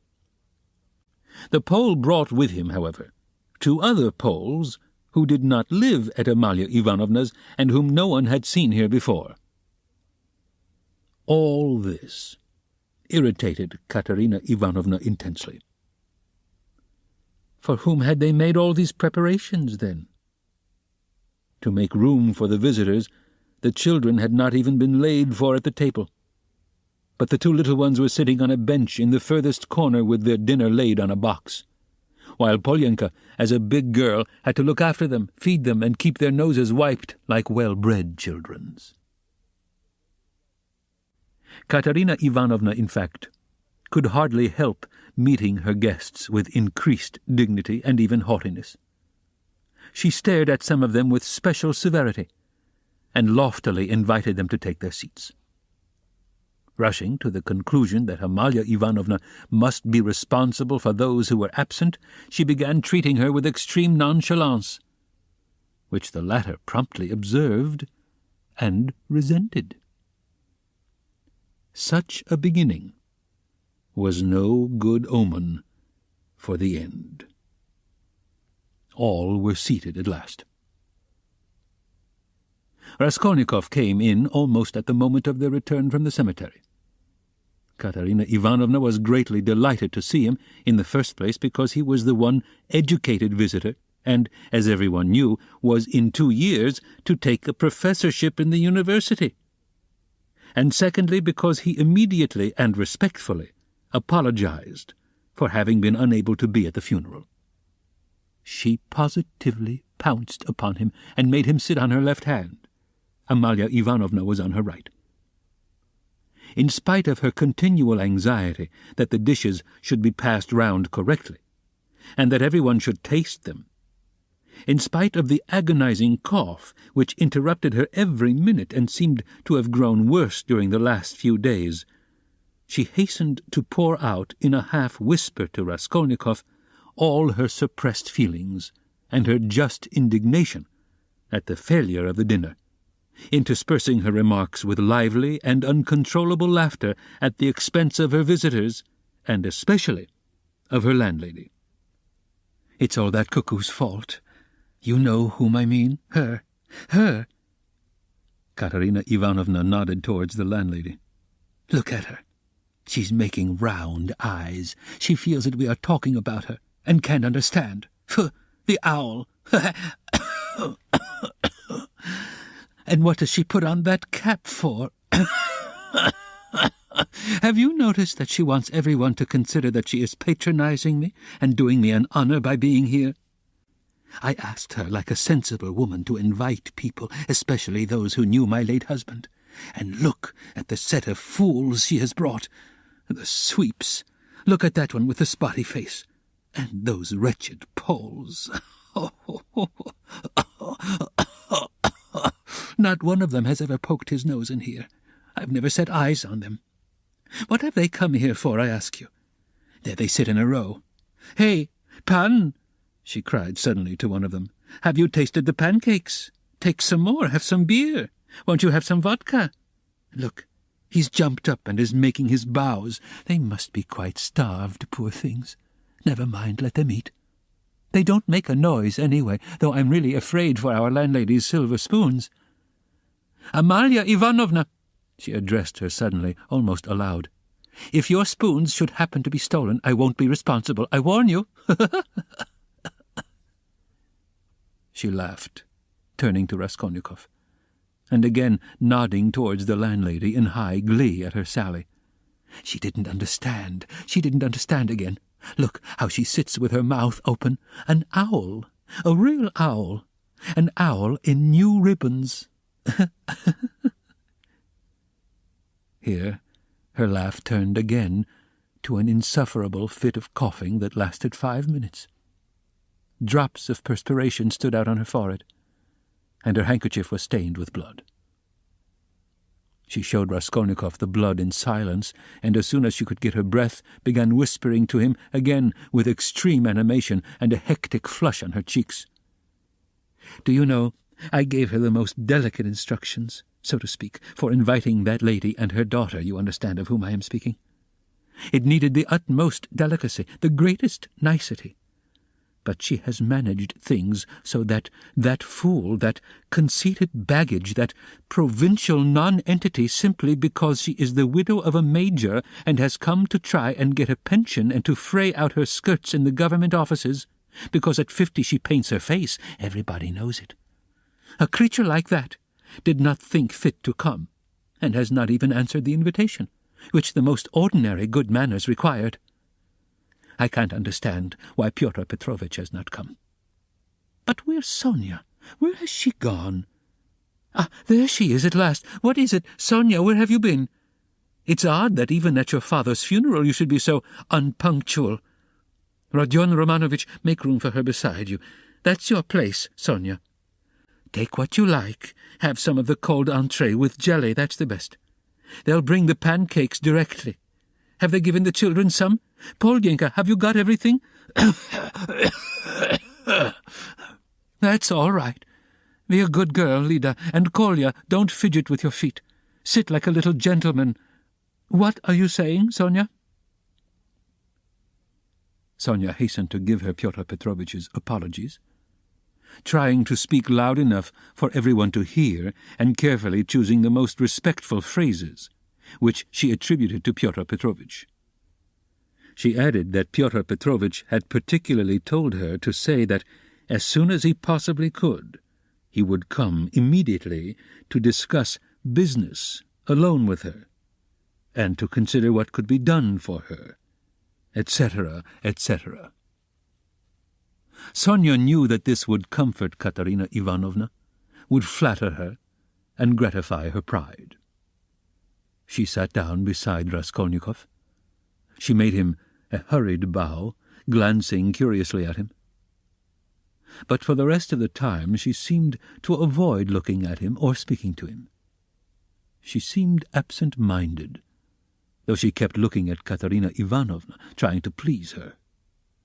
Neither she nor Katerina Ivanovna had been able to get mourning. Sonia was wearing dark brown, and Katerina Ivanovna had on her only dress, a dark, striped cotton one. The message from Pyotr Petrovitch was very successful. Listening to Sonia with dignity, Katerina Ivanovna inquired with equal dignity how Pyotr Petrovitch was, then at once whispered almost aloud to Raskolnikov that it certainly would have been strange for a man of Pyotr Petrovitch's position and standing to find himself in such extraordinary company, in spite of his devotion to her family and his old friendship with her father. "That's why I am so grateful to you, Rodion Romanovich, that you have not disdained my hospitality, even in such surroundings," she added, almost aloud. "But I am sure that it was only your special affection for my poor husband that has made you keep your promise." Then, once more with pride and dignity, she scanned her visitors, and suddenly inquired aloud across the table of the deaf man, "Wouldn't he have some more meat, and had he been given some wine?" The old man made no answer, and for a long while could not understand what he was asked, though his neighbours amused themselves by poking and shaking him. He simply gazed about him with his mouth open, which only increased the general mirth. "What an imbecile! Look, look! Why was he brought? But as to Pyotr Petrovitch, I always had confidence in him," Katerina Ivanovna continued. "And of course he is not like—" With an extremely stern face she addressed Amalia Ivanovna so sharply and loudly that the latter was quite disconcerted.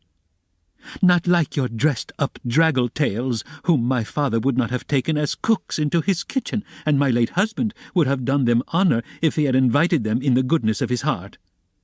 "Yes, he was fond of drink, he was fond of it, he did drink," cried the commissariat clerk, gulping down his 12th glass of vodka.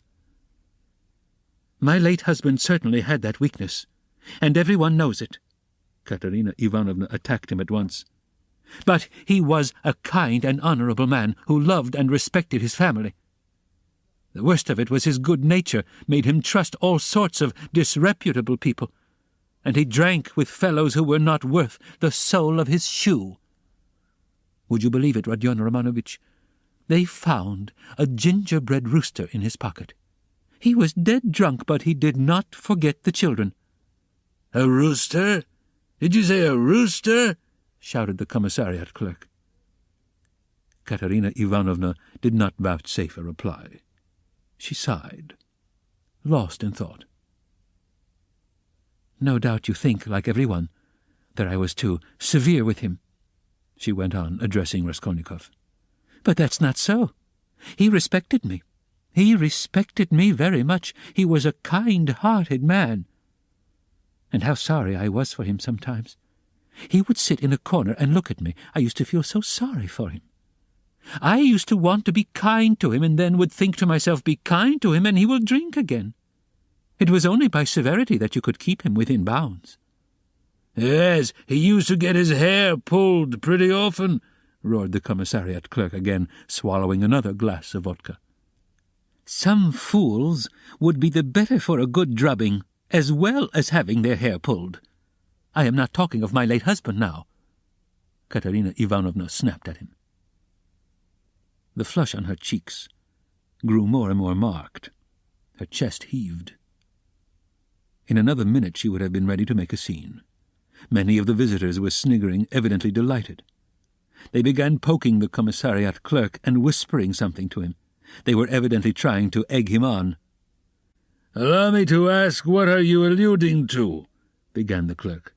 "That is to say, about whom did you say just now? But I don't care. That's nonsense. Widow, I forgive you. Pass." And he took another drink of vodka. Raskolnikov sat in silence, listening with disgust. He only ate from politeness, just tasting the food that Katerina Ivanovna was continually putting on his plate to avoid hurting her feelings. He watched Sonia intently. But Sonia became more and more anxious and distressed. She too foresaw that the dinner would not end peaceably, and saw with terror Katerina Ivanovna's growing irritation. She knew that she, Sonia, was the chief reason for the genteel lady's contemptuous treatment of Katerina Ivanovna's invitation. She had heard from Amalia Ivanovna that the mother was positively offended at the invitation, and had asked the question, how could she let her daughter sit down beside that young person? Sonia had a feeling that Katerina Ivanovna had already heard this, and an insult to Sonia meant more to Katerina Ivanovna than an insult to herself, her children, or her father. Sonia knew that Katerina Ivanovna would not be satisfied now till she had shown those draggle-tails that they were both. To make matters worse, someone passed Sonia, from the other end of the table, a plate with 2 hearts pierced with an arrow, cut out of black bread. Katerina Ivanovna flushed crimson, and at once said aloud across the table that the man who sent it was a drunken ass. Amalia Ivanovna was foreseeing something amiss, and at the same time deeply wounded by Katerina Ivanovna's haughtiness, and to restore the good humour of the company and raise herself in their esteem, she began, apropos of nothing, telling a story about an acquaintance of hers, Karl from the chemist's, who was driving one night in a cab, and that the cabman wanted him to kill, and Karl very much begged him not to kill, and wept and clasped hands, and frightened and from fear pierced his heart. Though Katerina Ivanovna smiled, she observed at once that Amalia Ivanovna ought not to tell anecdotes in Russian. The latter was still more offended, and she retorted that her Vater aus Berlin was a very important man, and always went with his hands in pockets. Katerina Ivanovna could not restrain herself, and laughed so much that Amalia Ivanovna lost patience and could scarcely control herself. "Listen to the owl," Katerina Ivanovna whispered at once, her good humour almost restored. She meant to say he kept his hands in his pockets, but she said he put his hands in people's pockets. And have you noticed, Rodion Romanovich, that all these Petersburg foreigners, the Germans especially, are all stupider than we? Can you fancy any one of us telling how Karl from the chemist's pierced his heart from fear, and that the idiot, instead of punishing the cabman, clasped his hands and wept, and much begged? Ah, the fool! And you know, she fancies it's very touching, and does not suspect how stupid she is. To my thinking, that drunken commissariat clerk is a great deal cleverer. Anyway, one can see that he has addled his brains with drink, but, you know, these foreigners are always so well behaved and serious. Look how she sits glaring. She is angry.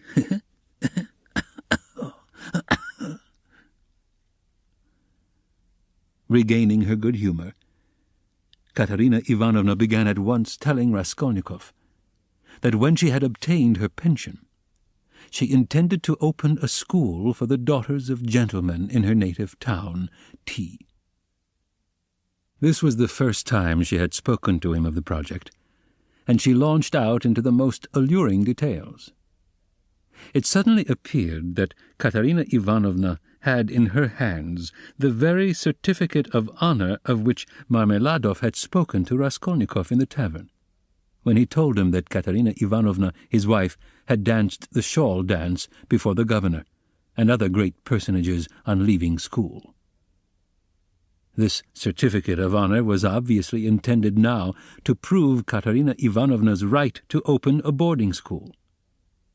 But she had armed herself with it, chiefly with the object of overwhelming those two stuck-up draggle-tails if they came to the dinner, and proving incontestably that Katerina Ivanovna was of the most noble, she might even say aristocratic, family, a colonel's daughter, and was far superior to certain adventuresses who have been so much to the fore of late.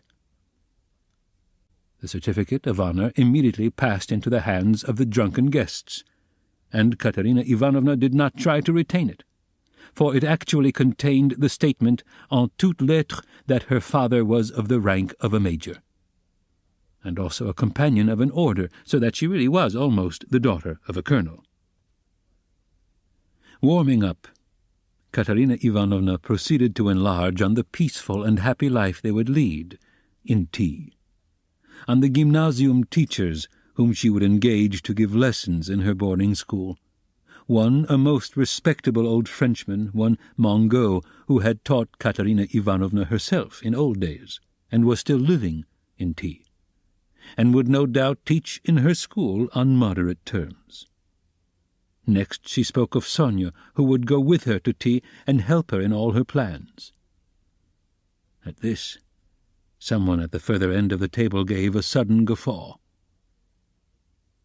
Though Katerina Ivanovna tried to appear to be disdainfully unaware of it, she raised her voice and began at once speaking with conviction of Sonia's undoubted ability to assist her, of her gentleness, patience, devotion, generosity, and good education, tapping Sonia on the cheek and kissing her warmly twice. Sonia flushed crimson, and Katerina Ivanovna suddenly burst into tears, immediately observing that she was nervous and silly, that she was too much upset, that it was time to finish, and as the dinner was over, it was time to hand round the tea. At that moment, Amalia Ivanovna, deeply aggrieved at taking no part in the conversation, and not being listened to, made one last effort, and with secret misgivings ventured on an exceedingly deep and weighty observation that in the future boarding school she would have to pay particular attention to Diversche, and that there certainly must be a good dame to look after the linen, and secondly, that the young ladies must not novels at night read. Katerina Ivanovna, who certainly was upset, and very tired, as well as heartily sick of the dinner, at once cut short Amalia Ivanovna, saying she knew nothing about it and was talking nonsense, that it was the business of the laundry-maid and not of the directress of a high-class boarding school to look after Diversche, and as for novel-reading, that was simply rudeness, and she begged her to be silent. Amalia Ivanovna, fired up and getting angry, observed that she only meant her good, and that she had meant her very good, and that it was long since she had paid her gold for the lodgings. Katerina Ivanovna at once set her down, saying that it was a lie to say she wished her good, because only yesterday, when her dead husband was lying on the table, she had worried her about the lodgings. To this, Amalia Ivanovna very appropriately observed that she had invited those ladies, but those ladies had not come, because those ladies are ladies, and cannot come to a lady who is not a lady. Katerina Ivanovna at once pointed out to her that as she was a slut, she could not judge what made one really a lady. Amalia Ivanovna at once declared that her Vater aus Berlin was a very, very important man, and both hands in pockets went, and always used to say, "Poof, poof," and she leaped up from the table to represent her father, sticking her hands in her pockets, puffing her cheeks, and uttering vague sounds resembling "poof, poof," amid loud laughter from all the lodgers, who purposely encouraged Amalia Ivanovna, hoping for a fight. But this was too much for Katerina Ivanovna, and she at once declared, so that all could hear, that Amalia Ivanovna probably never had a father, but was simply a drunken Petersburg Finn, and had certainly once been a cook and probably something worse. Amalia Ivanovna turned as red as a lobster, and squealed that perhaps Katerina Ivanovna never had a father. But she had a Vater aus Berlin, and that he wore a long coat and always said, "Poof, poof, poof." Katerina Ivanovna observed contemptuously that all knew what her family was, and that on that very certificate of honor it was stated in print that her father was a colonel, while Amalia Ivanovna's father, if she really had one, was probably some Finnish milkman, but that probably she never had a father at all, since it was still uncertain whether her name was Amalia Ivanovna or Amalia Ludvigovna. At this, Amalia Ivanovna lashed to fury, struck the table with her fist, and shrieked that she was Amalia Ivanovna and not Ludvigovna, that her Vater was named Johann and that he was a burgomeister, and that Katerina Ivanovna's Vater was quite never a burgomeister. Katerina Ivanovna rose from her chair, and with a stern and apparently calm voice, though she was pale and her chest was heaving, observed that if she dared for one moment to set her contemptible wretch of a father on a level with her papa, she, Katerina Ivanovna, would tear her cap off her head and trample it underfoot. Amalia Ivanovna ran about the room, shouting at the top of her voice that she was mistress of the house, and that Katerina Ivanovna should leave the lodgings that minute. Then she rushed for some reason to collect the silver spoons from the table. There was a great outcry and uproar. The children began crying. Sonia ran to restrain Katerina Ivanovna, but when Amalia Ivanovna shouted something about the yellow ticket, Katerina Ivanovna pushed Sonia away and rushed at the landlady to carry out her threat. At that minute, the door opened, and Pyotr Petrovitch Luzhin appeared on the threshold. He stood scanning the party with severe and vigilant eyes. Katerina Ivanovna rushed to him.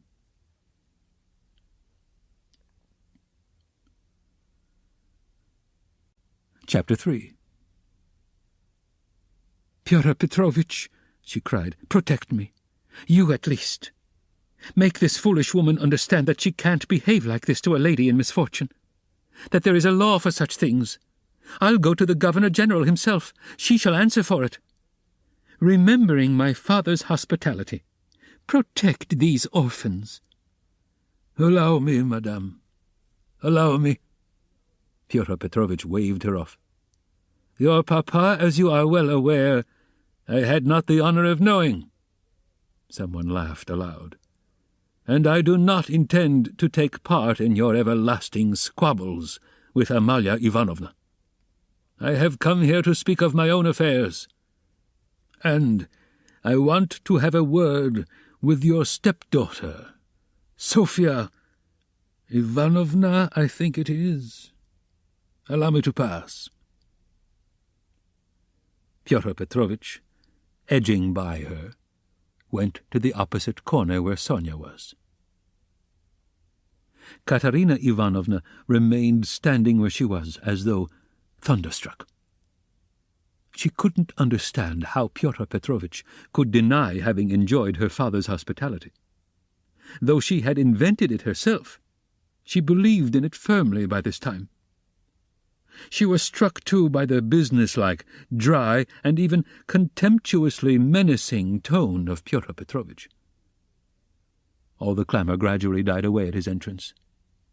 Not only was this serious businessman strikingly incongruous with the rest of the party, but it was evident, too, that he had come upon some matter of consequence, that some exceptional cause must have brought him, and that, therefore, something was going to happen. Raskolnikov standing beside Sonia, moved aside to let him pass. Pyotr Petrovitch didn't seem to notice him. A minute later, Lebeziatnikov, too, appeared in the doorway. He didn't come in, but stood still, listening, with marked interest, almost wonder, and seemed for a time perplexed. "Excuse me for possibly interrupting you, but it's a matter of some importance," Pyotr Petrovitch observed, addressing the company generally. "I am glad indeed to find other persons present. Amalia Ivanovna, I humbly beg you as mistress of the house to pay careful attention to what I have to say to Sofya Ivanovna. Sofya Ivanovna," he went on, addressing Sonia, who was very much surprised and already alarmed. "Immediately after your visit, I found that 100-ruble note was missing from my table, in the room of my friend, Mr. Lebeziatnikov. If in any way whatever you know, and will tell us where it is now, I assure you on my word of honour, and call all present to witness, that the matter shall end there. In the opposite case, I shall be compelled to have recourse to very serious measures, and then you must blame yourself." Complete silence reigned in the room. Even the crying children were still. Sonia stood deadly pale, staring at Luzhin and unable to say a word. She seemed not to understand. Some seconds passed. "Well, how is it to be, then?" asked Luzhin, looking intently at her. "I don't know. I know nothing about it," Sonia articulated faintly at last. "No? You know nothing?" Luzhin repeated, and again he paused for some seconds. "Think a moment, mademoiselle," he began severely, but still, as it were, admonishing her. "Reflect. I am prepared to give you time for consideration. Kindly observe this. If I were not so entirely convinced, I should not, you may be sure, with my experience, venture to accuse you so directly. Seeing that for such direct accusation before witnesses, if false or even mistaken, I should myself in a certain sense be made responsible, I am aware of that. This morning I changed, for my own purposes, several 5% securities for the sum of approximately 3,000 rubles.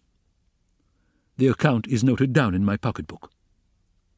On my return home I proceeded to count the money, as Mr. Lebeziatnikov will bear witness, and after counting 2,300 rubles, I put the rest in my pocketbook in my coat pocket. About 500 rubles remained on the table, and among them 3 notes of 100 rubles each. At that moment you entered, at my invitation, and all the time you were present you were exceedingly embarrassed, so that 3 times you jumped up in the middle of the conversation and tried to make off.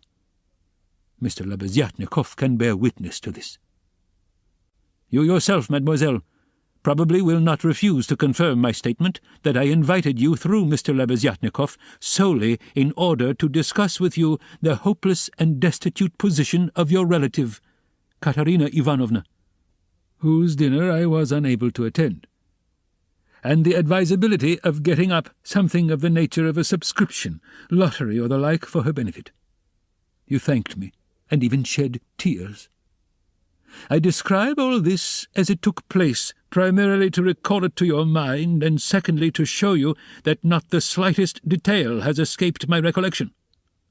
Then I took a 10-ruble note from the table, and handed it to you by way of first installment on my part for the benefit of your relative. Mr. Lebeziatnikov saw all this. Then I accompanied you to the door, you being still in the same state of embarrassment, after which Being left alone with Mr. Lebeziatnikov, I talked to him for 10 minutes. Then Mr. Lebeziatnikov went out, and I returned to the table with the money lying on it, intending to count it and to put it aside, as I proposed doing before. To my surprise, 100-ruble note had disappeared. Kindly consider the position. Mr. Lebeziatnikov I cannot suspect. I am ashamed to allude to such a supposition. I cannot have made a mistake in my reckoning, for the minute before your entrance I had finished my accounts and found the total correct.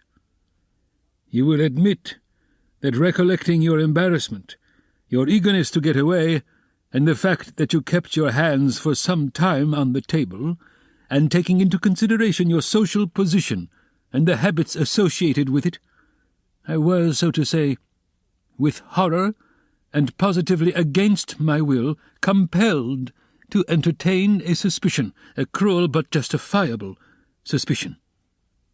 I will add further and repeat that in spite of my positive conviction, I realize that I run a certain risk in making this accusation.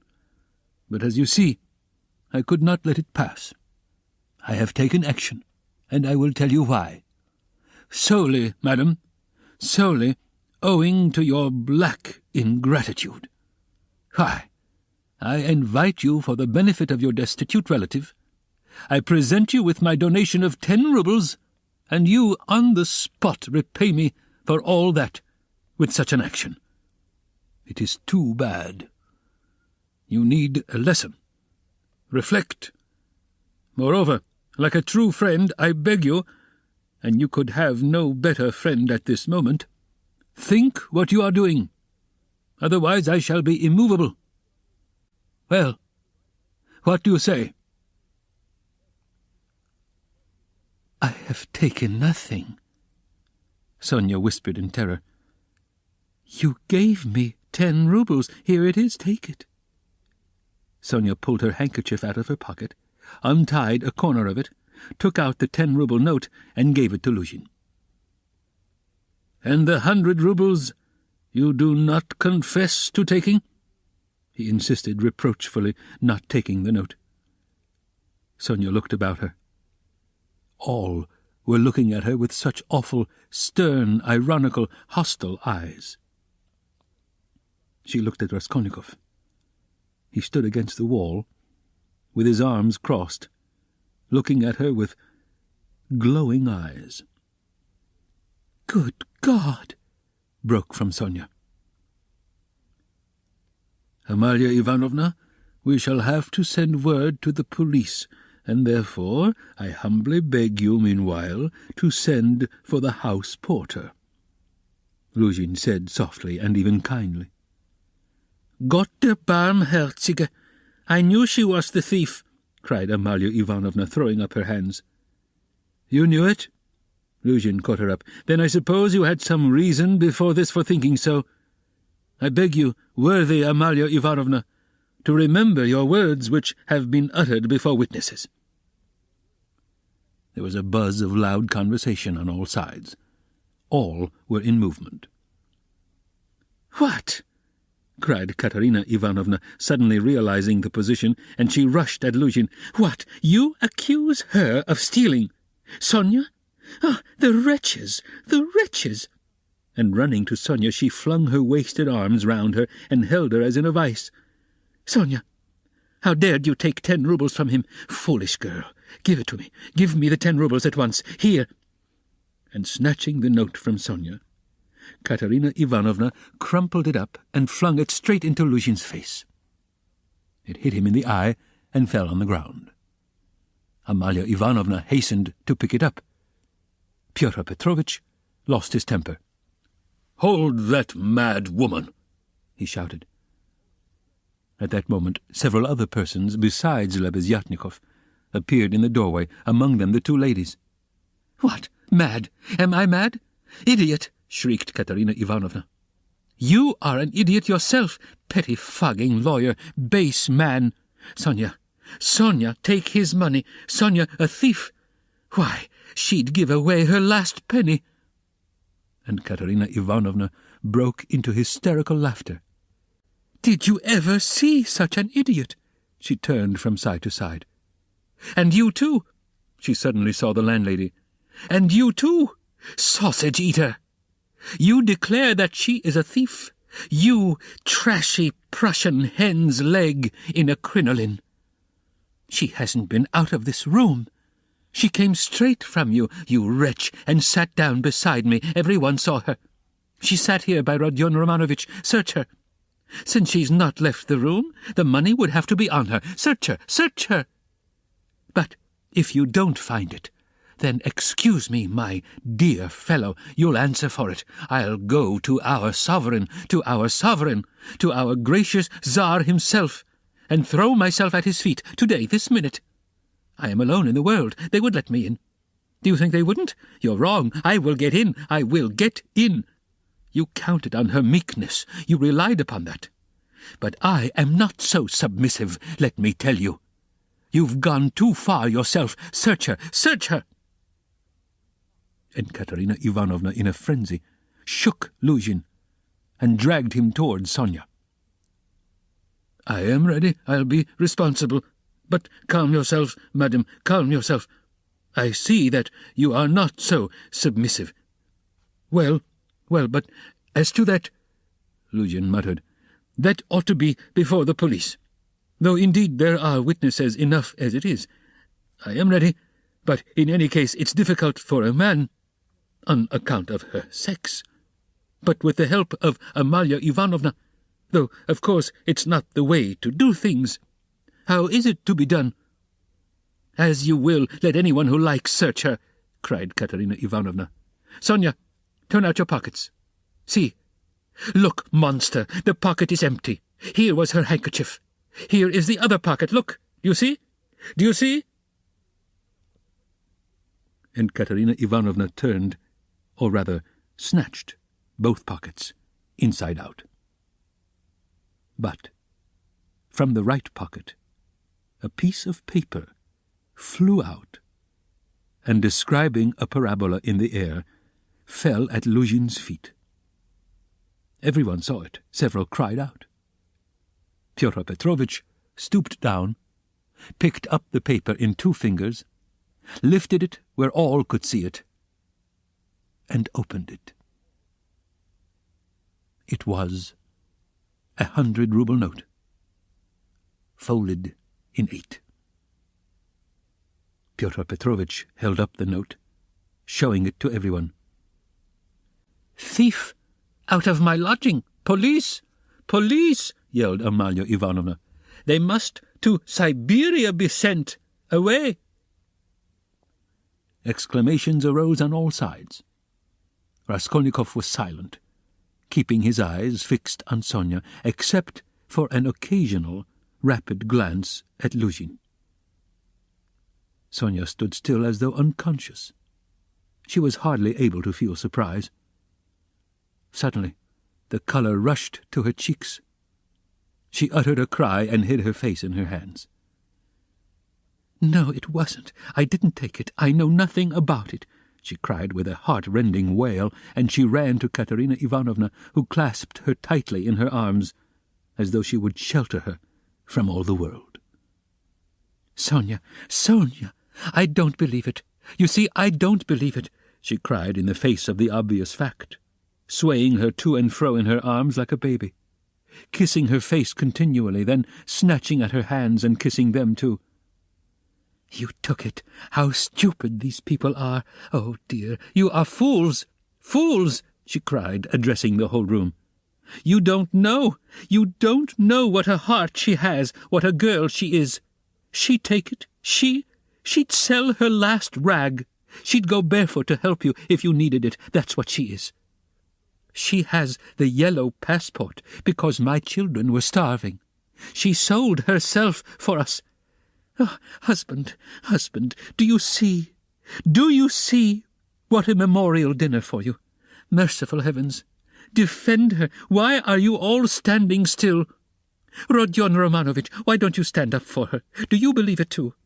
You are not worth her little finger, all of you together. Good God, defend her now, at least." the wail of the poor, consumptive, helpless woman, seemed to produce a great effect on her audience. The agonized, wasted, consumptive face, the parched, blood-stained lips, the hoarse voice, the tears unrestrained as a child's, the trustful, childish, and yet despairing prayer for help, were so piteous that everyone seemed to feel for her. Pyotr Petrovitch, at any rate, was at once moved to compassion. "Madame, this incident does not reflect upon you," he cried impressively.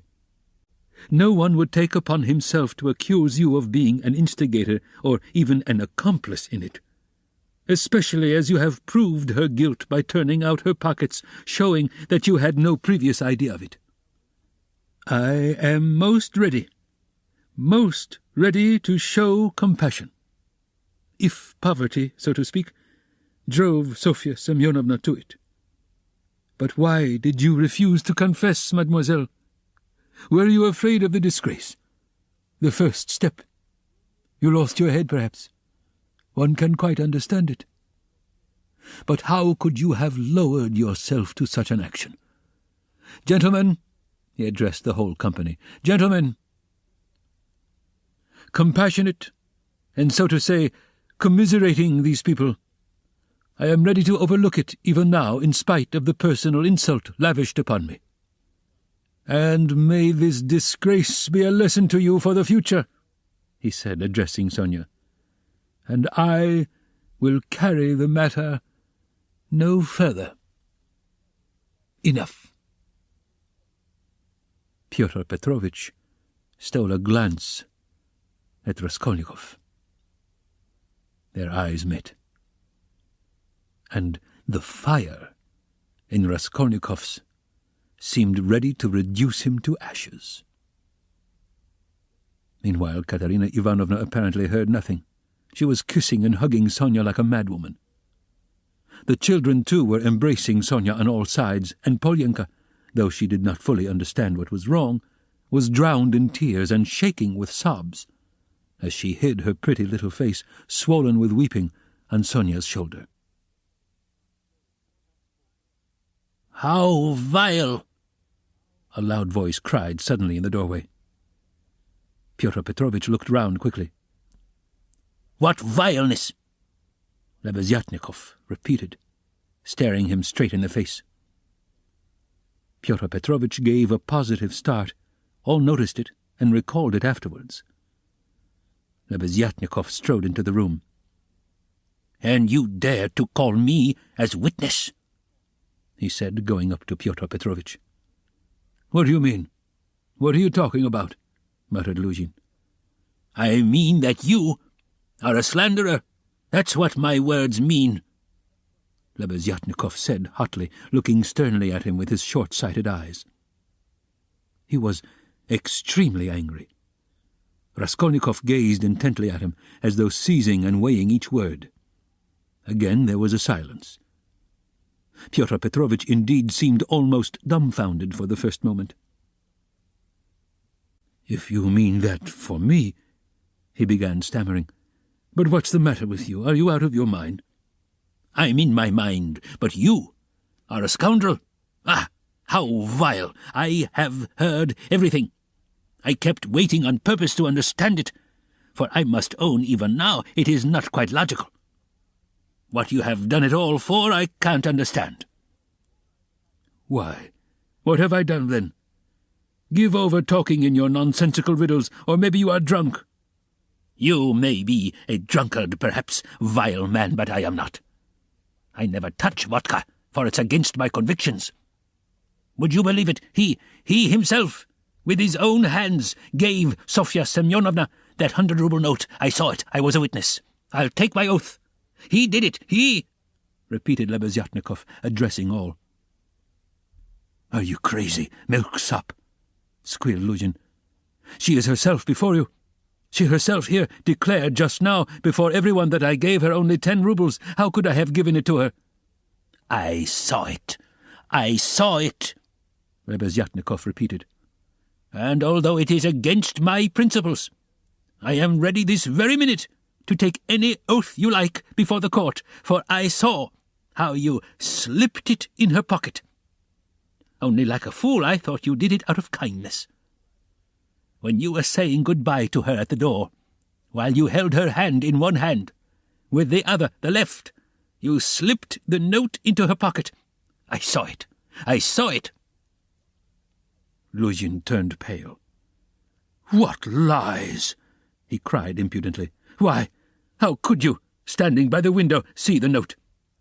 You imagined it with your short-sighted eyes. You are raving." "No, I didn't imagine it. And though I was standing some way off, I saw it all. And though it certainly would be hard to distinguish a note from the window, that's true, I knew for certain that it was a 100-ruble note because, when you were going to give Sofya Semyonovna 10 rubles, you took up from the table a 100-ruble note. I saw it because I was standing near then, and an idea struck me at once, so that I did not forget you had it in your hand. You folded it and kept it in your hand all the time. I didn't think of it again until, when you were getting up, you changed it from your right hand to your left and nearly dropped it. I noticed it because the same idea struck me again, that you meant to do her a kindness without my seeing.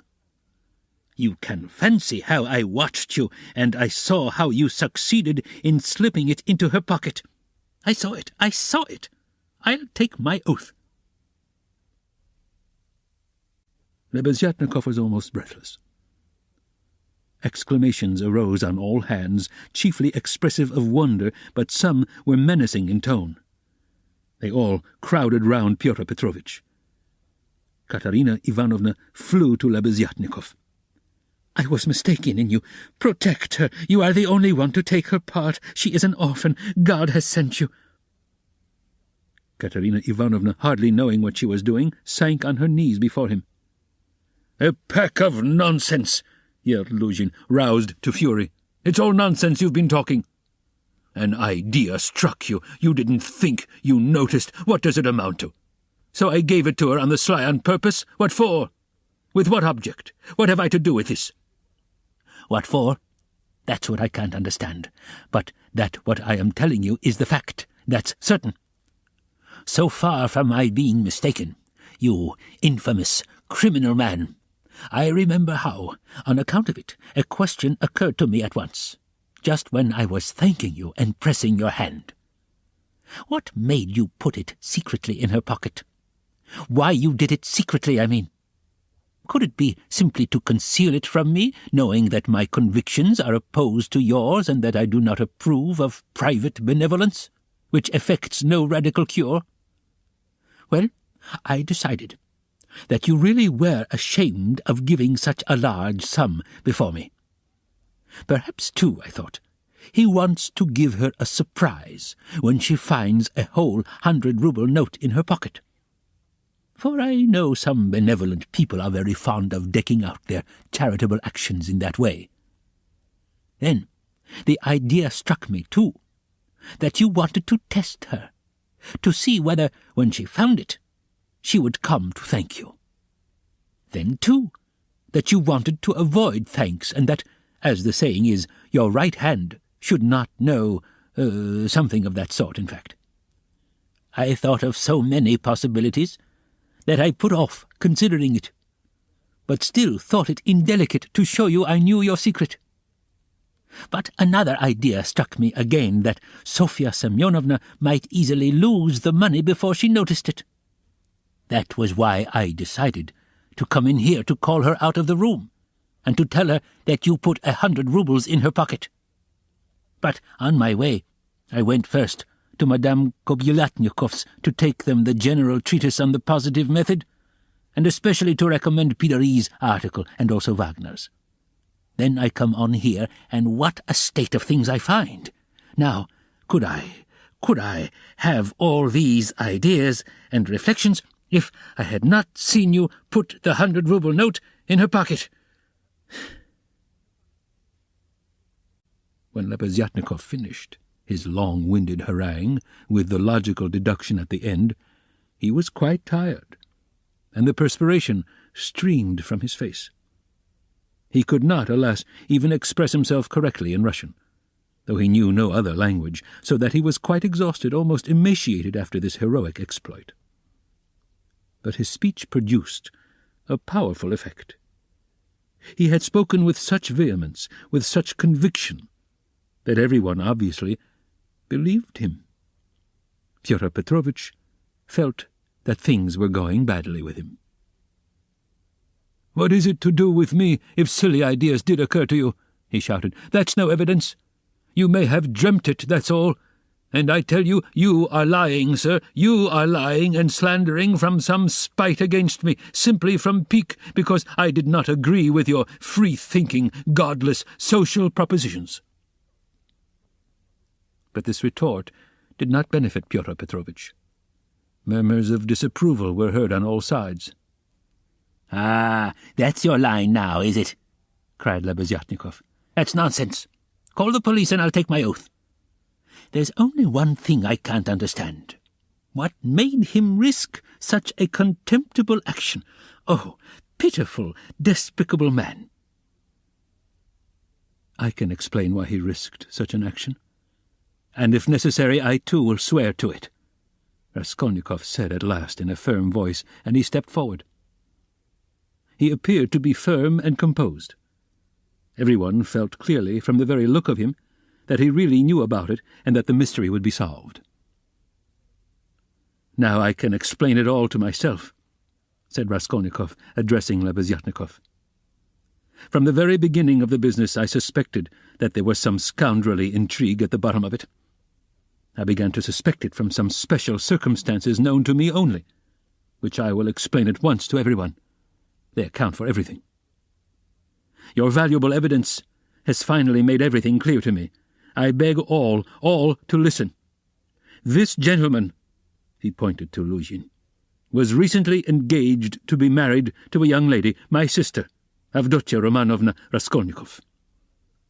But coming to Petersburg, he quarrelled with me the day before yesterday at our first meeting, and I drove him out of my room. I have 2 witnesses to prove it. He is a very spiteful man. The day before yesterday, I didn't know that he was staying here, in your room, and that consequently on the very day we quarrelled, the day before yesterday, he saw me give Katerina Ivanovna some money for the funeral, as a friend of the late Mr. Marmeladov. He at once wrote a note to my mother, and informed her that I had given away all my money not to Katerina Ivanovna, but to Sofya Semyonovna, and referred in a most contemptible way to the character of Sofya Semyonovna, that is, hinted at the character of my attitude to Sofya Semyonovna. All this, you understand, was with the object of dividing me from my mother and sister, by insinuating that I was squandering on unworthy objects the money which they had sent me and which was all they had. Yesterday evening, before my mother and sister and in his presence, I declared that I had given the money to Katerina Ivanovna for the funeral and not to Sofya Semyonovna, and that I had no acquaintance with Sofya Semyonovna and had never seen her before, indeed. At the same time I added that he, Pyotr Petrovitch Luzhin, with all his virtues, was not worth Sofya Semyonovna's little finger, though he spoke so ill of her. To his question, would I let Sofya Semyonovna sit down beside my sister, I answered that I had already done so that day. Irritated that my mother and sister were unwilling to quarrel with me at his insinuations, he gradually began being unpardonably rude to them. A final rupture took place, and he was turned out of the house. All this happened yesterday evening. Now I beg your special attention. Consider, if he had now succeeded in proving that Sofya Semyonovna was a thief, he would have shown to my mother and sister that he was almost right in his suspicions, that he had reason to be angry at my putting my sister on a level with Sofya Semyonovna, that in attacking me, he was protecting and preserving the honor of my sister, his betrothed. In fact, he might even through all this, have been able to estrange me from my family, and no doubt he hoped to be restored to favour with them. To say nothing of revenging himself on me personally, for he has grounds for supposing that the honour and happiness of Sofya Semyonovna are very precious to me. That was what he was working for. That's how I understand it. That's the whole reason for it, and there can be no other. It was like this, or somewhat like this, that Raskolnikov wound up his speech, which was followed very attentively, though often interrupted by exclamations from his audience. But in spite of interruptions, he spoke clearly, calmly, exactly, firmly. His decisive voice, his tone of conviction, and his stern face made a great impression on everyone. Yes, that's it, Lebeziatnikov assented gleefully. That must be it, for he asked me, as soon as Sofya Semyonovna came into our room, whether you were here, whether I had seen you among Katerina Ivanovna's guests. He called me aside to the window and asked me in secret. It was essential for him that you should be here. That's it. Luzhin smiled contemptuously and did not speak. But he was very pale. He seemed to be deliberating on some means of escape. Perhaps he would have been glad to give up everything and get away, but at the moment this was scarcely possible. It would have implied admitting the truth of the accusations brought against him. Moreover, the company, which had already been excited by drink, was now too much stirred to allow it. The commissariat clerk, though indeed he had not grasped the whole position, was shouting louder than anyone and was making some suggestions very unpleasant to Luzhin. But not all those present were drunk.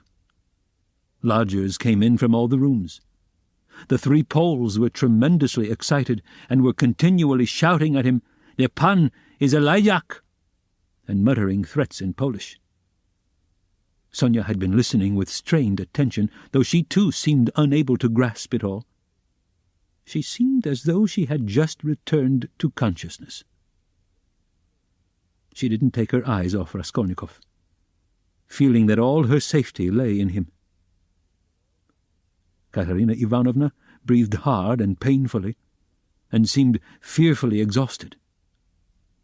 Amalia Ivanovna stood looking more stupid than anyone, with her mouth wide open, unable to make out what had happened. She only saw that Pyotr Petrovitch had somehow come to grief. Raskolnikov was attempting to speak again, but they did not let him. Everyone was crowding round Luzhin with threats and shouts of abuse. But Pyotr Petrovitch was not intimidated. Seeing that his accusation of Sonia had completely failed, he had recourse to insolence. "Allow me, gentlemen, allow me. Don't squeeze, let me pass," he said, making his way through the crowd. "And no threats, if you please. I assure you it will be useless. You will gain nothing by it. On the contrary, you'll have to answer, gentlemen, for violently obstructing the course of justice. The thief has been more than unmasked, and I shall prosecute. Our judges are not so blind and not so drunk, and will not believe the testimony of two notorious infidels, agitators, and atheists, who accuse me from motives of personal revenge which they are foolish enough to admit. Yes, allow me to pass." "Don't let me find a trace of you in my room. Kindly leave at once, and everything is at an end between us. When I think of the trouble I've been taking, the way I've been expounding, all this fortnight—" "I told you myself today that I was going when you tried to keep me. Now I will simply add that you are a fool. I advise you to see a doctor for your brains and your short sight. Let me pass, gentlemen." He forced his way through. But the commissariat clerk was unwilling to let him off so easily. He picked up a glass from the table, brandished it in the air, and flung it at Pyotr Petrovitch, but the glass flew straight at Amalia Ivanovna. She screamed, and the clerk, overbalancing, fell heavily under the table. Pyotr Petrovitch made his way to his room, and half an hour later had left the house.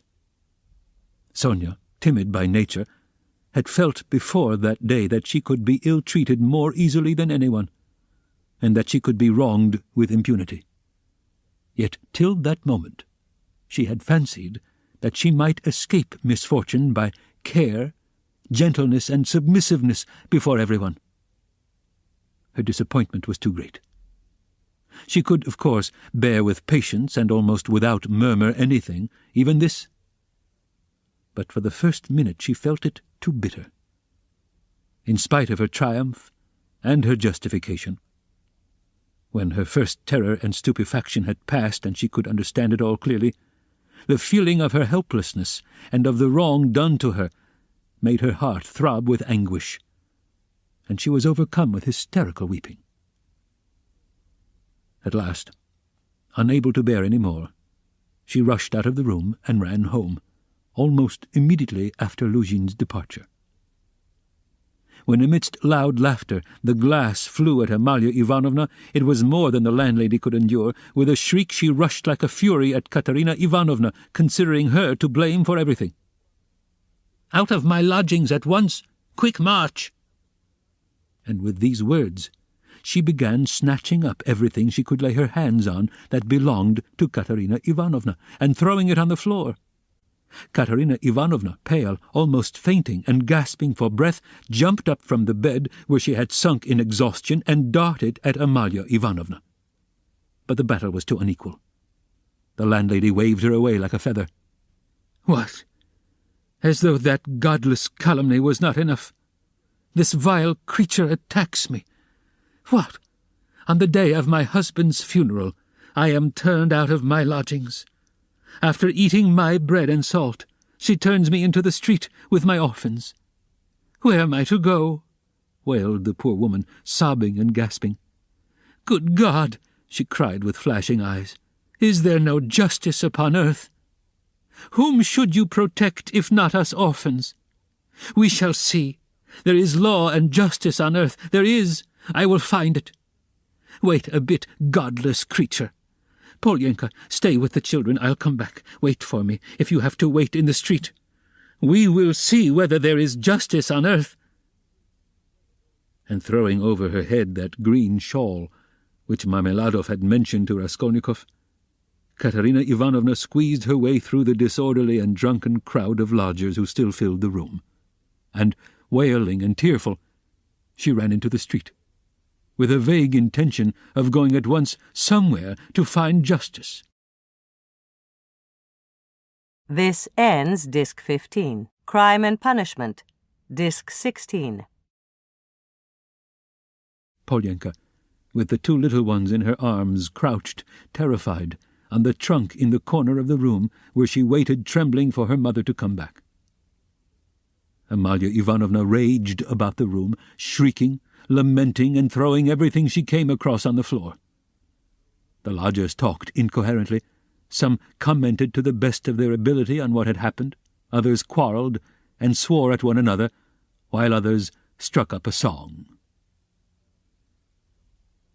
"Now it's time for me to go," thought Raskolnikov. "Well, Sofya Semyonovna, we shall see what you'll say now." And he set off in the direction of Sonia's lodgings. Chapter 4. Raskolnikov had been a vigorous and active champion of Sonia against Luzhin, although he had such a load of horror and anguish in his own heart. But having gone through so much in the morning, he found a sort of relief in a change of sensations, apart from the strong personal feeling which impelled him to defend Sonia. He was agitated, too, especially at some moments, by the thought of his approaching interview with Sonia. He had to tell her who had killed Lizaveta. He knew the terrible suffering it would be to him and, as it were, brushed away the thought of it.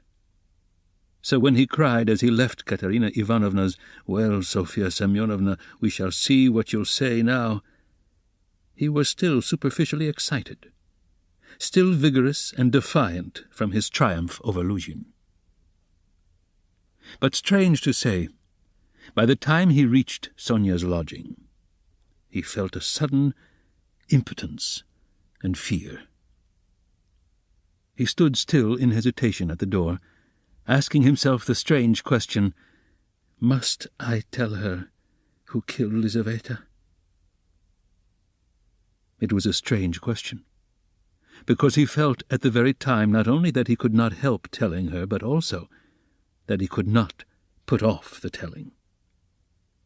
He didn't yet know why it must be so, he only felt it, and the agonizing sense of his impotence before the inevitable almost crushed him. To cut short his hesitation and suffering, he quickly opened the door and looked at Sonia from the doorway. She was sitting with her elbows on the table and her face in her hands, but seeing Raskolnikov, she got up at once and came to meet him, as though she were expecting him. "What would have become of me but for you?" she said quickly, meeting him in the middle of the room. Evidently she was in haste to say this to him. It was what she had been waiting for. Raskolnikov went to the table and sat down on the chair from which she had only just risen. She stood facing him, 2 steps away, just as she had done the day before. "Well, Sonia," he said, and felt that his voice was trembling. "It was all due to your social position and the habits associated with it. Did you understand that just now?" Her face showed her distress.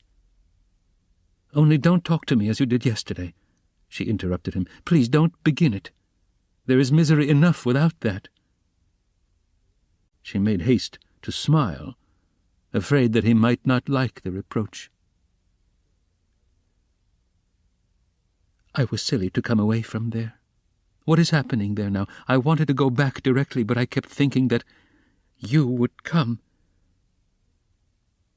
He told her that Amalia Ivanovna was turning them out of their lodging, and that Katerina Ivanovna had run off somewhere to seek justice. "My God!" cried Sonia. "Let's go at once!" And she snatched up her cape. "It's everlastingly the same thing," said Raskolnikov irritably. "You've no thought except for them. Stay a little with me." "But Katerina Ivanovna—" "You won't lose Katerina Ivanovna, you may be sure. She'll come to you herself since she has run out," he added peevishly. "If she doesn't find you here, you'll be blamed for it." Sonia sat down in painful suspense. Raskolnikov was silent, gazing at the floor and deliberating. "This time Luzhin did not want to prosecute you," he began, not looking at Sonia. "But if he had wanted to, if it had suited his plans, he would have sent you to prison if it had not been for Lebeziatnikov and me, eh?" "Yes," she assented in a faint voice. "Yes," she repeated, preoccupied and distressed.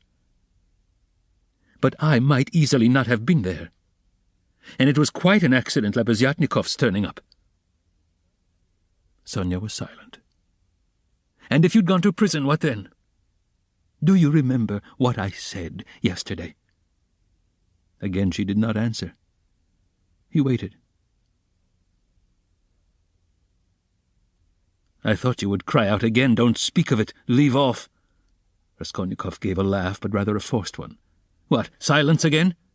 he asked a minute later. "We must talk about something, you know. It would be interesting for me to know how you would decide a certain problem, as Lebeziatnikov would say." He was beginning to lose the thread. "No, really, I am serious. Imagine, Sonia, that you had known all Luzhin's intentions beforehand, known, that is, for a fact, that they would be the ruin of Katerina Ivanovna and the children, and yourself thrown in, since you don't count yourself for anything, Polyenka too, for she'll go the same way.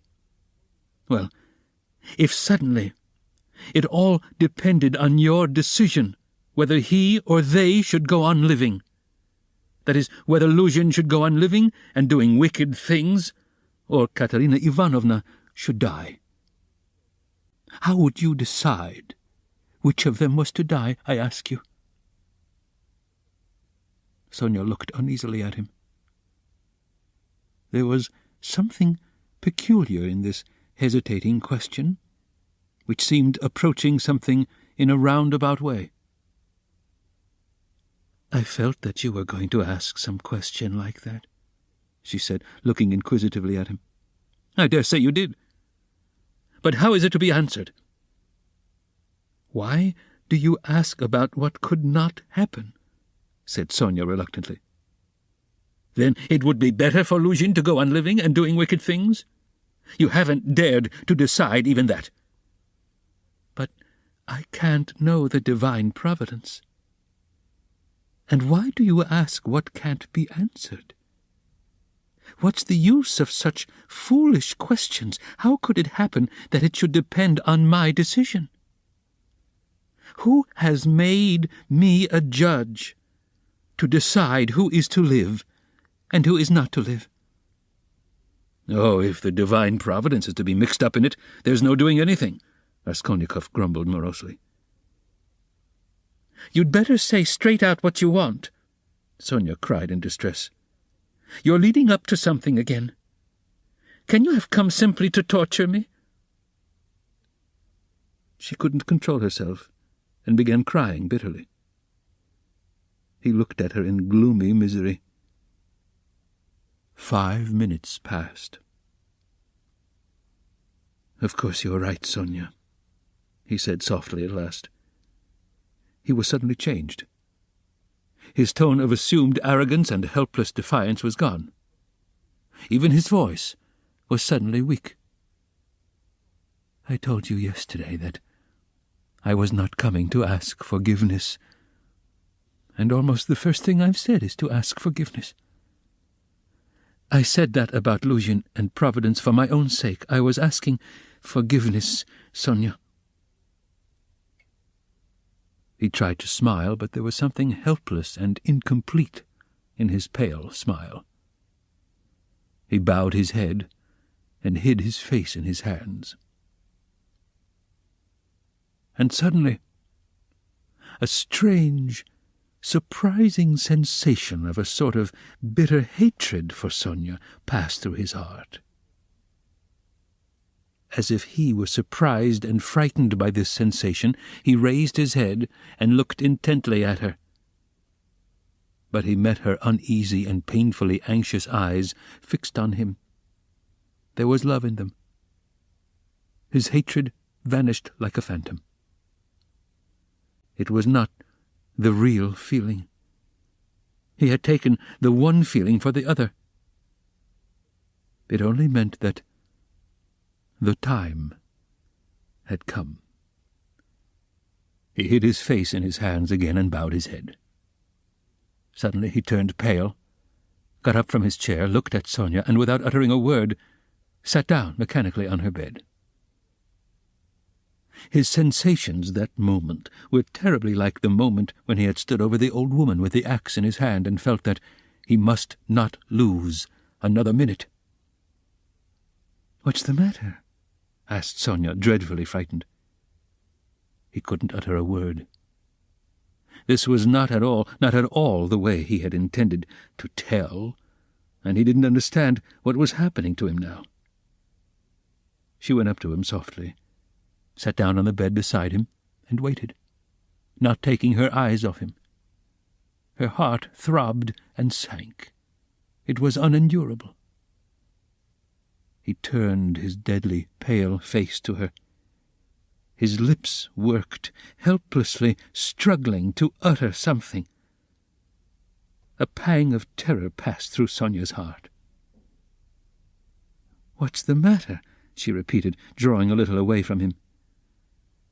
"Nothing, Sonia, don't be frightened. It's nonsense. It really is nonsense, if you think of it," he muttered, like a man in delirium. "Why, have I come to torture you?" he added suddenly, looking at her. "Why, really?" I keep asking myself that question, Sonia."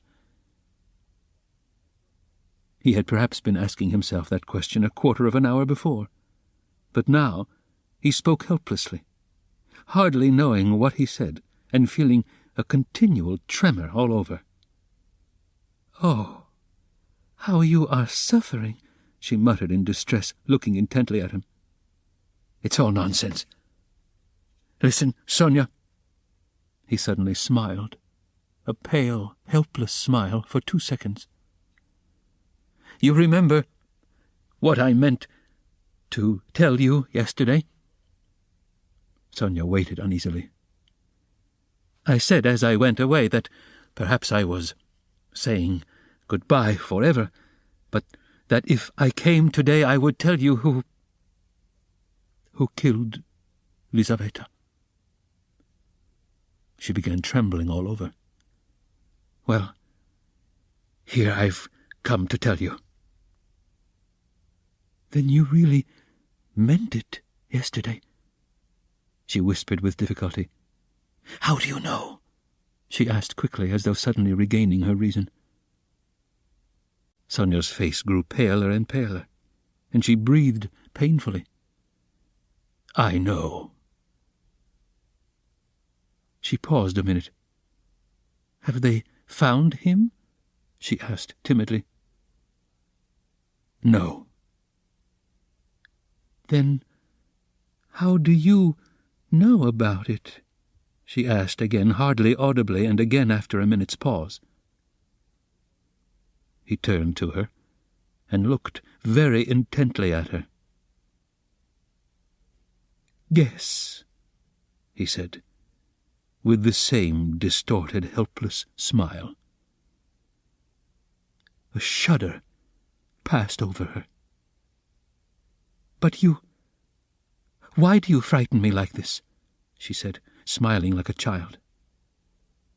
"I must be a great friend of his, since I know," Raskolnikov went on, still gazing into her face, as though he couldn't turn his eyes away. "He did not mean to kill that Lizaveta. He killed her accidentally. He meant to kill the old woman when she was alone, and he went there. And then Lizaveta came in. He killed her too." Another awful moment passed. Both still gazed at one another. "You can't guess, then?" he asked suddenly, feeling as though he were flinging himself down from a steeple. "No," whispered Sonia. "Take a good look." As soon as he had said this again, the same familiar sensation froze his heart. He looked at her, and all at once seemed to see in her face the face of Lizaveta.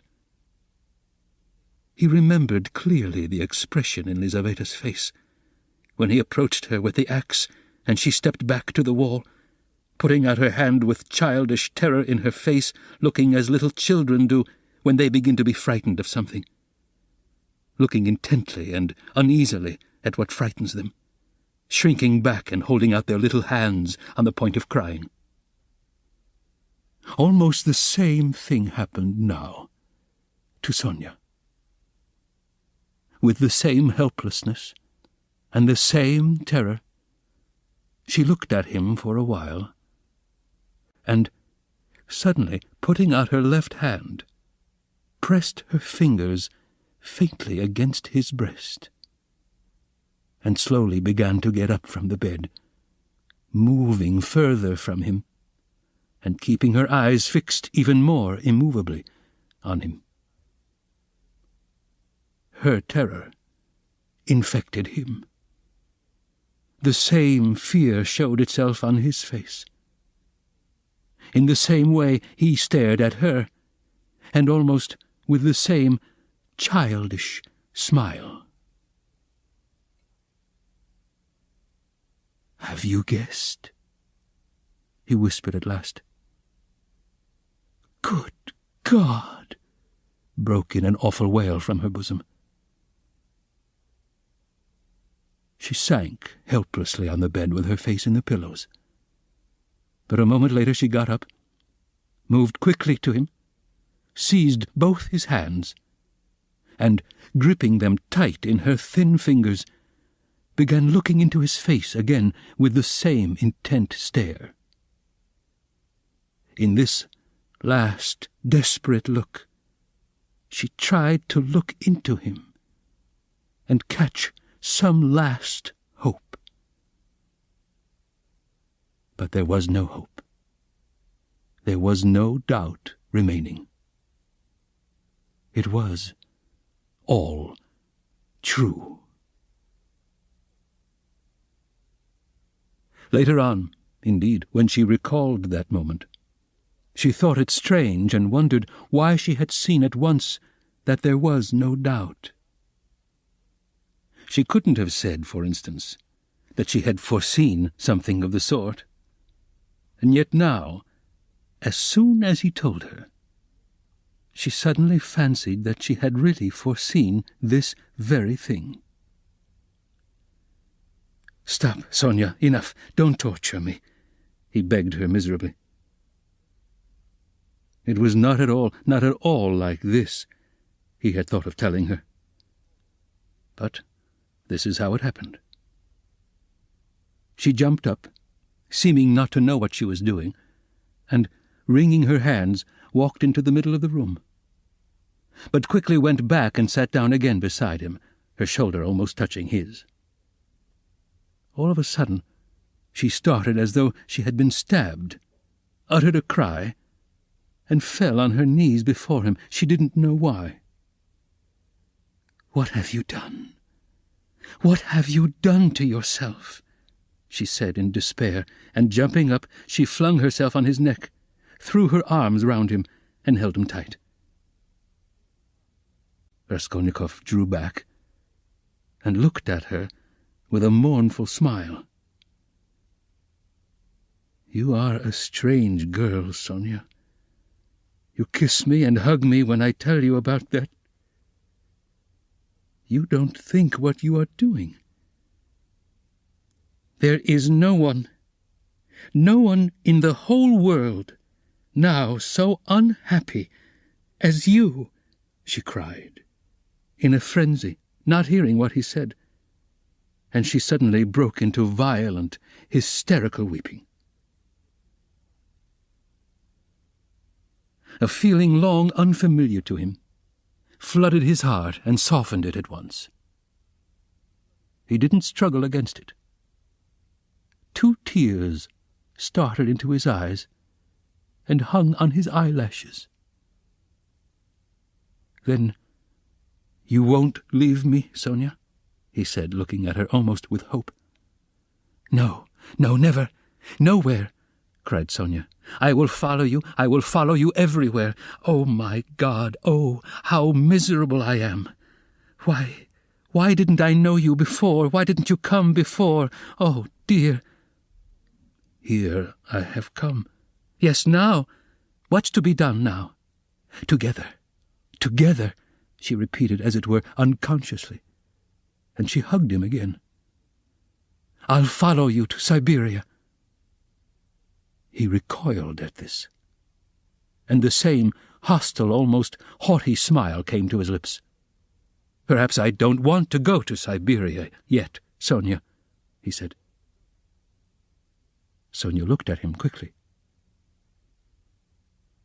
Again, after her first passionate, agonizing sympathy for the unhappy man, the terrible idea of the murder overwhelmed her.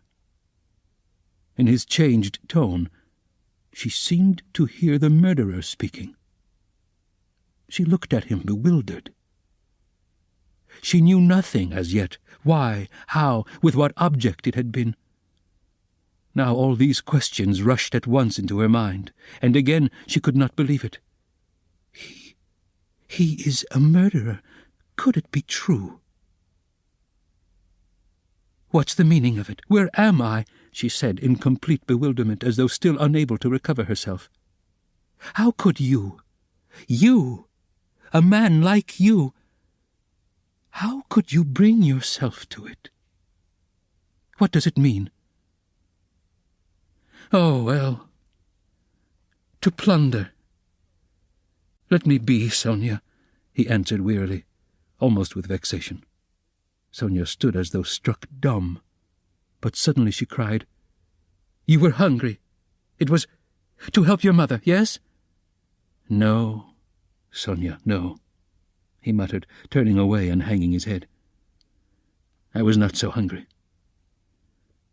I certainly did want to help my mother, but that's not the real thing either.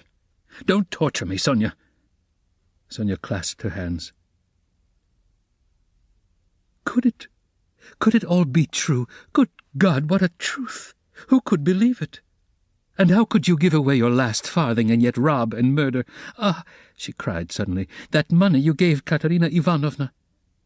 That money! Can that money— "No, Sonia," he broke in hurriedly. "That money was not it. Don't worry yourself. That money my mother sent me, and it came when I was ill, the day I gave it to you. Razumichin saw it. He received it for me. That money was mine, my own." Sonia listened to him in bewilderment, and did her utmost to comprehend.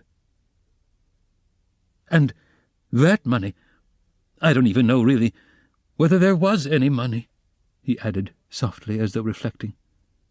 "I took a purse off her neck, made of chamois leather. A purse stuffed full of something. But I didn't look in it. I suppose I hadn't time. And the things, chains and trinkets, I buried under a stone with the purse next morning in a yard off the V Prospect. They're all there now." Sonia strained every nerve to listen. "Then why, you said you did it to rob, but you took nothing?" she asked quickly, catching at a straw. "I don't know. I haven't yet decided whether to take that money or not," he said, musing again, and seeming to wake up with a start, he gave a brief, ironical smile. "Ugh, what silly stuff I'm talking, huh?" The thought flashed through Sonia's mind. Wasn't he mad? But she dismissed it at once. No, it was something else. She could make nothing of it, nothing. "Do you know, Sonia," he said suddenly with conviction, "let me tell you, if I'd simply killed because I was hungry," laying stress on every word and looking enigmatically but sincerely at her, "I should be happy now. You must believe that. What would it matter to you," he cried a moment later with a sort of despair, "what would it matter to you if I were to confess that I did wrong? What do you gain by such a stupid triumph over me? Ah, Sonia, was it for that I've come to you today?" Again Sonia tried to say something, but didn't speak. "I asked you to go with me yesterday because you are all I have left." "Go where?" asked Sonia timidly. "Not to steal and not to murder. Don't be anxious," he smiled bitterly. "We are so different. And you know, Sonia, it's only now, only this moment, that I understand where I asked you to go with me yesterday. Yesterday, when I said it, I didn't know where. I asked you for one thing. I came to you for one thing, not to leave me. You won't leave me, Sonia." She squeezed his hand. "And why did I tell her? Why did I let her know?" he cried a minute later in despair, looking with infinite anguish at her. "Here you expect an explanation from me, Sonia. You are sitting and waiting for it, I see that. But what can I tell you? You won't understand and will only suffer misery on my account. Well, you are crying and embracing me again. Why do you do it? Because I couldn't bear my burden and have come to throw it on another, you suffer too, and I shall feel better. And can you love such a mean wretch?" "But aren't you suffering too?" cried Sonia. Again a wave of the same feeling surged into his heart, and again for an instant softened it. "Sonia, I have a bad heart. Take note of that. It may explain a great deal. I have come because I am bad. There are men who wouldn't have come, but I am a coward, and a mean wretch. But never mind, that's not the point. I must speak now, but I don't know how to begin." He paused and sank into thought. "Ugh, we are so different," he cried again. "We are not alike. And why did I come? I shall never forgive myself that." No, it was a good thing you came," cried Sonia. "It's better I should know, far better." He looked at her with anguish. "What if it were really that?" he said, as though reaching a conclusion. "Yes, that's what it was. I wanted to become a Napoleon. That is why I killed her. Do you understand now?" "No," Sonia whispered naively and timidly. "Only speak, speak. I shall understand. I shall understand in myself." She kept begging him. "You'll understand? Very well. We shall see." He paused, and was for some time lost in meditation. "It was like this. I asked myself one day this question.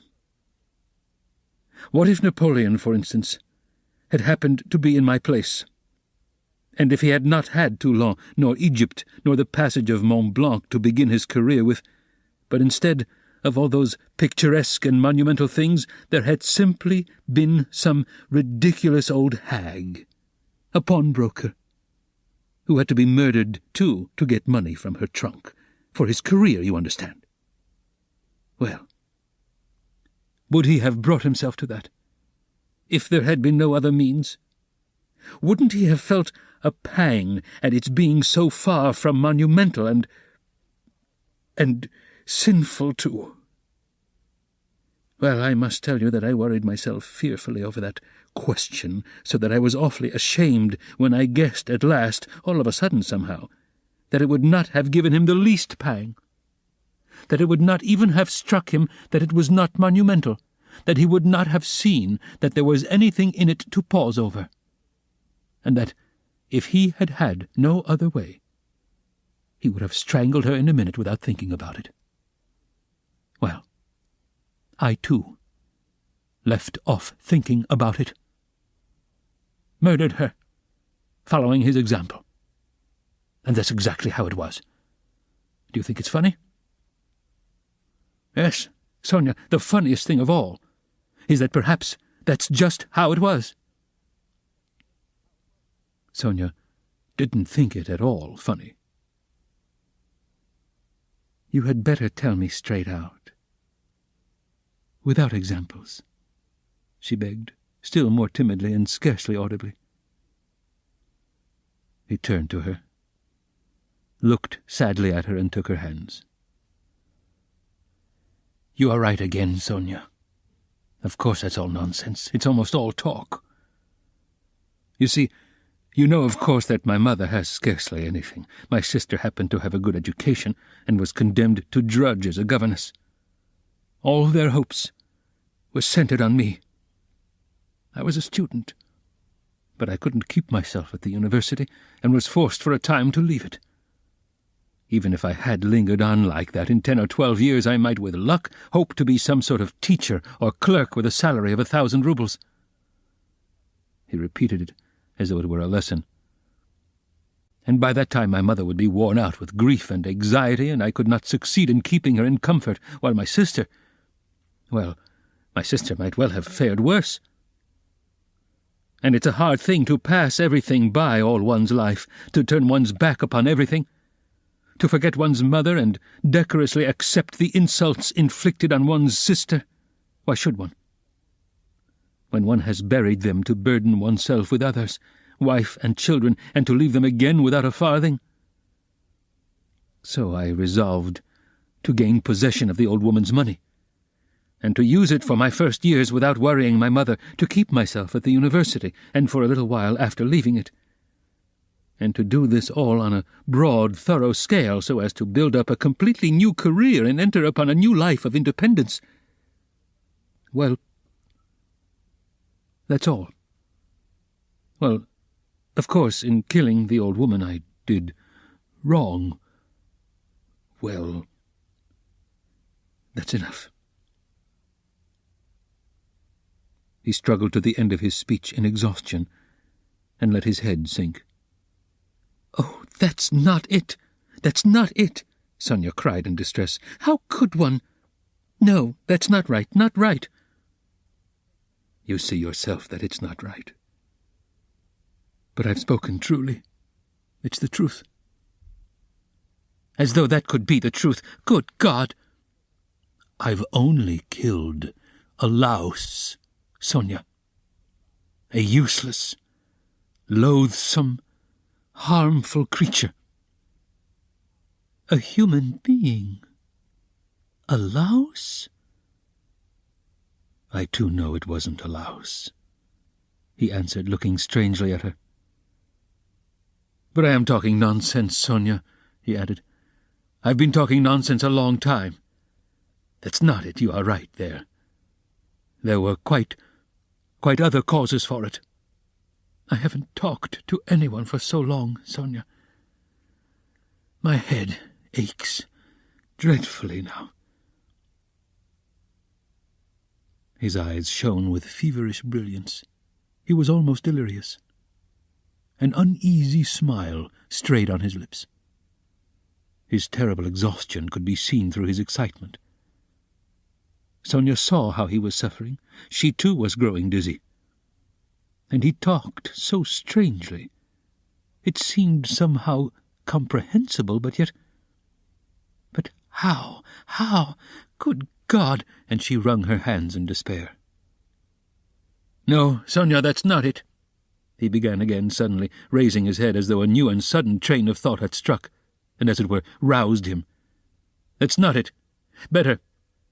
Imagine, yes, it's certainly better, imagine that I am vain, envious, malicious, base, vindictive, and, well, perhaps with a tendency to insanity. Let's have it all out at once. They've talked of madness already, I noticed. I told you just now I couldn't keep myself at the university, but do you know that perhaps I might have done? My mother would have sent me what I needed for the fees, and I could have earned enough for clothes, boots, and food, no doubt. Lessons had turned up at 1/2 ruble, Razumichin works. But I turned sulky and wouldn't. Yes, sulkiness, that's the right word for it. I sat in my room, like a spider. You've been in my den, you've seen it. And do you know, Sonia, that low ceilings and tiny rooms cramp the soul and the mind? Oh, how I hated that garret. And yet I wouldn't go out of it. I wouldn't, on purpose. I didn't go out for days together, and I wouldn't work. I wouldn't even eat. I'd just lay there, doing nothing. If Nastasia brought me anything, I ate it. If she didn't, I went all day without. I wouldn't ask on purpose from sulkiness. At night I had no light. I lay in the dark, and I wouldn't earn money for candles. I ought to have studied, but I sold my books, and the dust lies an inch thick on the notebooks on my table. I preferred lying still and thinking, and I kept thinking. And I had dreams all the time, strange dreams of all sorts, no need to describe. Only then I began to imagine that... No, that's not it. Again, I'm telling you wrong, you see. I kept asking myself then, why am I so stupid? And if others are stupid, and I know they are, didn't I want to be wiser? Then I saw, Sonia, that if one waits for everyone to get wiser, it will take too long. Afterwards, I understood that would never come to pass, that men won't change, and that nobody can alter it, and that it's not worth wasting effort over it. Yes, that's so. That's the law of their nature, Sonia. That's so. And I know now, Sonia, that whoever is strong in mind and spirit will have power over them. Anyone who is greatly daring has right on his side. He who despises most things will be a lawgiver among them. And he who dares most of all will be most in the right. So it has been till now, and so it will always be. A man must be blind not to see it. Though Raskolnikov looked at Sonia as he said this, he no longer cared whether she understood or not. The fever had complete hold of him. He was in a sort of gloomy ecstasy. He certainly had been too long without talking to anyone. Sonia felt that his gloomy creed had become his faith and code. Then I figured out, Sonia, he went on eagerly, that power is only given to the man who dares to stoop and pick it up. There is only one thing needful. One has only to dare. Then for the first time in my life an idea took shape in my mind, which no one had ever thought of before me, no one. I saw clear as daylight how strange it is that not a single person living in this mad world has had the daring to go straight for it all and send it flying to the devil. I wanted to dare, and I killed her. I only wanted to have the daring, Sonia. That was the whole cause of it. Oh. Hush, hush, cried Sonia, clasping her hands. You turned away from God, and God has smitten you, has given you over to the devil. Then, Sonia, when I used to lie there in the dark and all this became clear to me, was it a temptation of the devil, eh? Hush, don't laugh, blasphemer. You don't understand, you don't understand. Oh, God, he won't understand. Hush, Sonia, I am not laughing. I know myself that it was the devil leading me. Hush, Sonia, hush, he repeated with gloomy insistence. I know it all. I have thought it all over, and whispered it all over to myself lying there in the dark. I've argued it all over with myself, every point of it, and I know it all. And how sick I was then of going over it all. I have kept wanting to forget it and make a new beginning, Sonia, and leave off thinking. And you don't suppose that I went into it headlong like a fool? I went into it like a wise man, and that was just my destruction. And you mustn't suppose that I didn't know, for instance, that if I began to question myself whether I had the right to gain power or not, the conclusion would follow that I didn't have the right. Or that if I asked myself whether a human being is a louse, it proved that it wasn't so for me, though it might be for a man who would go straight to his goal without asking questions. If I worried myself all those days, wondering whether Napoleon would have done it or not, I felt clearly, of course, that I wasn't Napoleon. I had to endure all the agony of that battle of ideas, Sonia, and I longed to throw it off. I wanted to murder without casuistry, to murder for my own sake, for myself alone. I didn't want to lie about it even to myself. It wasn't to help my mother I did the murder. That's nonsense. I didn't do the murder to gain wealth and power and to become a benefactor of mankind. Nonsense. I simply did it.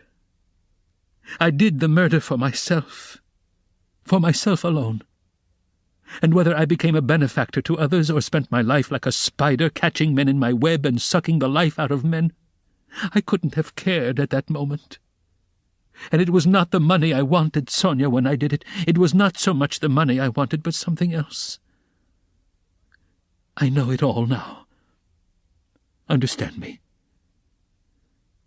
Perhaps I should never have committed a murder again. I wanted to find out something else. It was something else led me on. I wanted to find out then, and quickly, whether I was a louse like everybody else, or a man. Whether I can step over barriers or not. Whether I dare stoop to pick up or not. Whether I am a trembling creature, or whether I have the right to kill? Have the right to kill? Sonia clasped her hands. Ah, Sonia! He cried irritably, and seemed about to make some retort, but was contemptuously silent. Don't interrupt me, Sonia. I want to prove one thing only, that the devil led me on then, and he has shown me since that I had not the right to take that path, because I am just such a louse as all the rest. He was mocking me, and here I've come to you now. Welcome your guest. If I were not a louse, should I have come to you? Listen, when I went then to the old woman's, I only went to try. You may be sure of that. And you murdered her? But how did I murder her? Is that how men do murders? Do men go to commit a murder as I went then? I will tell you some day how I went. Did I murder the old woman? I murdered myself, not her. I crushed myself once for all, forever. But it was the devil that killed that old woman, not I. Enough, enough, Sonia, enough. Let me be. He cried in a sudden spasm of agony. Let me be. He leaned his elbows on his knees and squeezed his head in his hands as in a vice. What suffering! A wail of anguish broke from Sonia. Well, what am I to do now? He asked, suddenly raising his head and looking at her with a face hideously distorted by despair. What are you to do? She cried, jumping up, and her eyes, that had been full of tears, suddenly began to shine. Stand up! She seized him by the shoulder. He got up, looking at her almost bewildered. Go at once, this very minute. Stand at the crossroads. Bow down.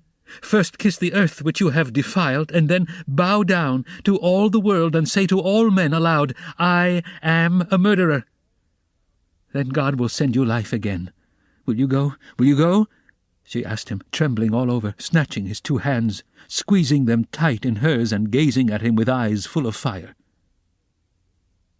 He was amazed at her sudden ecstasy.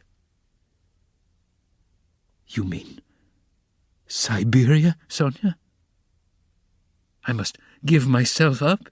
He asked gloomily. Suffer and expiate your sin by it, that's what you must do. No, I am not going to them, Sonia. But how will you go on living? What would you live for? Cried Sonia. How is it possible now? Why, how can you talk to your mother? Oh, what will become of them now? But what am I saying? You have abandoned your mother and your sister already. He has abandoned them already. Oh, God, she cried. Why, he knows it all himself. How can he live by himself? What will become of you now? Don't be a child, Sonia, he said softly. What wrong have I done them? Why should I go to them? What should I say to them? That's only a phantom. They destroy men by millions themselves and look on it as a virtue. They are knaves and scoundrels, Sonia. I'm not going to them. And what should I say to them? That I murdered her, but did not dare to take the money and hid it under a stone? He added with a bitter smile. Why, they would laugh at me, and would call me a fool for not getting it, a coward and a fool. They wouldn't understand, and they don't deserve to understand. Why should I go to them? I won't. Don't be a child, Sonia." "It will be too much for you to bear. Too much," she repeated, holding out her hands in despairing supplication. "Perhaps I've been unfair to myself," he observed gloomily, pondering. "Perhaps, after all, I am a man, and not a louse, and I've been in too great a hurry to condemn myself. I'll make another fight for it."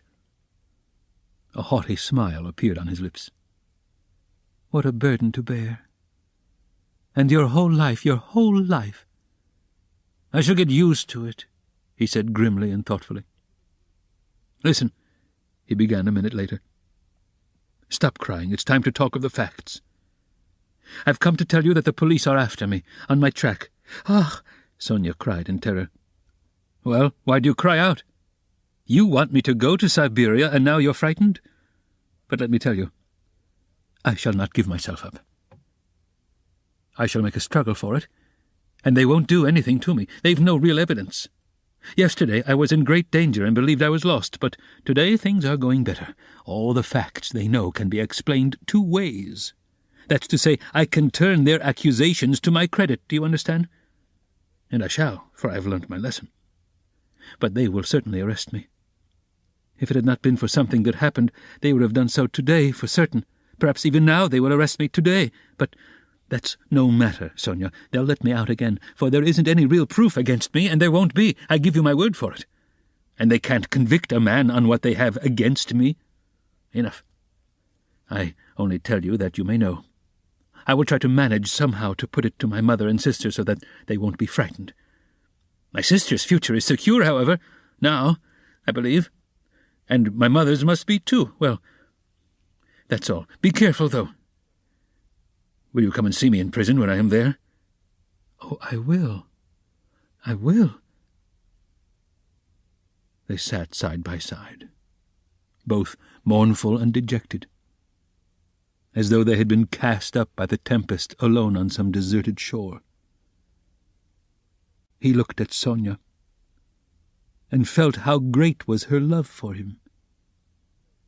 And strange to say, he felt it suddenly burdensome and painful to be so loved. Yes, it was a strange and awful sensation. On his way to see Sonia, he had felt that all his hopes rested on her. He expected to be rid of at least part of his suffering, and now, when all her heart turned towards him, he suddenly felt that he was immeasurably unhappier than before. "Sonia," he said, "you'd better not come and see me when I am in prison." Sonia didn't answer. She was crying. Several minutes passed. "Have you a cross on you?" she asked, as though suddenly thinking of it. He didn't at first understand the question. "No, of course not. Here, take this one of cypress wood. I have another, a copper one that belonged to Lizaveta. I changed with Lizaveta. She gave me her cross, and I gave her my little icon. I will wear Lizaveta's now and give you this. Take it. It's mine. It's mine, you know," she begged him. "We will go to suffer together, and together we will bear our cross." "Give it me," said Raskolnikov.